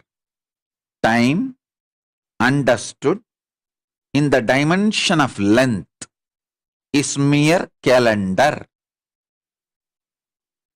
It can be 10,000 years past, 10,000 years future. Mere calendar used to document the history. That's all. Time understood in the level of breath, little more than the level of length, in the level of breath, is Panchanga, where the idea of the linear movement of the time, the documentation of the calendar is substantiated and supported with the knowledge of how the stars move in the Bhumandala, or how the stars are perceived in Bhumandala. That is the understanding about time in the breath level. Understanding about time in the depth level is astrology. The movements of the planets, Adityadi Navagraha Devatas, Aditya, Soma, Mangala, Buddha, Guru, Shugra, Shani, Rahu, Ketu. These 9 grahas, their movements, 12 rashis, their impact, 28 nakshatras, their influence, and Indradi Dasadik Balakas, their contribution. All these put together, when you understand time, it is understanding about the time in the depth level. That becomes a science called astrology. If you understand the time in the dimension of time itself, like inner image of the time, it's a pure consciousness and freedom. What Paramashiva reveals in Vedas and Vedantic truths. Please understand. Veda and Vedanta, Agama and Agamanta, all 4 is evolved by Paramashiva himself directly.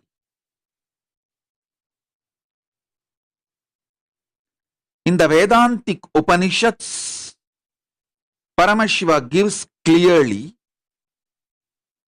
the inner image about the time, what time feels about itself is absolute freedom.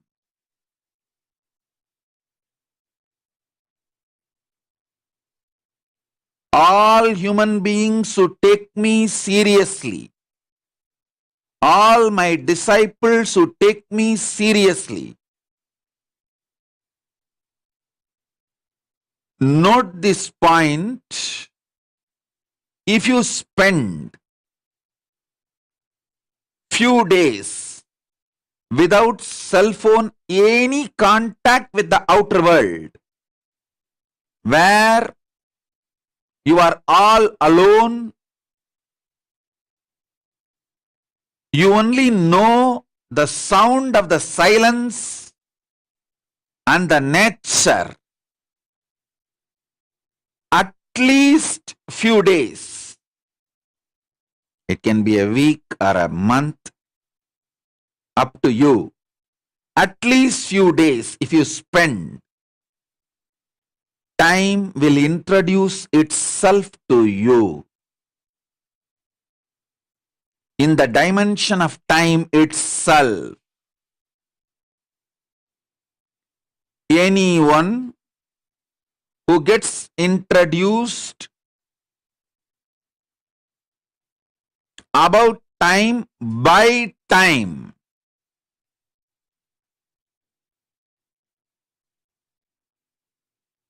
you are blessed and initiated into the other dimension of life. Listen.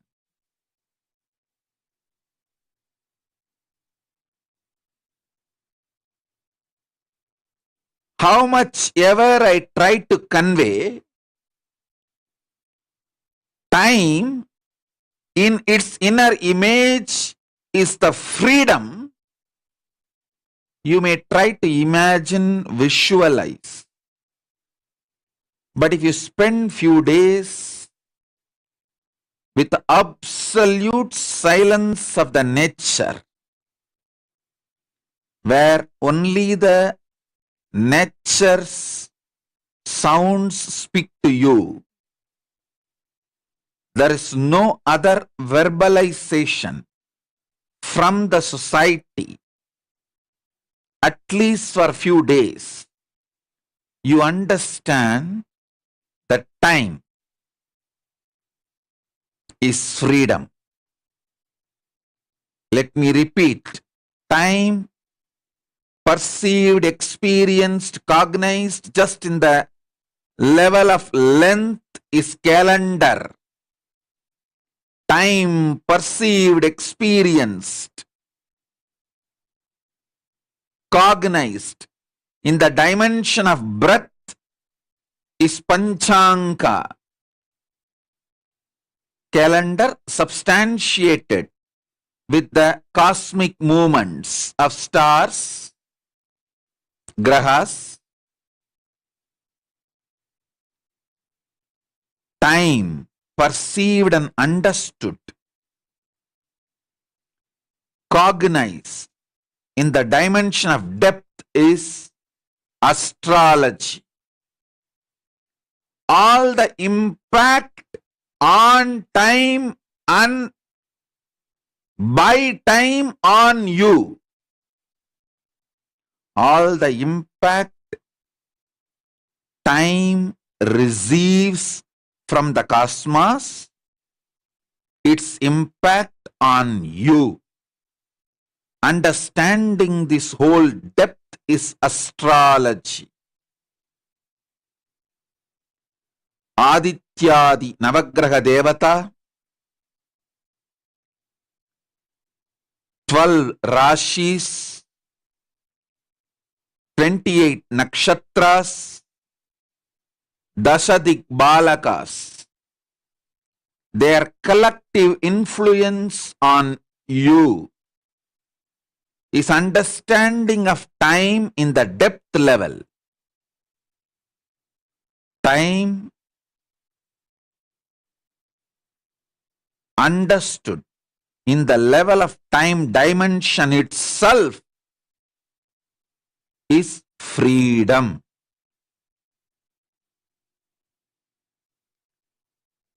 I will make this knowledge as a practical experience for you. Listen to me intensely.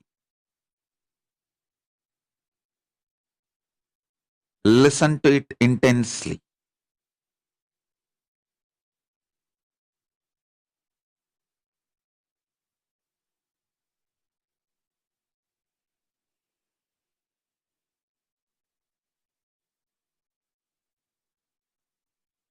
I can introduce time in its inner image inside you through unclutching.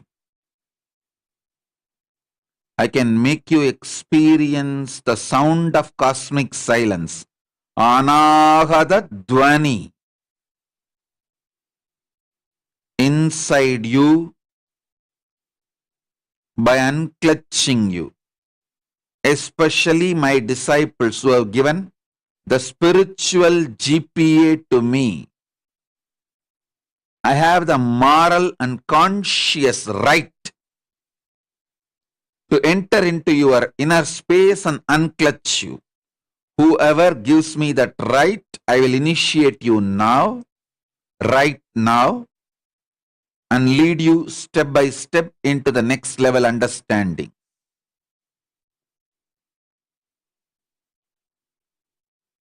Next, circular experience of time. This is the arch probably of Mahakala Bhairava.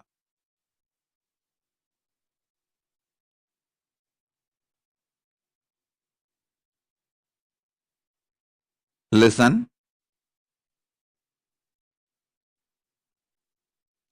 In this motion, in this movement, memories, patterns, ideas, experiences, perceptions, cognitions, incidents go on repeating, including life and death. Just a repetition, repetition, repetition, repetition. This repetitive pattern, circular motion of the time should be pushed behind you. Push it behind you. Do not entertain, entangle, engage with it. Do not try to correct the incidents. The more you try to correct, the more you will get sucked into it. How Mahakala Bhairava puts the circular motion of the time behind him. Push it behind you.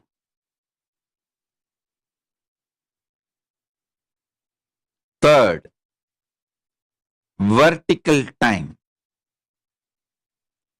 The vertical time is experienced in your life only when you are in intense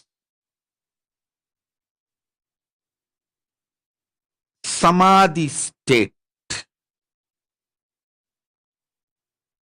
Normally, for a common man, when he is really in absolute oneness, either during the initiation with Paramashiva or during the puja with the deity, or rarely during the sensual pleasures. If you listen to some music deeply which you really enjoy, few moments you experience vertical time. If you eat some food after a long time which you really enjoy, for few minutes you settle down and experience vertical time. If you had a deep touch pleasure experience, it can be sexual or massage or romance, anything related. Deeply when you settle down inside, few seconds you experience vertical time. Either during the initiation or the extreme moments of pleasure, you get the glimpse of vertical time. If you get it during the initiation, it will be repeating again and again and raising you to the higher zones without tiring your body and mind. You will raise your consciousness more and more, stronger and stronger, powerful.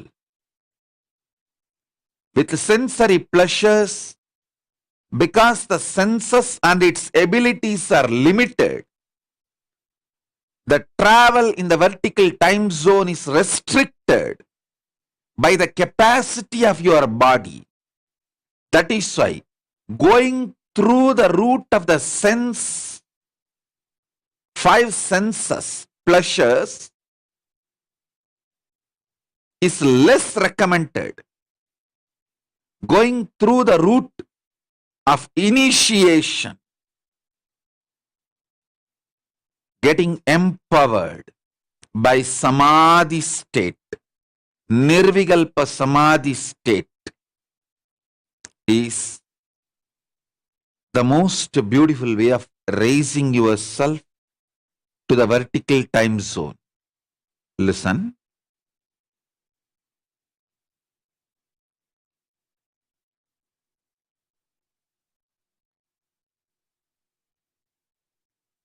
Time perceived in the length dimension level is calendar, chronological time. Few million years in the past and few million years in the future. Just chronological calendar. Time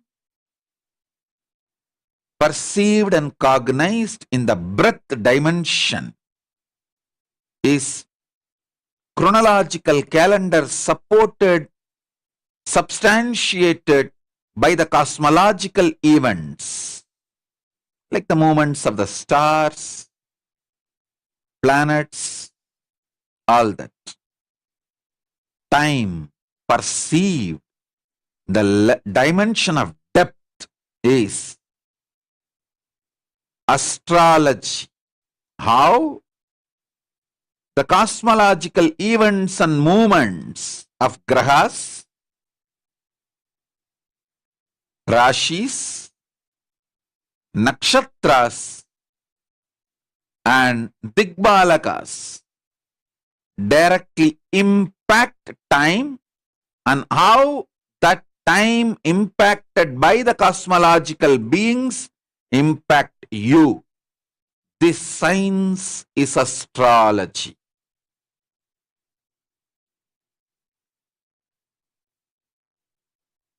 If you want time's self-introduction, nirvikalpa samadhi, unclutching, is the best state where time introduces itself to you.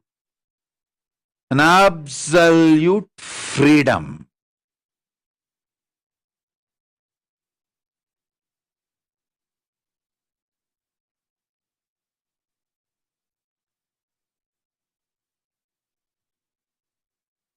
Then comes circular time, circular motion, circular dimension of time. Repetitive. Births and deaths. Trillions of times goes on and on and on till your consciousness consciously decides to step out of time from that circular rut. When you push that circular dimension of the time behind you, you manifest the powers of Kala Bhairava. You conquer time. Time becomes just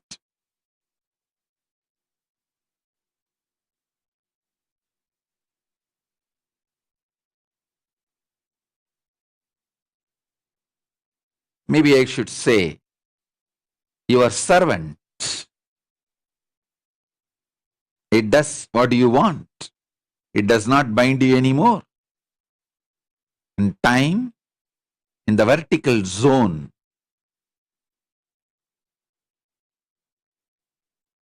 can get anything your consciousness wants, including enlightenment. That is the ultimate.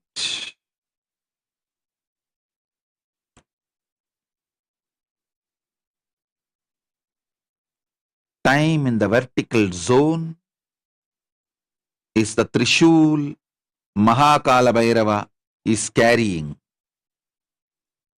Time in the circular movement is the Prabhavali behind Mahakala Bhairava. Push the circular time behind you. Keep the vertical time for your success in everything. I'll empower you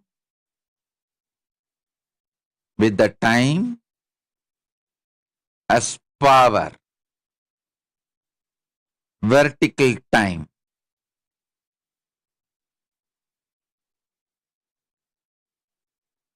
As far as the experience of time, cognition of time,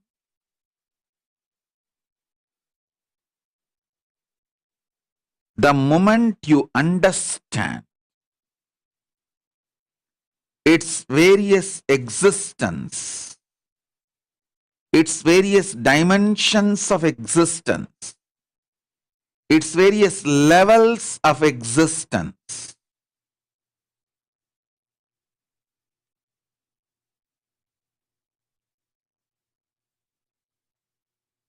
knowledge liberates. Knowledge becomes power.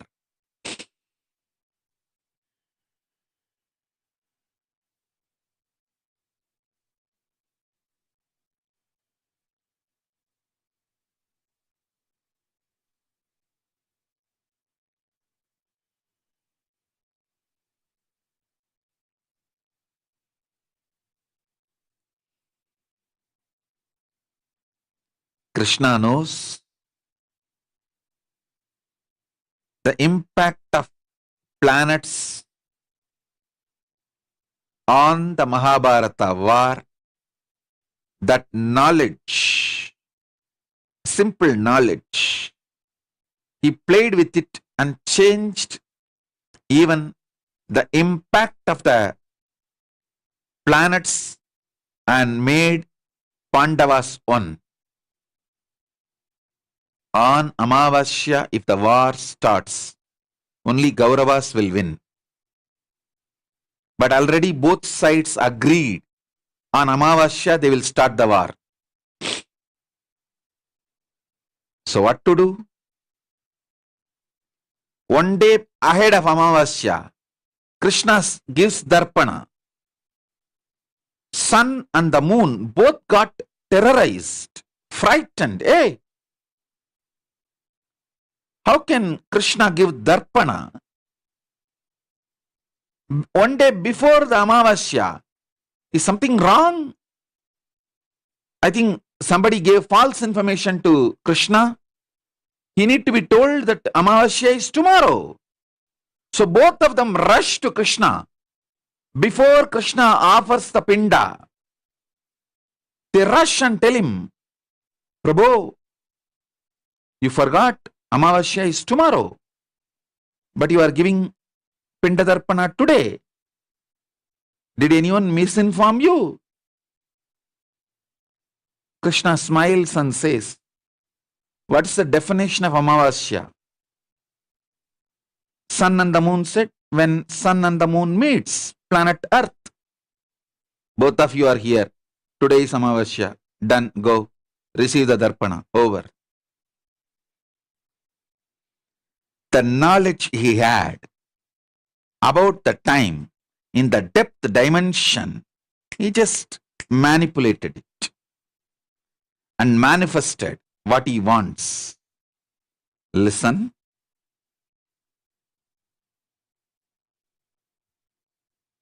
I'll give you the knowledge about the time in the dimension of time.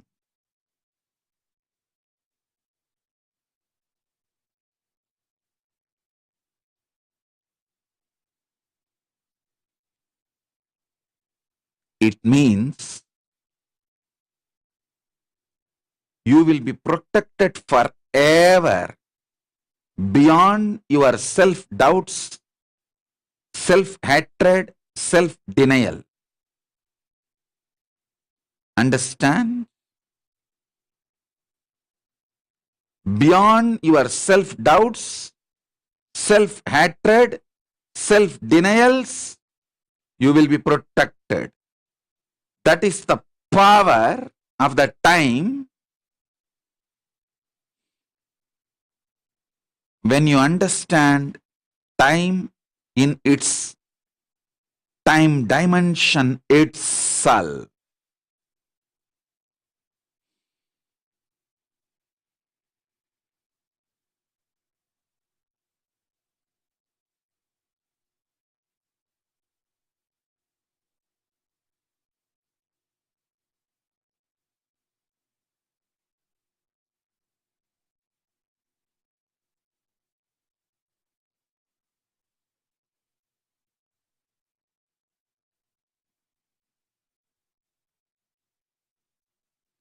Trishul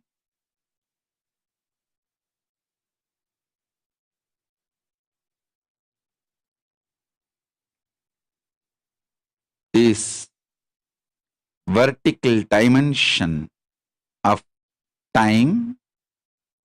Trishul in Mahakala Bhairava's hand symbolizes vertical dimension of time. The Prabha circle behind the Mahakala Bhairava symbolizes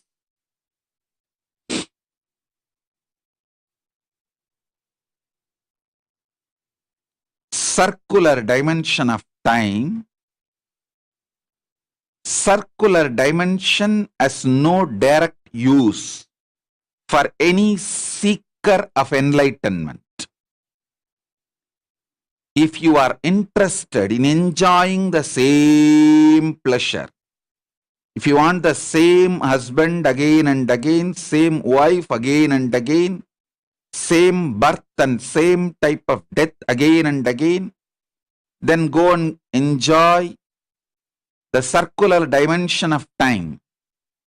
If you want a breakthrough, step beyond the circular dimension of time.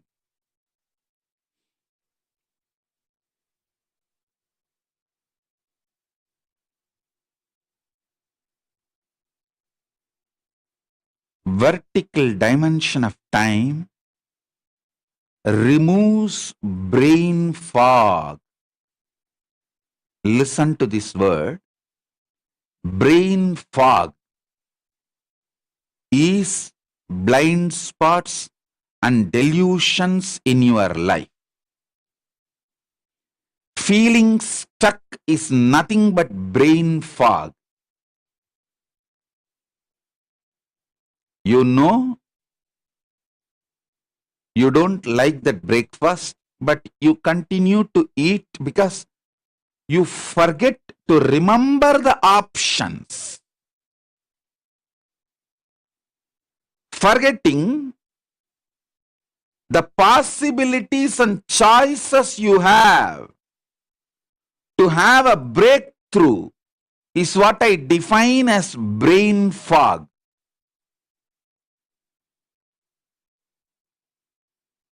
You have an option in every level, but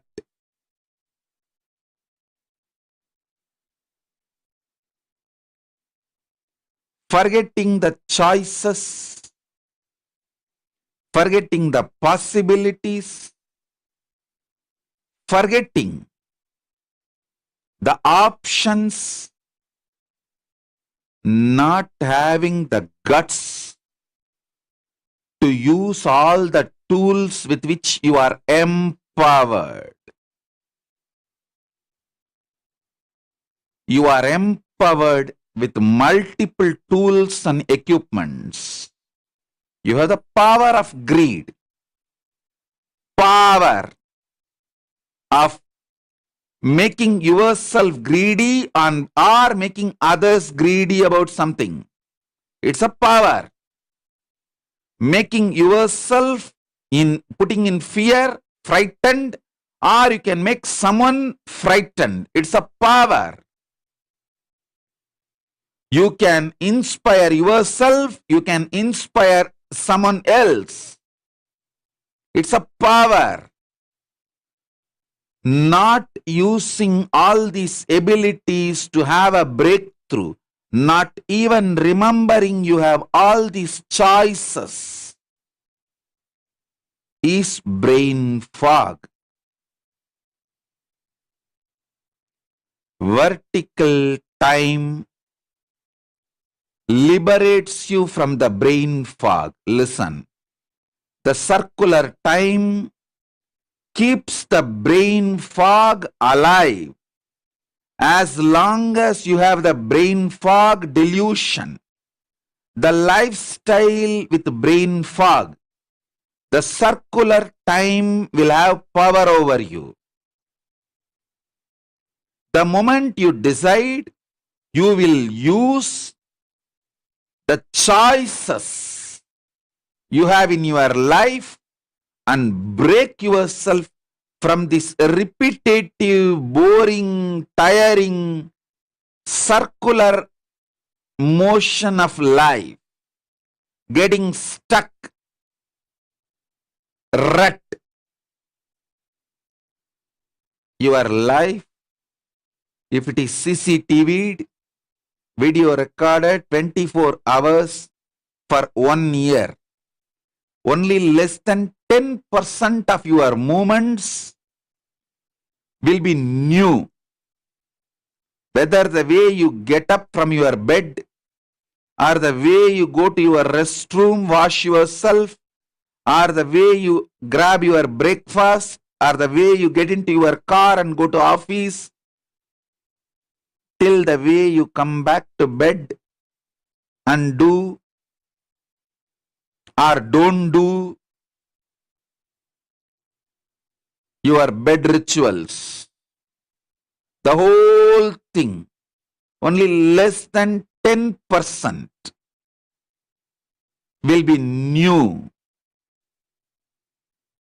So 90% of your life is filled with the brain fog, and you will understand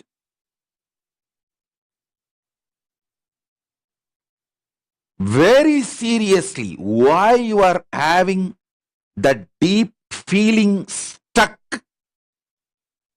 because you forget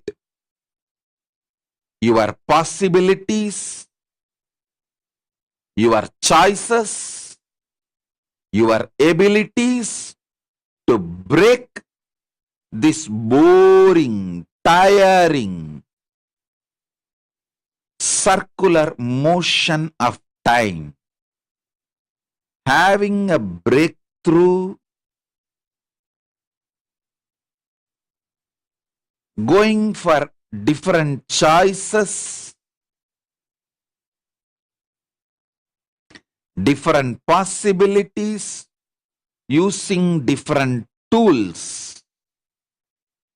I tell you, the more you use your body, the more it will become healthy. The more you use your ability to inspire yourself and others, more you will be living excited life. Inspiring yourself and inspiring others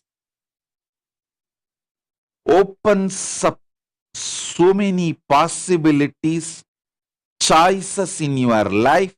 It removes boredom. I tell you, again and again, anyone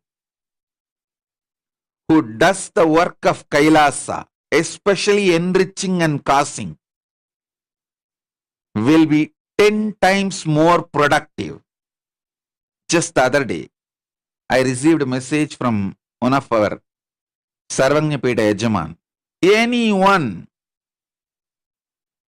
who does enriching. See, enriching. Either you inspire yourself or you inspire others.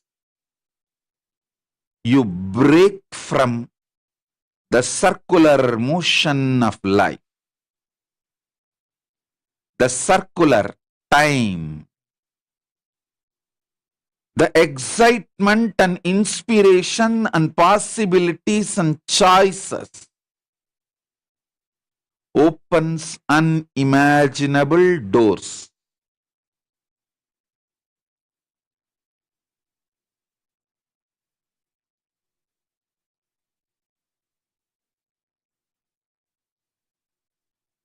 Especially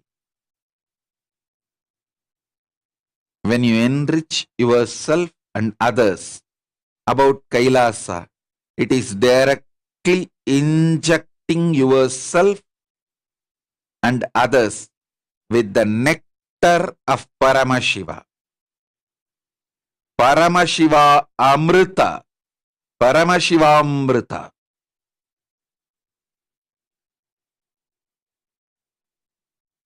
Which comes from vertical time zone.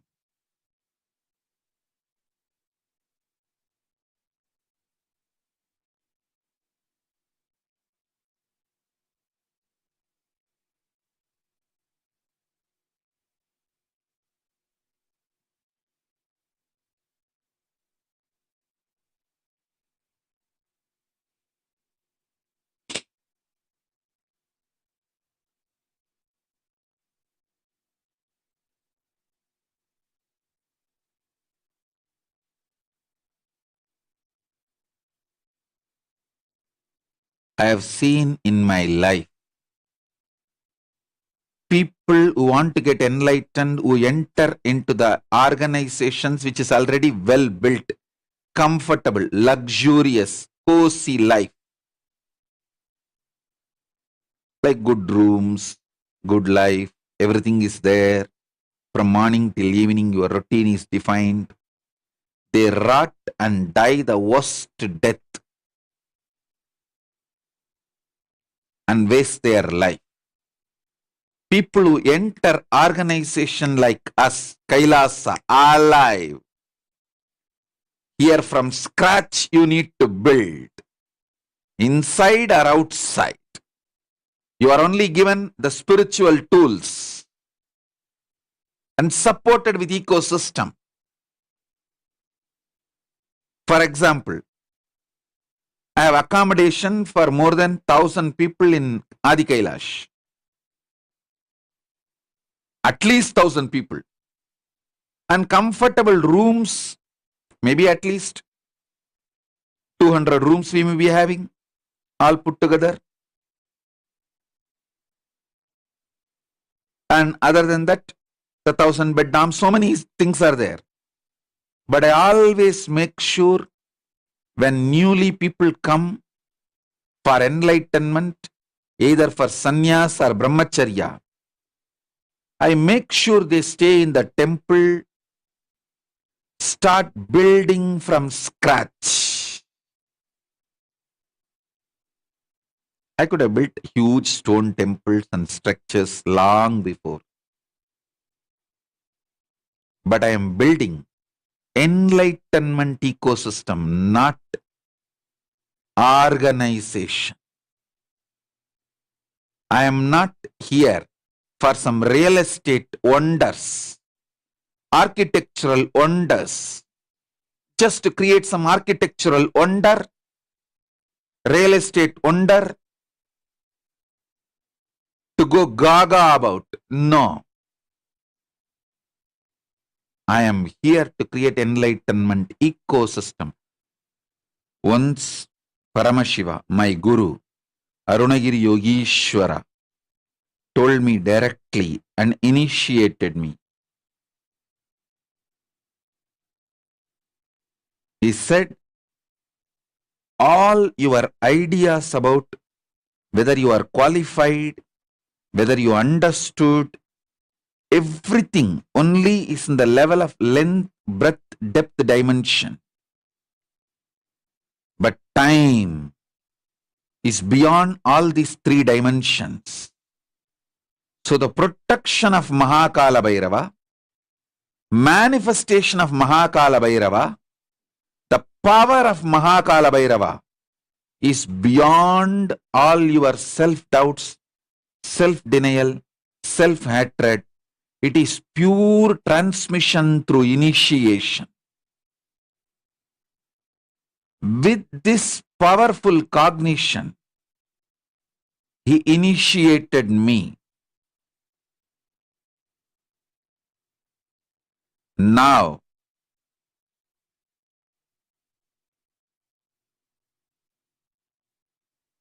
empowered by Paramashiva as the living manifestation, Paramavatara of Paramashiva, I give you the same initiation.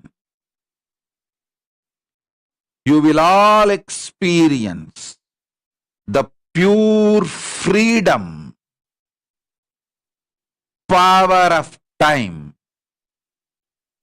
Time in the dimension of time itself, which is beyond length, breadth, depth, all self-doubts, self-hatred, self-denial.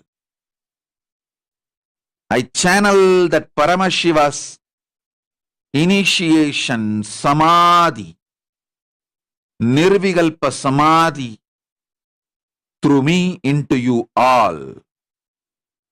Through this initiation, I give you the power to break free from the brain fog. Look at all the choices, powers, possibilities in your life. Expand, expand, expand beyond self-doubt, self-denial, self-hatred.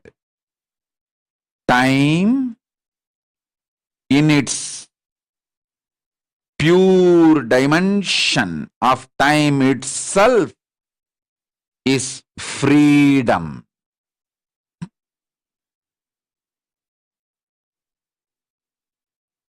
Listen. Multiple times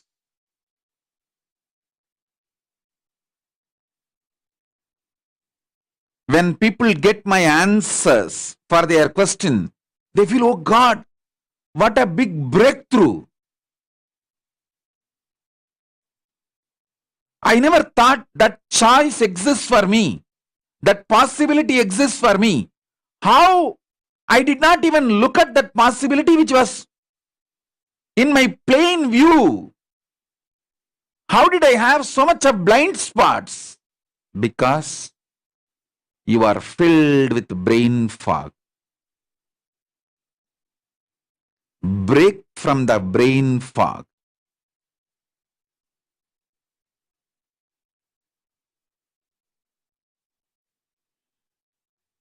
Listen, I'll give you some of the incidents.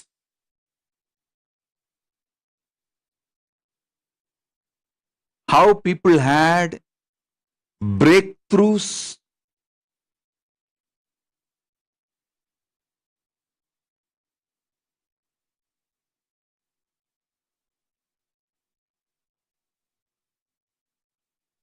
with the possibilities. Actually, when you see your possibilities and powers and start analyzing, start stepping beyond your brain fog, that circular time rut, and start looking at the possibilities, the strength and the courage and excitement, inspiration you manifest in all dimensions. One person came and told me, Swamiji, you instructed me so many times to make my family connected to you. but I am not able to inspire my daughter to be connected to you, to connect it through devotion, feeling connection. She is making her own decisions and choices. I said, don't worry. Nothing to worry. I only want one child from you. Plan for one more child. That's all. If your daughter makes her own decisions, she carries on with her life, don't worry. Plan for the next child and bring that child up, grow that child with intense, powerful cognitions and initiations. Send the child to the Gurukul. The moment he started looking into this possibility, the power, excitement, intensity, everything he started manifesting, gave breakthrough for him in all dimensions of life, whether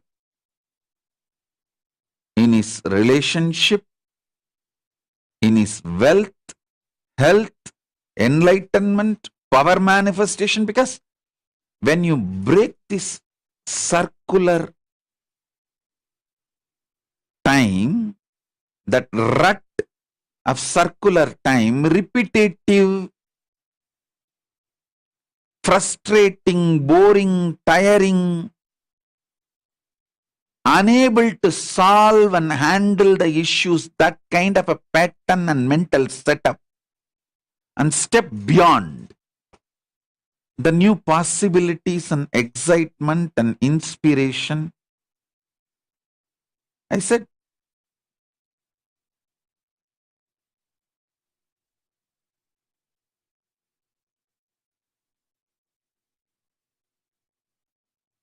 when you step beyond the brain fog and start seeing things,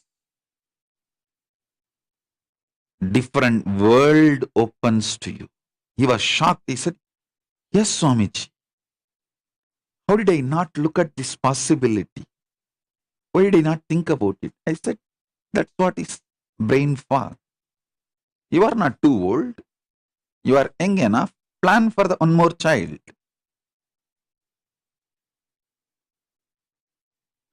Let your daughter know.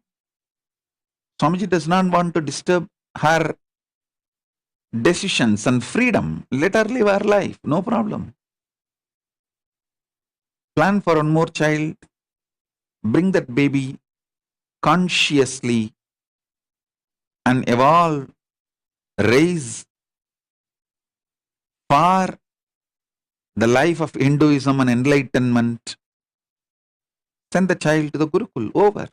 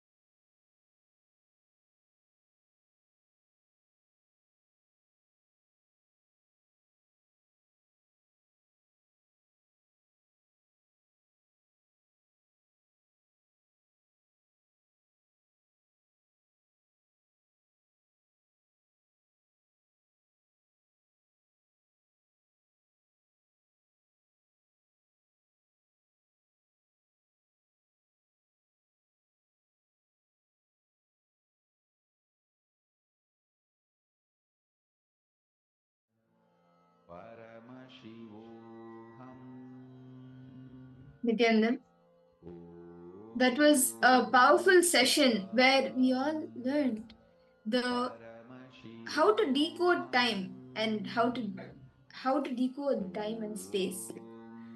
Can I request each of you to share your understandings? What was one click that you got? How you can go beyond? How you can decode time and space, boundaries of time and space? Whether it is through psychological time, physiological time, what did you understand from this session? Lingodvavanaya, Maluhya Mauna, Ma Margarita. I request each of you to pause.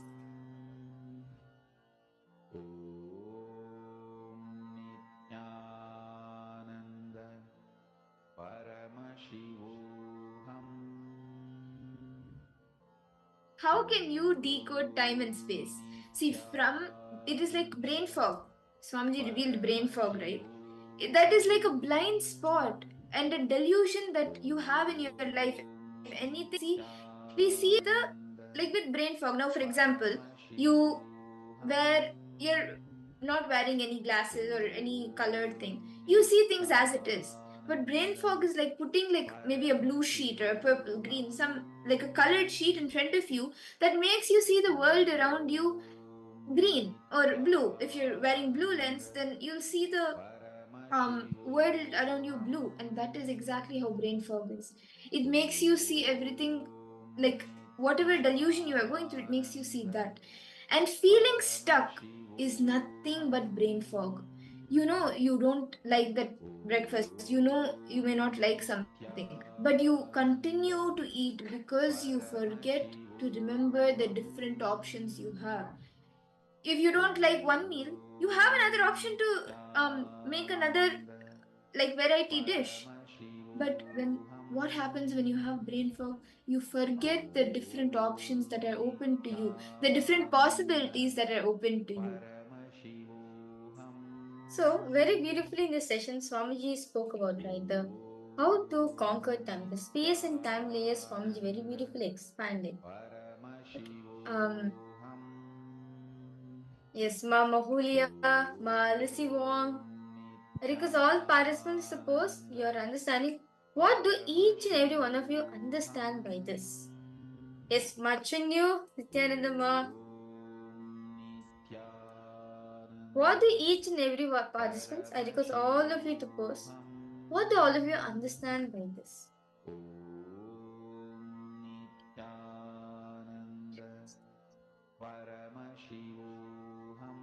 What did each of you understand by this? And how each of like all of these are affected. You see actually that you see life from the angle from brain fog. Like you see brain fog covers you and you see every single thing from that angle. Very beautifully in the Shiva Sutra, in the Shiva Sutras, Paramashiva says, Swatmara Swamatra Nirmadam Apadayati. The meaning goes, experiencing this object, experiencing that this objective world is a product of this subjective consciousness. Swa-atma, Swatmatra. He can create or manifest any object or matter or occurrence that he thinks or desires in this universe within this time and space. And that is possible when you can go beyond the and decode time and space dimensions. Can I request each of you now? Let's enter into a small internalization exercise. Can I request all of you to pen down your new transformative moments that you had in the last 24 hours? In just the last 24 hours, you've seen your own life transform, the transformative moments. Please start penning down.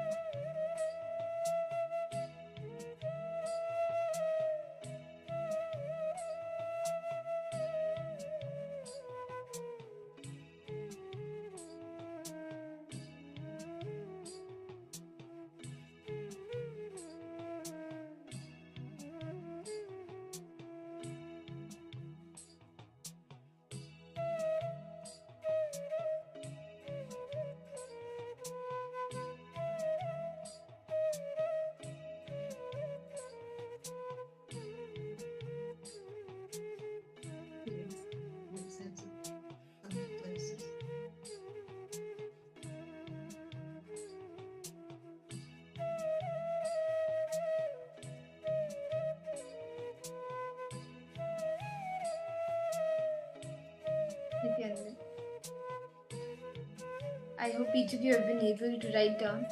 In the last 24 hours, the few moments where you felt transformative. Next, can I request each of you to pen down the problems that you are repeating in your life again and again and again? The different patterns, the problems that keep repeating in your life. For example, being late for your deadline, or missing something like missing your punch, or when you're punching your number in the credit card or for a password, always missing it. And for all of these, what are the different problems that you keep facing again and again and again on a literally like a cycle? What are those different problems that you're facing in your life? Can I request each of you to please spend a few minutes to write this down? See, understand, Swamiji says, in Hinduism, we believe that time is circular, right? That's why the Kala Chakra, right? That's why the Kala Chakra is circular.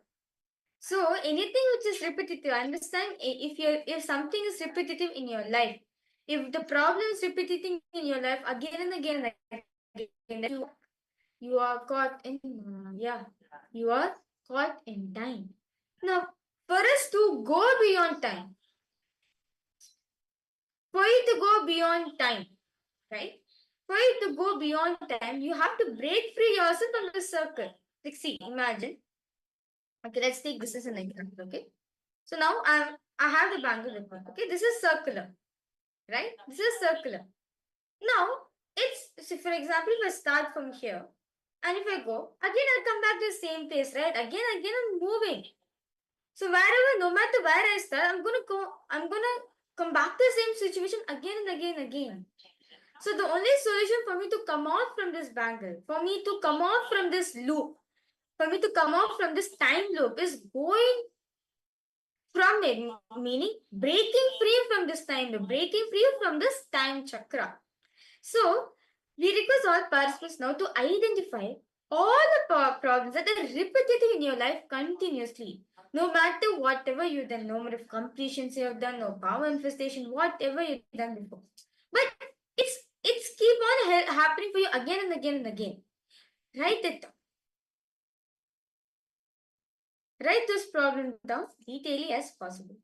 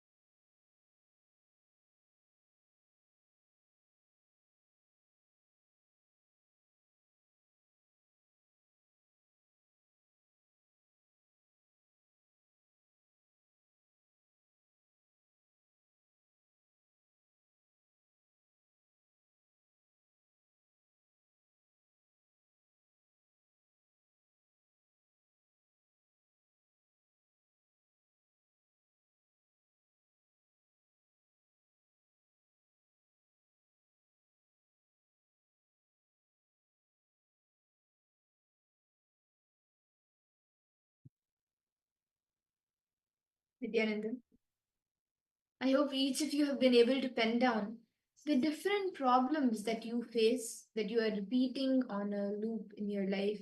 Just like how in a circle, the same problem keeps going and going and going in the time loop. I hope each of you have been able to write these few problems down. Can each of you post in the chat if you have been able here before we move to the next step?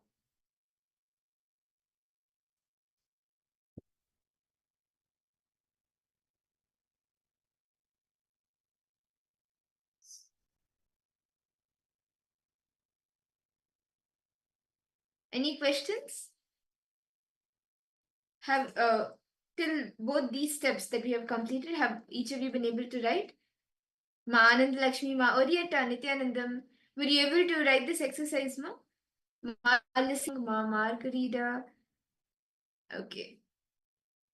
Yes. Have each of you been able to finish writing? I think Ma Margarita, I still see you writing.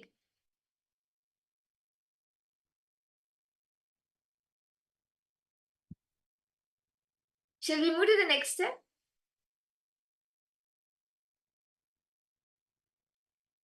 See, in the next step, what each of you will be doing is for each of the problems that you have penned down, for each of the problems that you have written down, what is the reason for these? And you can write down what is the reason for these are, and also mark Whether it is self-doubt, self-hatred, self-denial.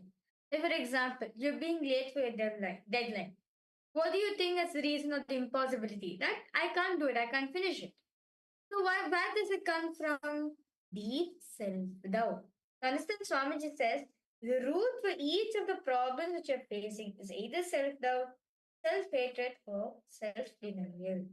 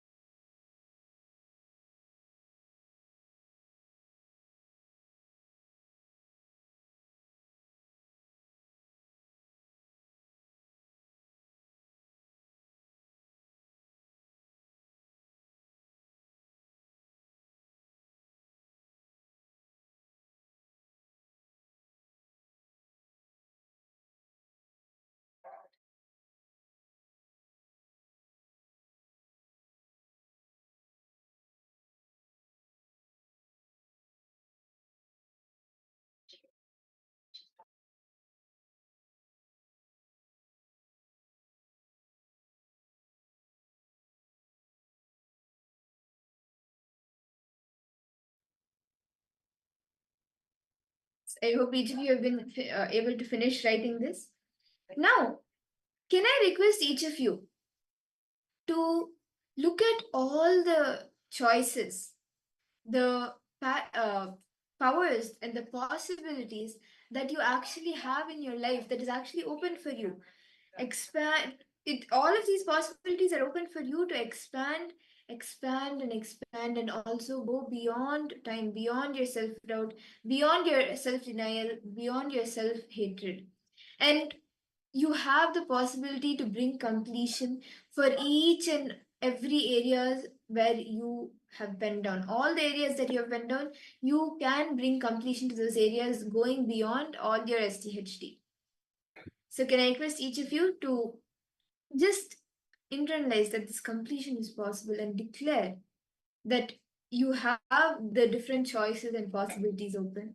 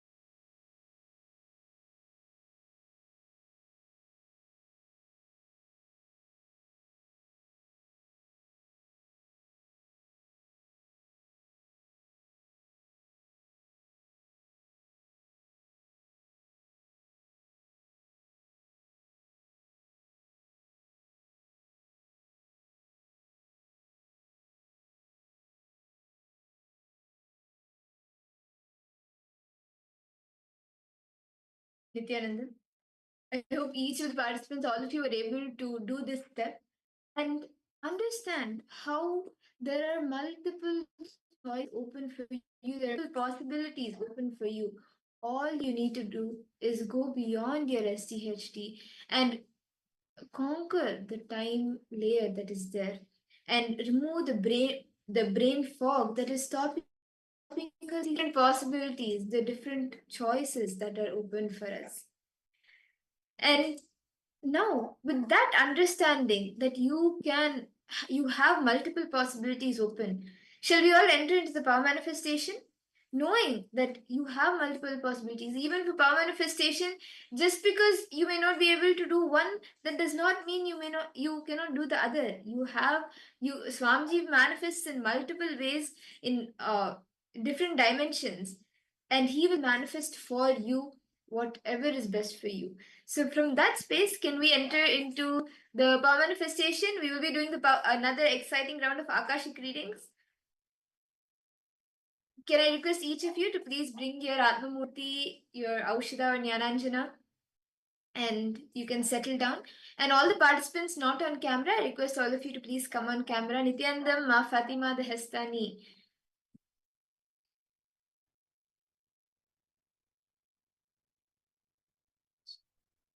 Ma Ananda Lakshmi, Ma Orietta.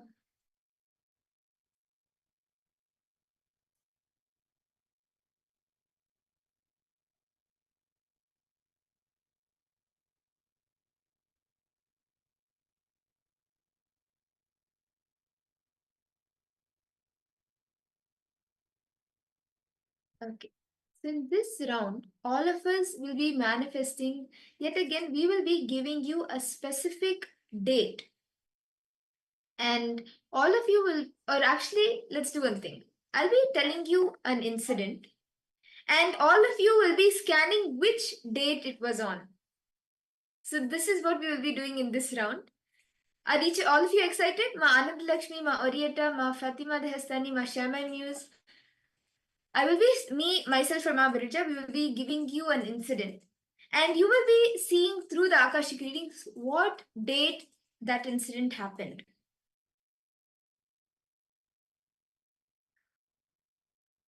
Okay? So I hope each of you have brought your Atmamurti and your Aushita. Ma Orietta, can I request if you could come on camera, ma, please?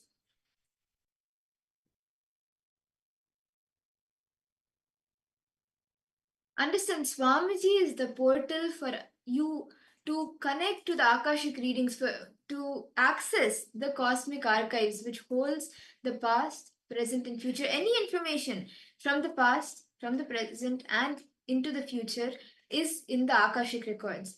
And these Akashic records, actually, it is not something that can be accessed easily. Only avatars can access it. And why? Is because they are beyond time, beyond space dimensions. It is not that they can see the future, or like it is not that they are in a different dimension or like that, but they are already seeing it happening. They are beyond the space dimension, the time and space dimension, that they are already seeing the things happening. For example, you are in the first, you can imagine a building. You are in the first floor of the building. A person standing on the first floor, only from a little bit distance away, can see a car coming. Someone on the 10th floor of the building, a little bit more farther from the person standing down, they can see, okay, from this distance, there's a car approaching. The person in maybe a helicopter, they can see, okay, the car is coming from a more farther distance.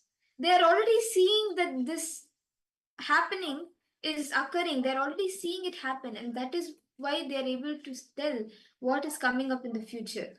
Same way, an avatar already sees everything happening because he has access to the cosmic archives, because he's beyond time and space. And with that authority, Swamiji is giving us the blessings, being a portal for us to access those records. So shall we all begin? I'll be giving an incident for all of you now. And all of you can start scanning what date was the incident. Are all of you ready? Yes. So the incident which I would like all of you to scan the date for to see in the cosmic archives, in the Akashic records, the incident is the day that I was initiated into the Krama Brahmacharya, the Kavi. So all of you can start scanning and seeing in the Akashic records what date was this on. Please sit straight. Connect with Swamiji. Intensely look into Swamiji's form, into his Atmurti with your three eyes. Look into his three eyes. And whatever appears to you in golden letters, whatever appears to you on Swamiji's form in golden letters, start penning that down.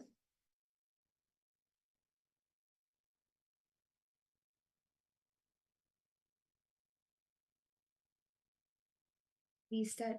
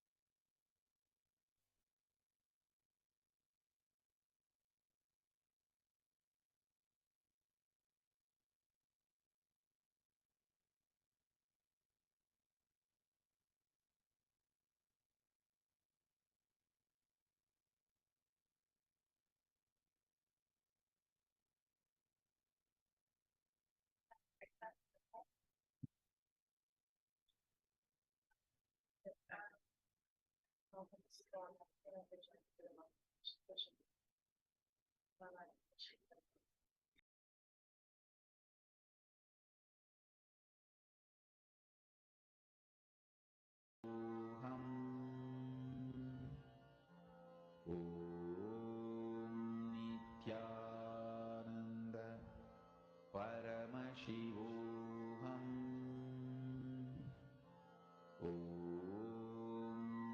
Nityananda Paramashivoham Nityananda Paramashivoham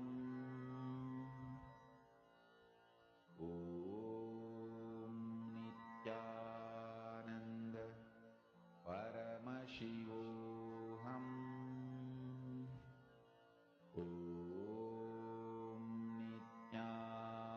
Nityananda Paramashivoham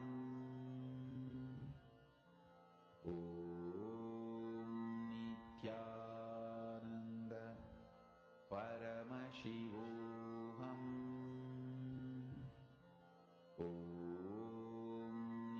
Nityananda Paramashivoham.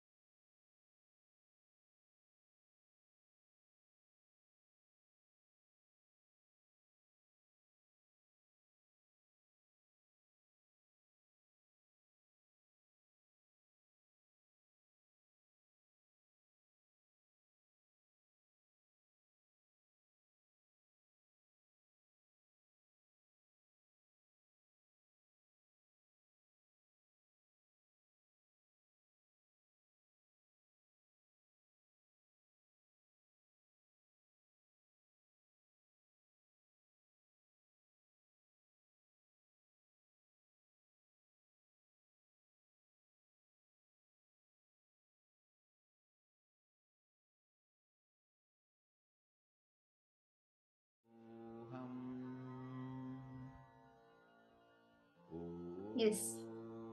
Please relax.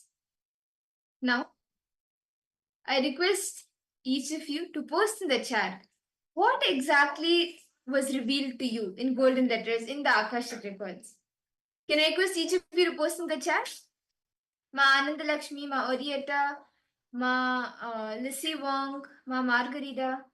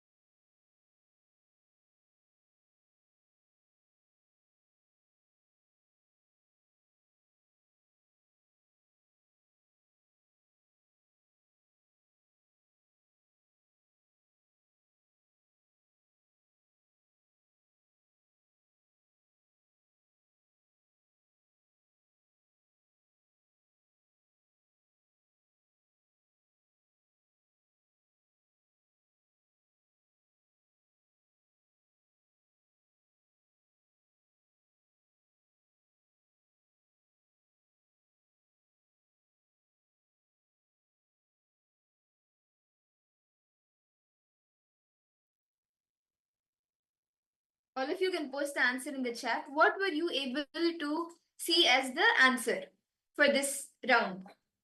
What was the date that I had taken Kavi on? 2010 February. Okay. Princess of Kailasa from April 2023. 25th January. Okay. Who else? Ma Ananda Lakshmi, Ma Orietta, Ma Margarita, Ma Dasiva. What did you see?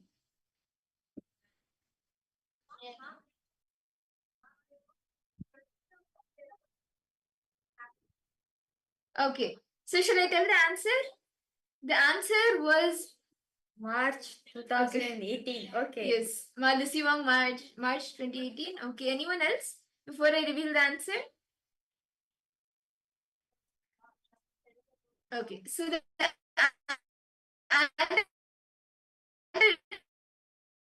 I was 27, 2015. So the date and okay. Ma Fatima, you were closer to the date, Yes. Ma. Okay. Yes. So now in this second round, Ma Virija is going to be giving all of you an incident. And all of you will be scanning the date of the incident. Okay? So shall we get started? Okay, yes.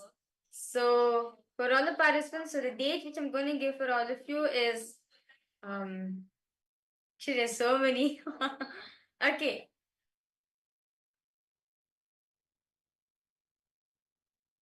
Okay, so let's see.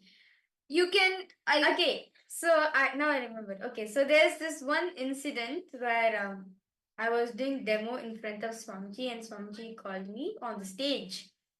Swamiji called me on the stage and Swamiji allowed me to read this inner space.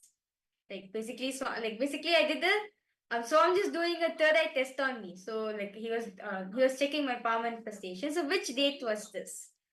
Can each of you start? Oh, that's a nice experience. So yes, each of you can start scanning. Start seeing in the Akashic records. What was this date? The date when Swamiji asked Mahavirija to scan his inner space and Mahavirija scanned the inner space. Each of you can start.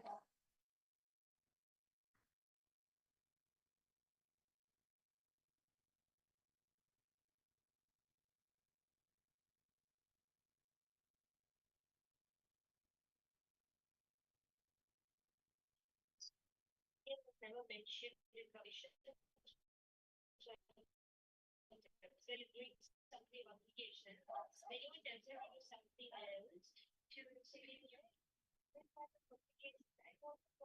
be doing it, either asking for doing anything else. Then now we are asking self-gravity. You should see the mind. Each of you can start seeing whatever appears to you in golden letters. Start seeing that, start writing that down. Intensely with your three eyes, stare at Swamiji's three eyes.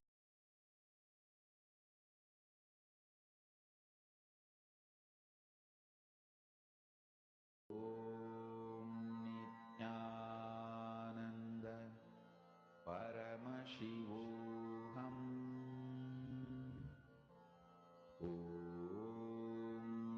Nityananda Paramashivoham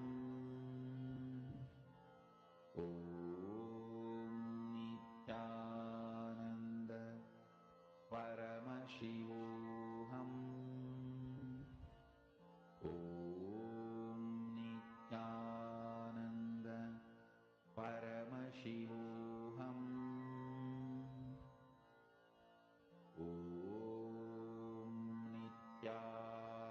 Nityananda Paramashivoham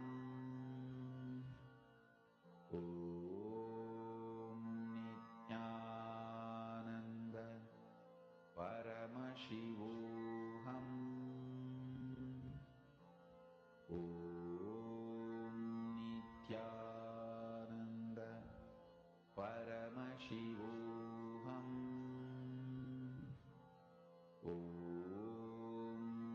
Nityananda Paramashivoham Nityananda Paramashivoham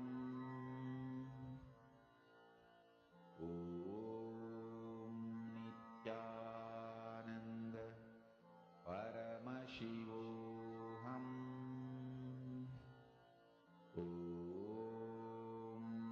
Nityananda Paramashivoham Nityananda Paramashivoham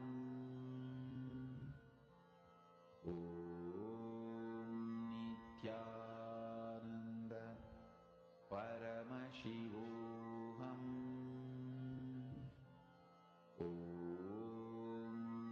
Nityananda Paramashivoham Nityananda. Okay. So now request all participants now to start posting whatever Swamiji has shown to you. Kima Fatima, you have posted April 8, 2019, 18. Okay. How about for rest of the participants? Ma Lucy Wong, what did Swamiji show you, Ma? Ma Orietta, Ma Margarita.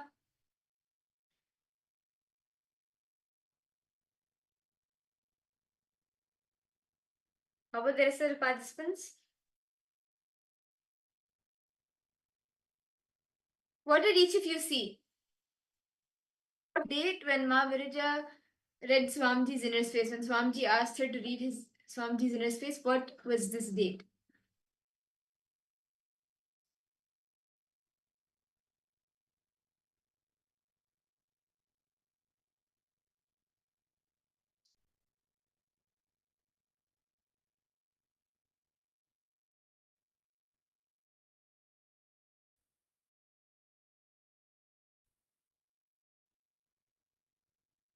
Malisi, what did Swamiji show you, Ma? Malisi Wong?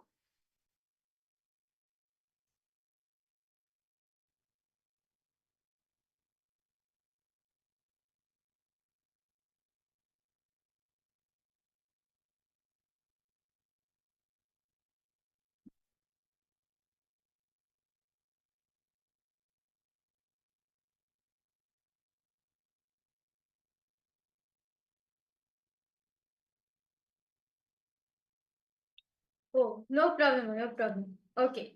So let me reveal the answers for all the participants.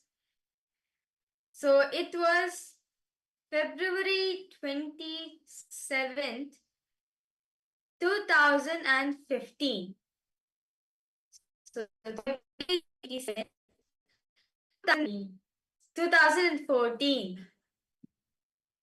So yes, 2014, February 27th was the date when Ma Viraja read Swamiji's his own inner space during the Shivaratri time.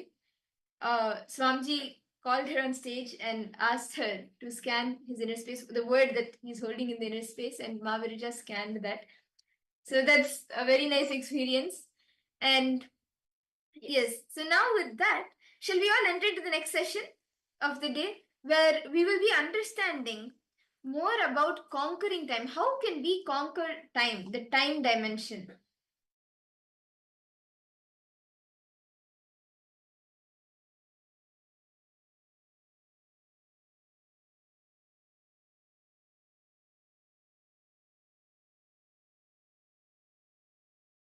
Few basic truths.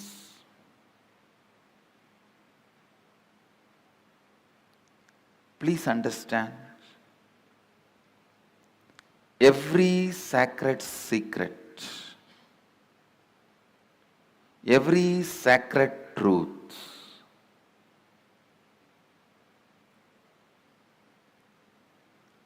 I am uttering, every word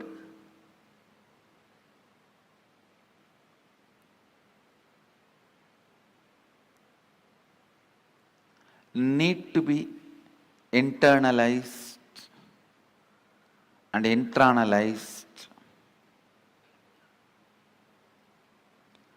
Do not sit with the intellectual tiredness. Usually people have this pattern.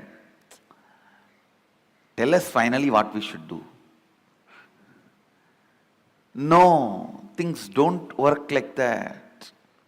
Please understand.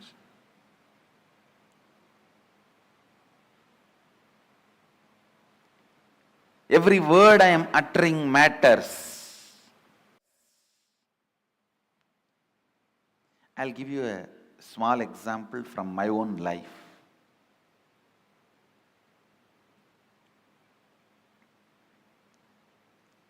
One of my guru, Annamalai Swamigal,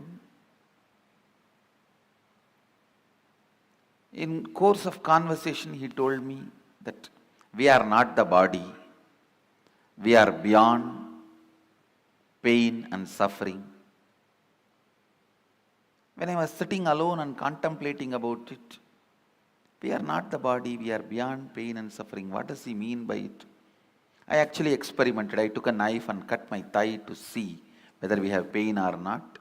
Of course, I had pain and I was taken to hospital and stitches were done and all that has happened. But I could not think what my guru uttered is lie. I was continuously contemplating. I had a yoga guru. He was also a Paramahamsa. One day he explained, he usually comes to the house where I was born and brought up. He will come home early morning, 4 o'clock, and drag me out of the bed and take me to the temple and teach yoga. I was a kid. Sometimes the moment I am out of bed, he will make me drink coffee so that I will not go back to bed. One day he was telling, see, before coffee, how you feel that you want to lie down and nothing other than sleep matters. Just a cup of coffee, you are ready to listen to me, and suddenly I became more important. Yoga becomes more important. All the ideas that you should do yoga makes more sense. Without a cup of coffee, all the ideas you should sleep makes more sense. Just with a cup of coffee, all the ideas you should do yoga and take care of your health, build your body so you can get enlightened. All these ideas make sense.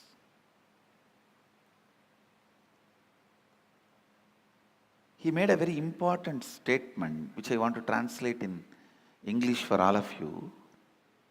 He said, the physiological, psychological, neurological effect on you is not you. Please understand. One guru made a statement, you are not the body. The other guru made a statement, the physiological, psychological, neurological effects happening on you is not you.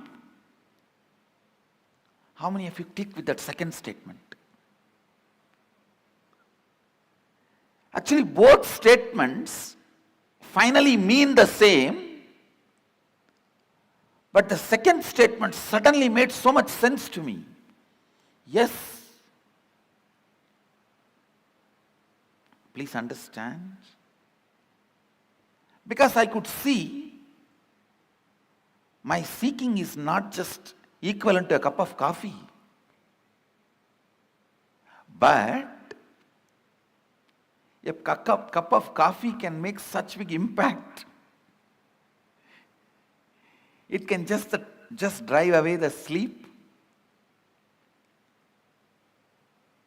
make the whole yoga happen in me with enthusiasm, excitement. So when I was analyzing, cup of coffee cannot be equivalent to my seeking.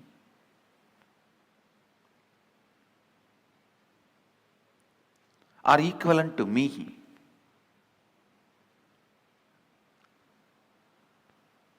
Understand?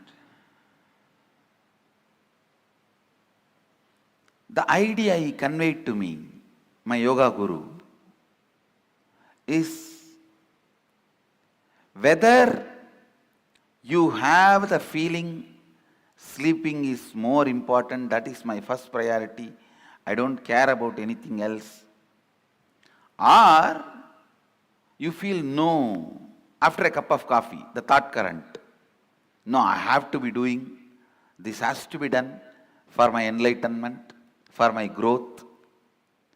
Whether you have this thought current before cup of coffee or thought current after cup of coffee, both thought currents does not matter. Both thought currents are not you. Both thought currents are empowered by you, not you. That is what the master, the first guru means, Annamalai Swamigal means, you are not the body, you are not the mind. When Annamalai Swamigal told me, you are not the body, you are not the mind, you are beyond pain and suffering,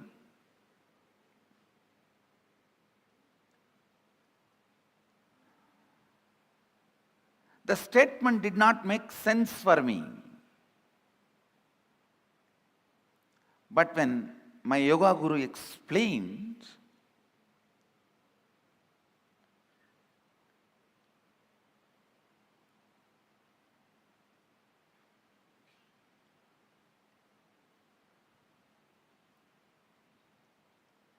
physiological, psychological happenings are not you, it really made sense. Come to the space of listening. The first statement I am making, please listen. The first statement I am making, time is a matter. Second statement, it is not absolute as you think. Please understand.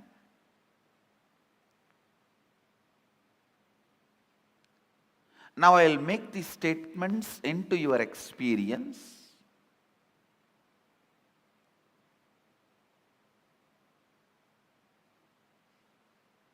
These two are the Mahavagyas now.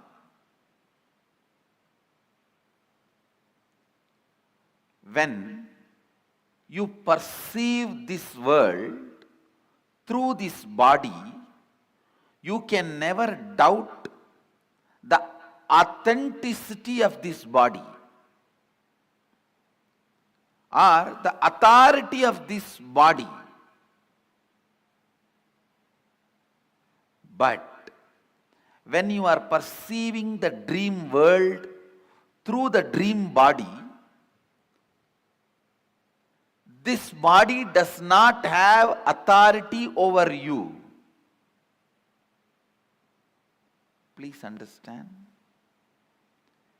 When you are perceiving dreams with the dream body, this body does not have authority over you.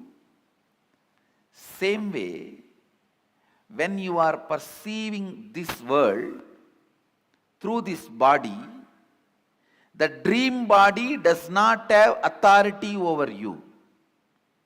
When you understand there is a body which has authority over you at some time, does not have authority over you in some other time, you can understand this body also has authority over you sometime, does not have a right over you in some other time.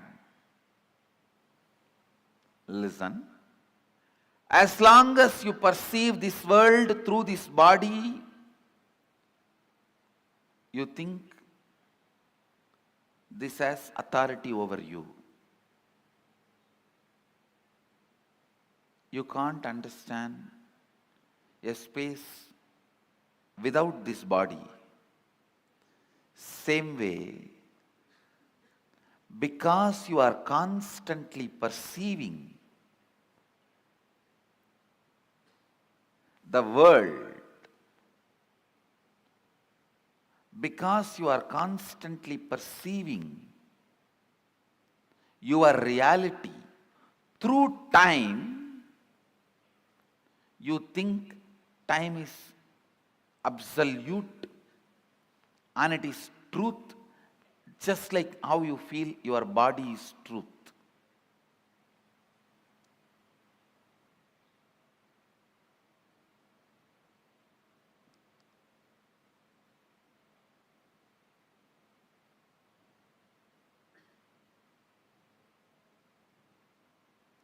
Listen.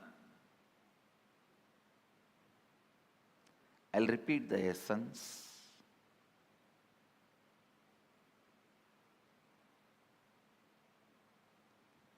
When you see, perceive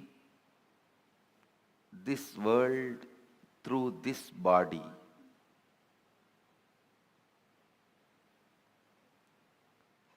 you take this body as authority.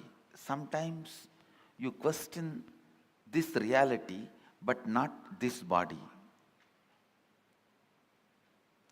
When you are so busy in doing business with currency, you forget to question the authority of the currency.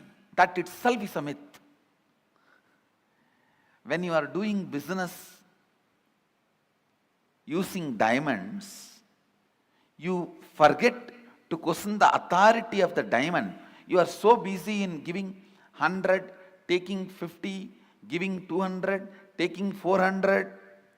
You forget the diamond itself is not something precious, or it does not have an authority other than created demand. Please understand.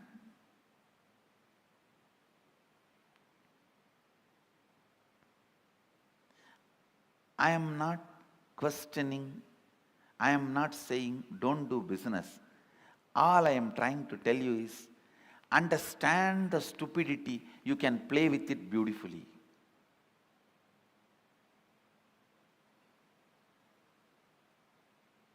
The moment I understood, it clicked with my system that physiological, psychological effects on me is not me. So much liberation. Such liberation.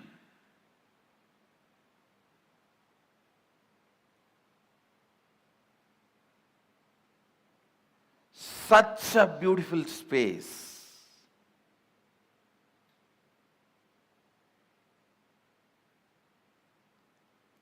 It was such an absolute ecstasy. Knowing even that ecstasy is not me.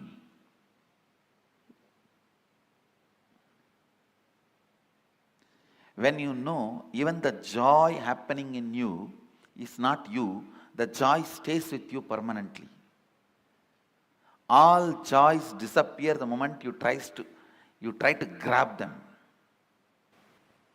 The first truth, time is a matter.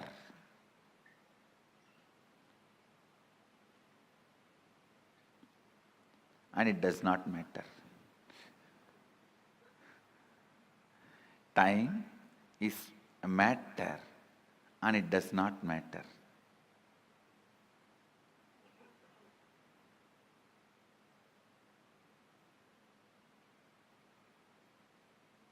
You can manipulate it as you can manipulate your body. Understand? You can make your body big or small with certain practices, diet control. You can manipulate it. You can play with it. Same way, you can play with time. You can play with time. How? We will see next. But some of the basic truths, you can play with it. I'll try to share with you all a conversation I had with Arunagiri Yogeshwara. It's too personal and intimate, but I think I have to share so that you will understand the concept of time as Mahadeva explains in Agamas.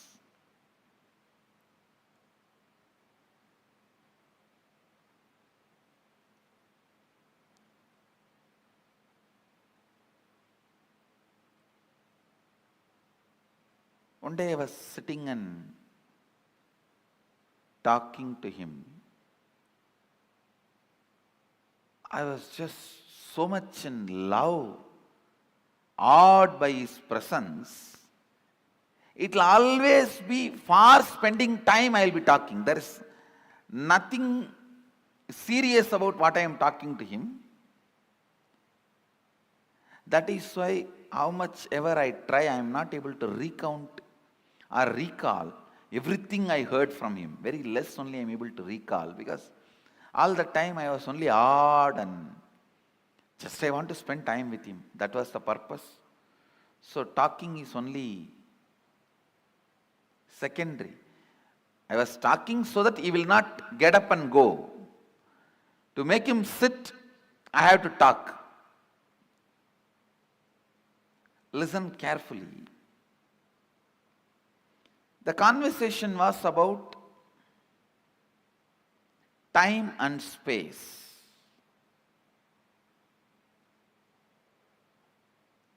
He was trying to explain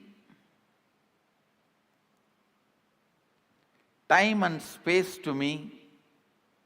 It is time you understand every statement, so that it becomes just part of you. You also need to know the value of one single truth hitting you properly. Please understand, It was just one single truth. My understanding about, hey, just a cup of coffee, only that much is the gap between me and my seeking.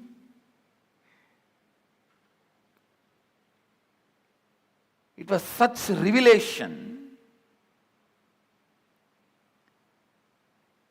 The laziness and powerlessness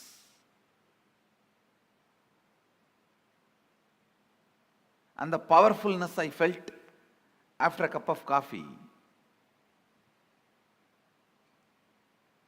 I understood very clearly, both are not me.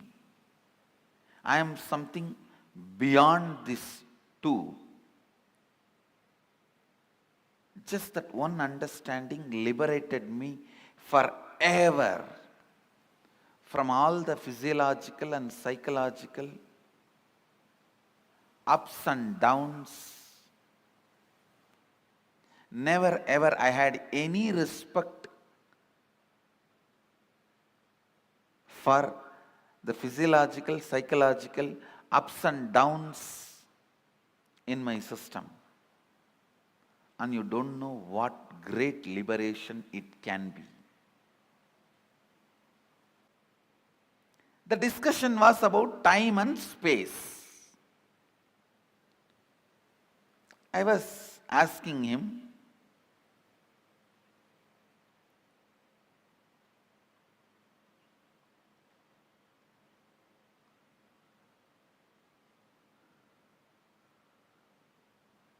some questions about Kala Bhairava. That is the way the conversation started, and he was trying to explain the time and the effect of time on our system and our understand. Naturally, I could not grasp everything immediately. So the conversation boiled down to, he was trying to explain to me, time is just your mental experience, mental perception. It can be imploded or exploded.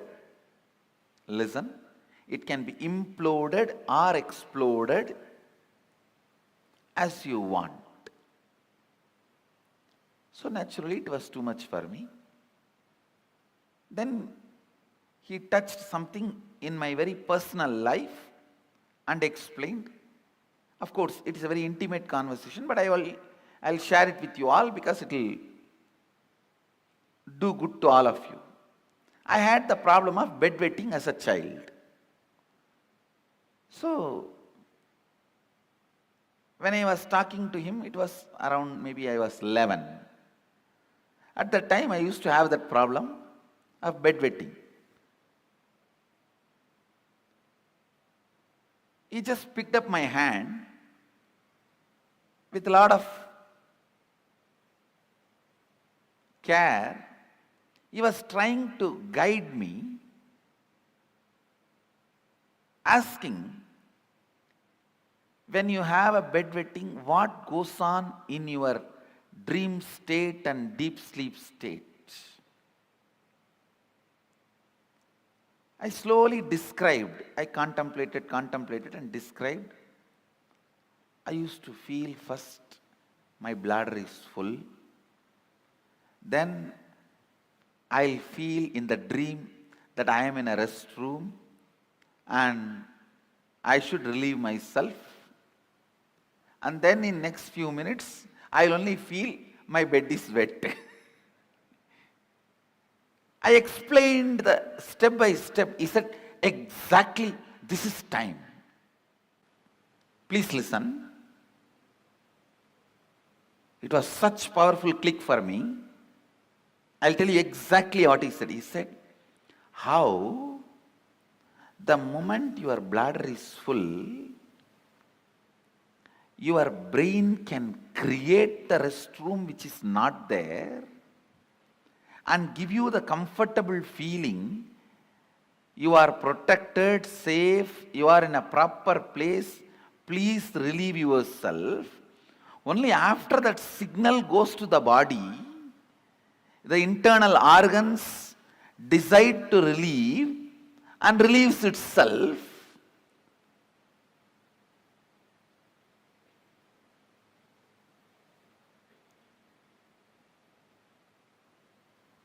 The pressure inside you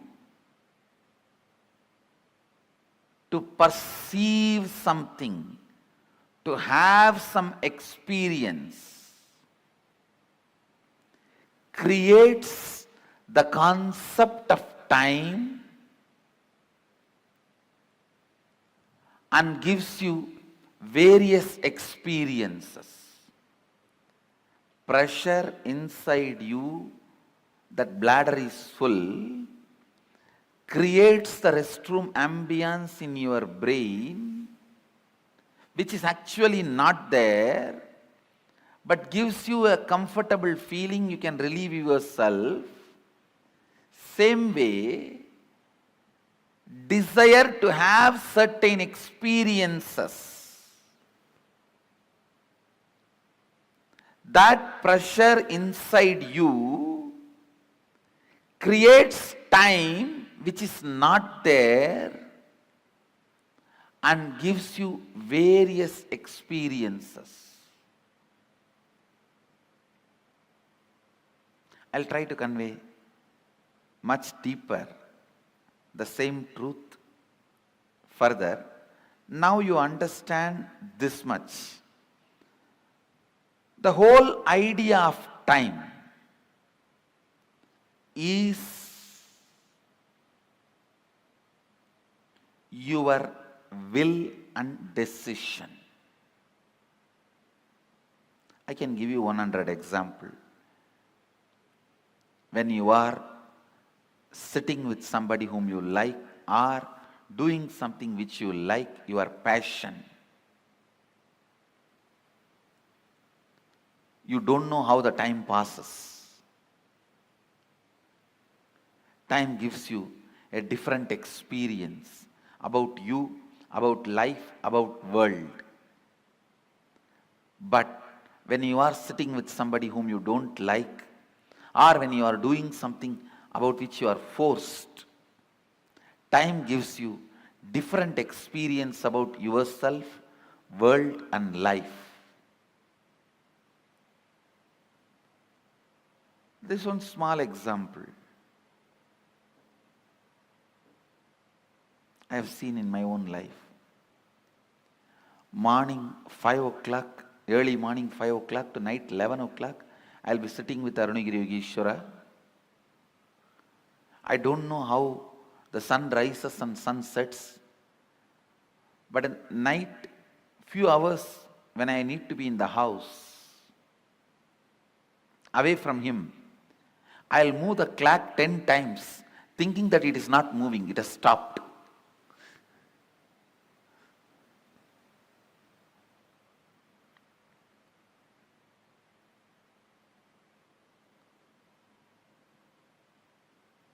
I'll feel why the nights are so long. Time is slow when you wait. Time is fast when you are late. Time is deadly when you are sad. Time is short when you are happy. Time is endless when you are in pain. Time is long when you feel bored. Every time, time is determined by your feelings and psychological conditions, not by clocks. So learn to have nice time always.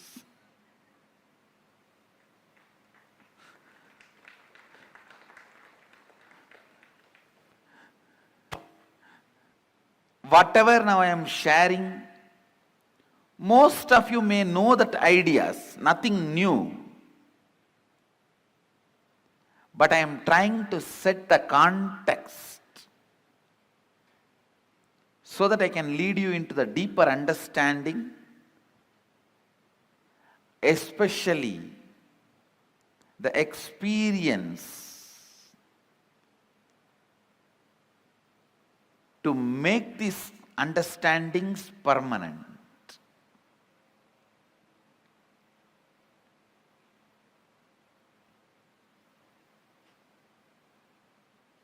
Time is a matter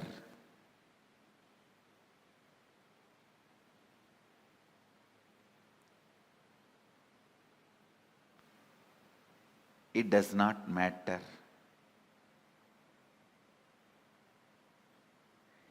It can be manipulated as you want.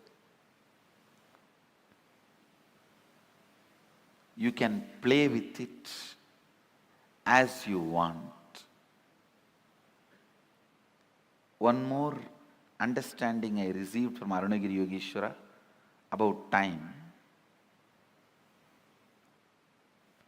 Listen carefully.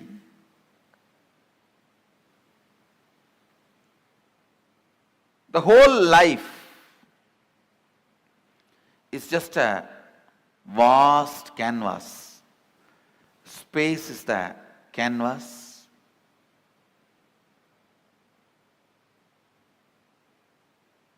Imagine 200-mile length canvas on which lot of paintings are there. The paintings which you already perceived is called past. The painting you are perceiving is present. The painting you are going to perceive is future.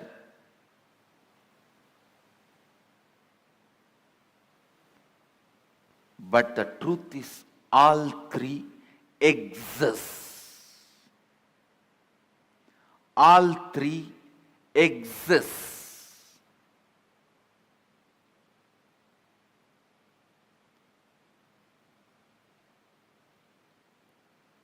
Next statement I am making. Please listen. First statement I am making. Past, present, future, all three exist. And the next statement I am making, you can alter all the three. We always think, if all three already exist, how can I alter my future? If it is already existing, how can I alter? Understand? The painting exists does not mean you can't add something to it. Your powerlessness, I can't add something to it, only makes you stop adding. And very important statement I am making now. Not only you can alter the future, you can alter your past. How? We will make. You can alter your past. One, time is a matter, it does not matter. Second, your psychological ups and downs, physiological ups and downs are not you. Next, your past, present, future exists now. Next, it exists now does not mean you are bound by it. You can alter not only your future, even your past. The absolute freedom from time. Listen.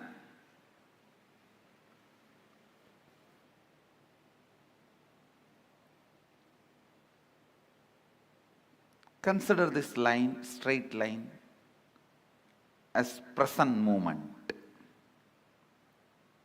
Now, every thought happens between past and future. Please listen. Actually, from morning I am giving you different truths about time. Now all those zigzag puzzles will fall in place if you just grasp this one. All thoughts, it can be as simple as feeling like having a cup of tea, or as complicated as politically strategizing for some victory. It can be as simple as wanting to have a cup of coffee, or as complicated as political strategizing for some victory. Any thought, thought means movement between past and future. Thought means nothing but you move to the past and future. This is past. Let's consider this as past, and this as future.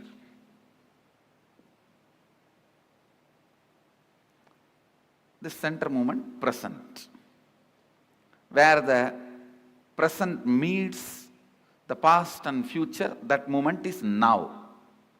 This is that now. Present.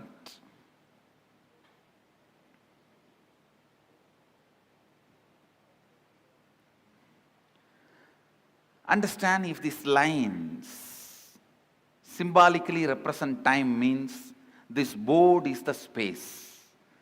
Symbolically, this board represents space.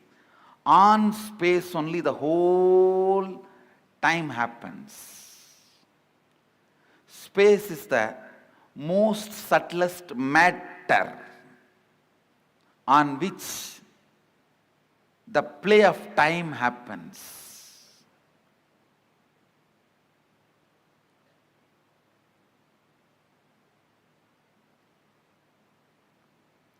Just understand this example.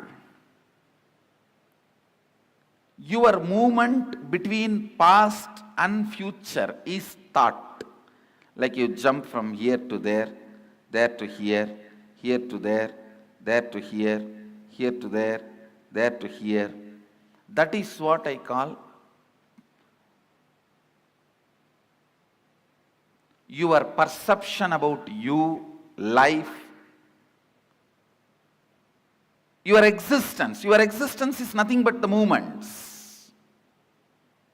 Because till you know your real reality, as on now, whatever you know about you is nothing but your thinking. Am I right? Is there anything you know about you more than your thinking? Anybody? If you know something more about you, more than your thinking, this seat is for you. See, whatever you know about you is all based on your thinking. So, I can very comfortably assume your thinking is your reality, as on now.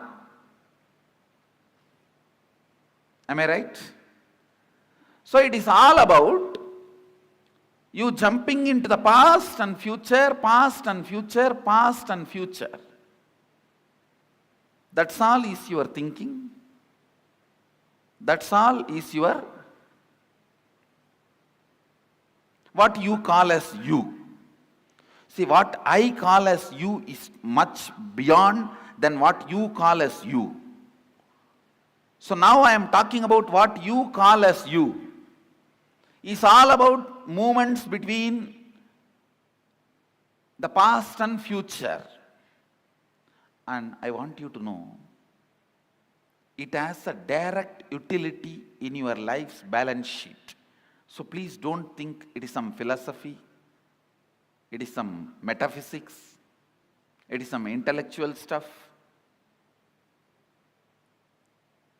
Allow every word to enter into you. It can increase your everyday balance sheet. Double. It can increase your everyday balance sheet. So allow this understanding to set into your system, I can make you alive. Ramakrishna gives a very beautiful example. If a fly sits on the filth and sits on the rice again and again few times, you can't eat the rice anymore. This is filth, this is rice. If you sit too much on the past and sit on the future, it is not sitting on the future.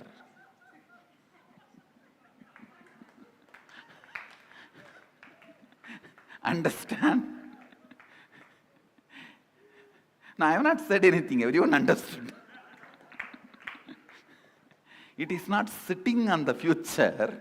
There is something called chronological time, how the clock moves. There is something called psychological time. The psychological time is the unit of the psychological time. Listen, the unit of the chronological time is 1 second. Understand? 60 seconds is 1 minute, 60 minutes is 1 hour, like that. The unit of the psychological time is the gap between one thought and the other thought. If it is more, means you have a lot of inner space. You take life sweetly. A rich man.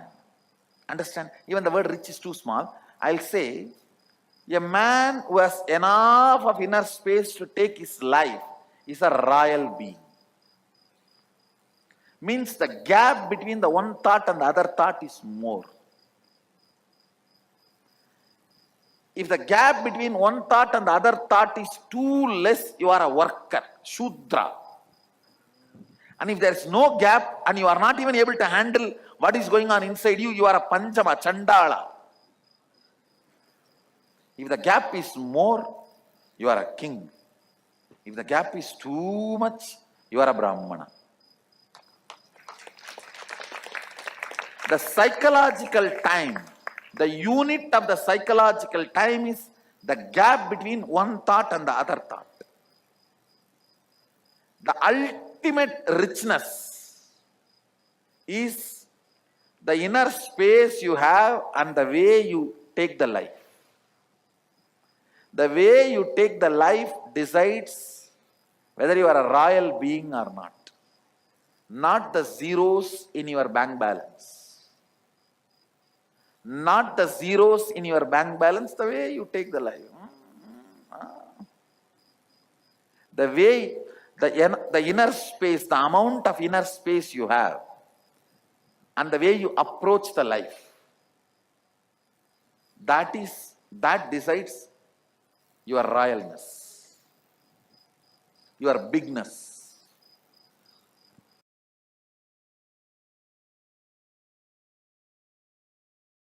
Listen carefully. Your inner space. What do you call as you? Tahara Akasha. Tahara Akasha. It's a Sanskrit word. What do you feel as you?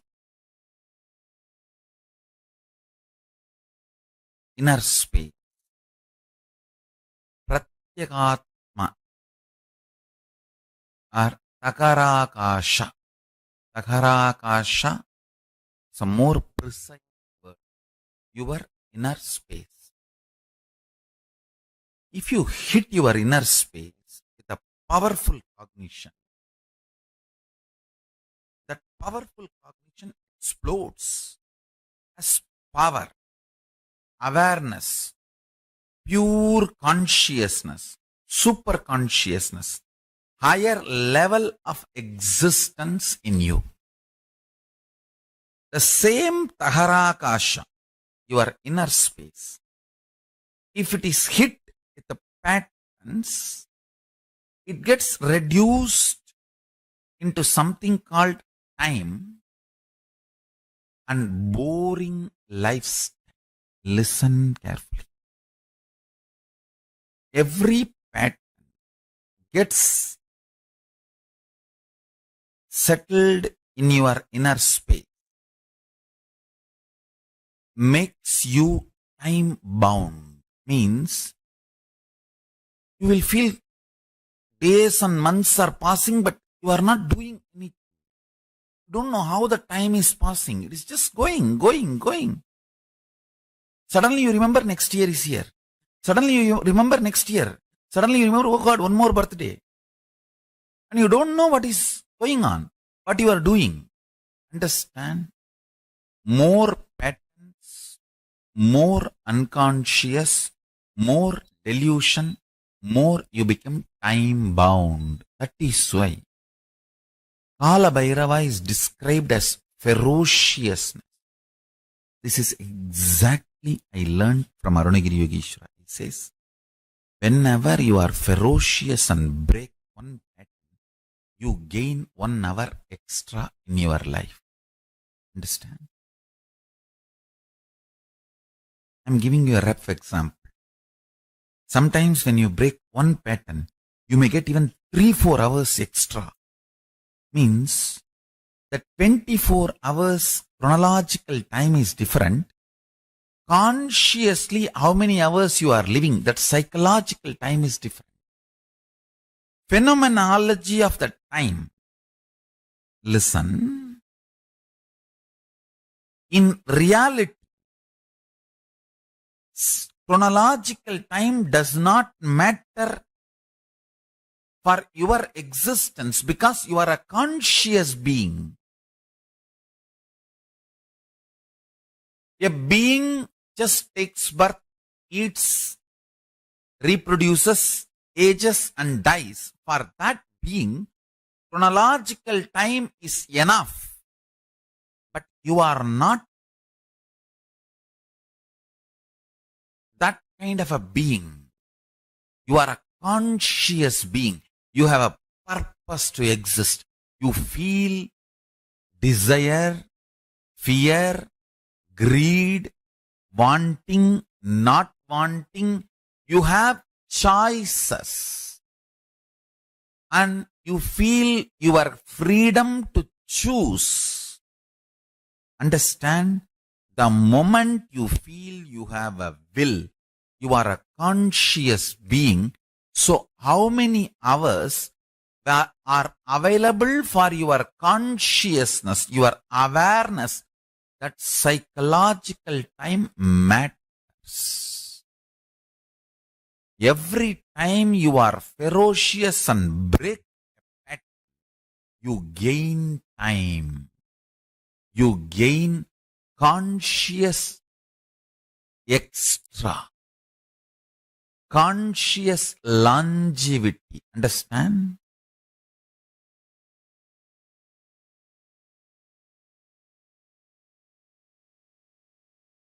In Hindu tradition, we have two. One, increasing the physical longevity. Another one, increasing the conscious longevity. Veda, Ayurveda. Ayurveda is all about increasing the physical longevity.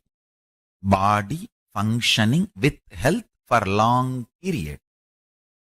Veda is all about consciousness functioning more. Understand? Every time you break a pattern, you have more psychological time available to you. Living in Kailash, Kailasa Vasi is all about making the maximum conscious psychological time available to you. Of course, I do work on your body, detoxification, giving you the best organic food and make your body also long, live long.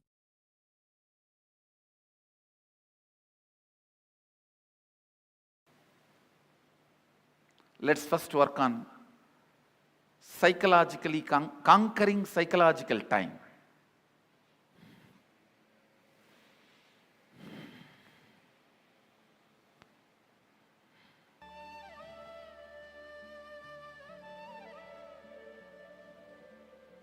I'll repeat what you have to write. The strong thought currents powerlessness, incompletions from the past, which is influencing and driving you into your future. Those powerlessness moments, why you decided to become wealthy, why you decided to become powerful. If it is out of passion, great, no problem. If there is some powerlessness, some incident, incompletion is influencing you, pen down that. Let's catch the influence of the past on your thinking system. 94th verse, 22nd technique from Shivanyana Upanishad, which is part of Shivagama.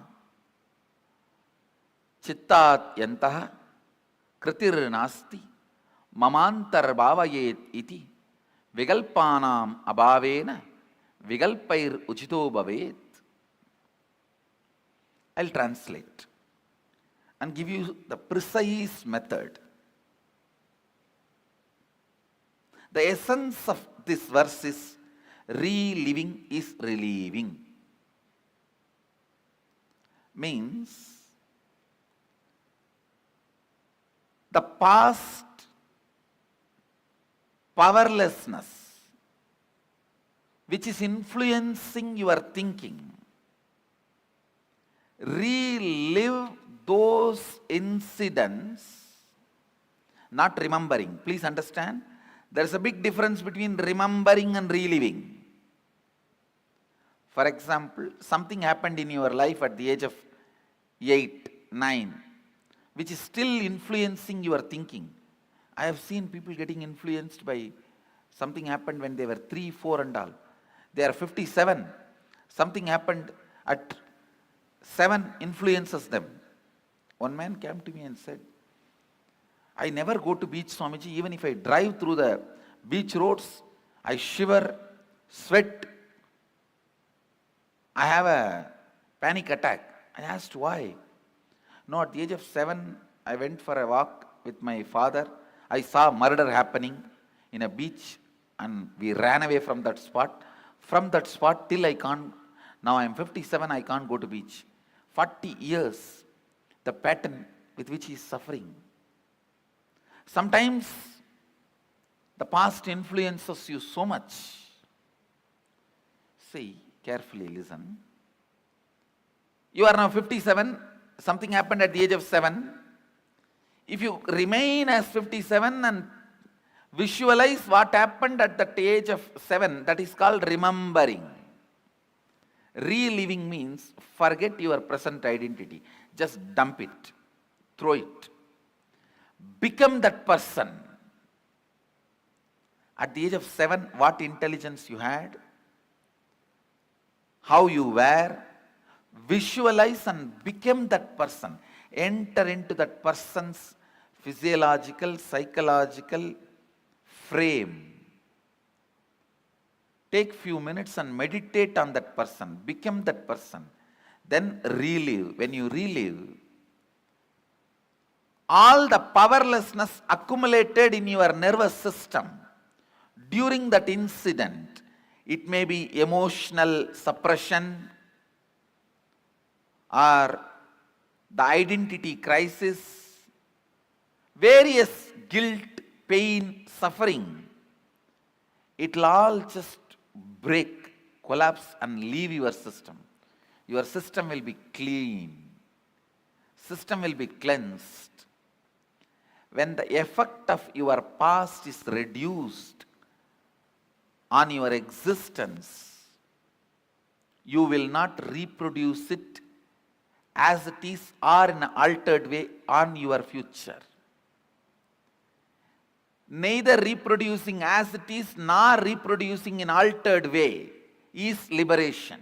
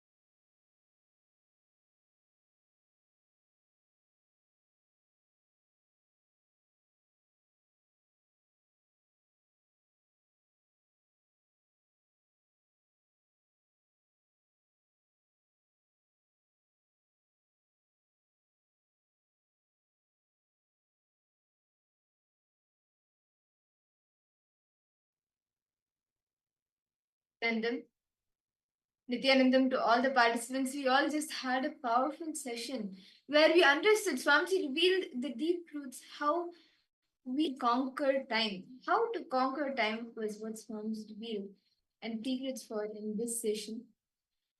What was each of your favorite clicks? See, actually, one thing that clicked with me, or which I loved the most, was all the physiological ups and downs, all the psychological ups and downs is model. And the past, the present, and the future, it is happening now. And the best thing is that you can change it. Not only you can alter the future, but you can also alter the past. How many of you are able to understand this? And which click did you get from this session? Can I request each of the participants to share? What did you understand? Did you understand how time is a matter? Or did you understand how you can actually play and manipulate time? What did you understand? Just as how you can manipulate your body, you can even play with it. You can even manipulate time. Which click that Swamiji said resonated with each of you?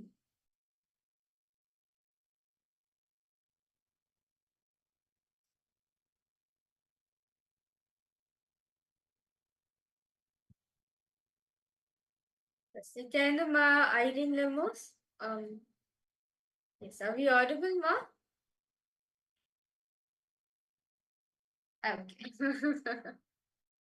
Yes. Okay, that's nice. Thank you so much, Ma, for that. Yes, Nityananda Ma Ananda Sagara. Nityananda Ma, nice to see you. Ma Sing Wong. Nityanandam to you.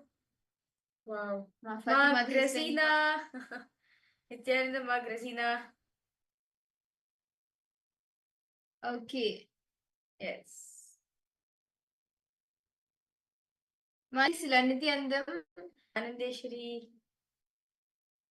Okay, I see. Fatima, you have posted that. Time, okay, Ma Grazina, you have posted, sorry. Grazina, you have posted. Time is a matter and it has no matter. You can play with it. Time can be manipulated as you want.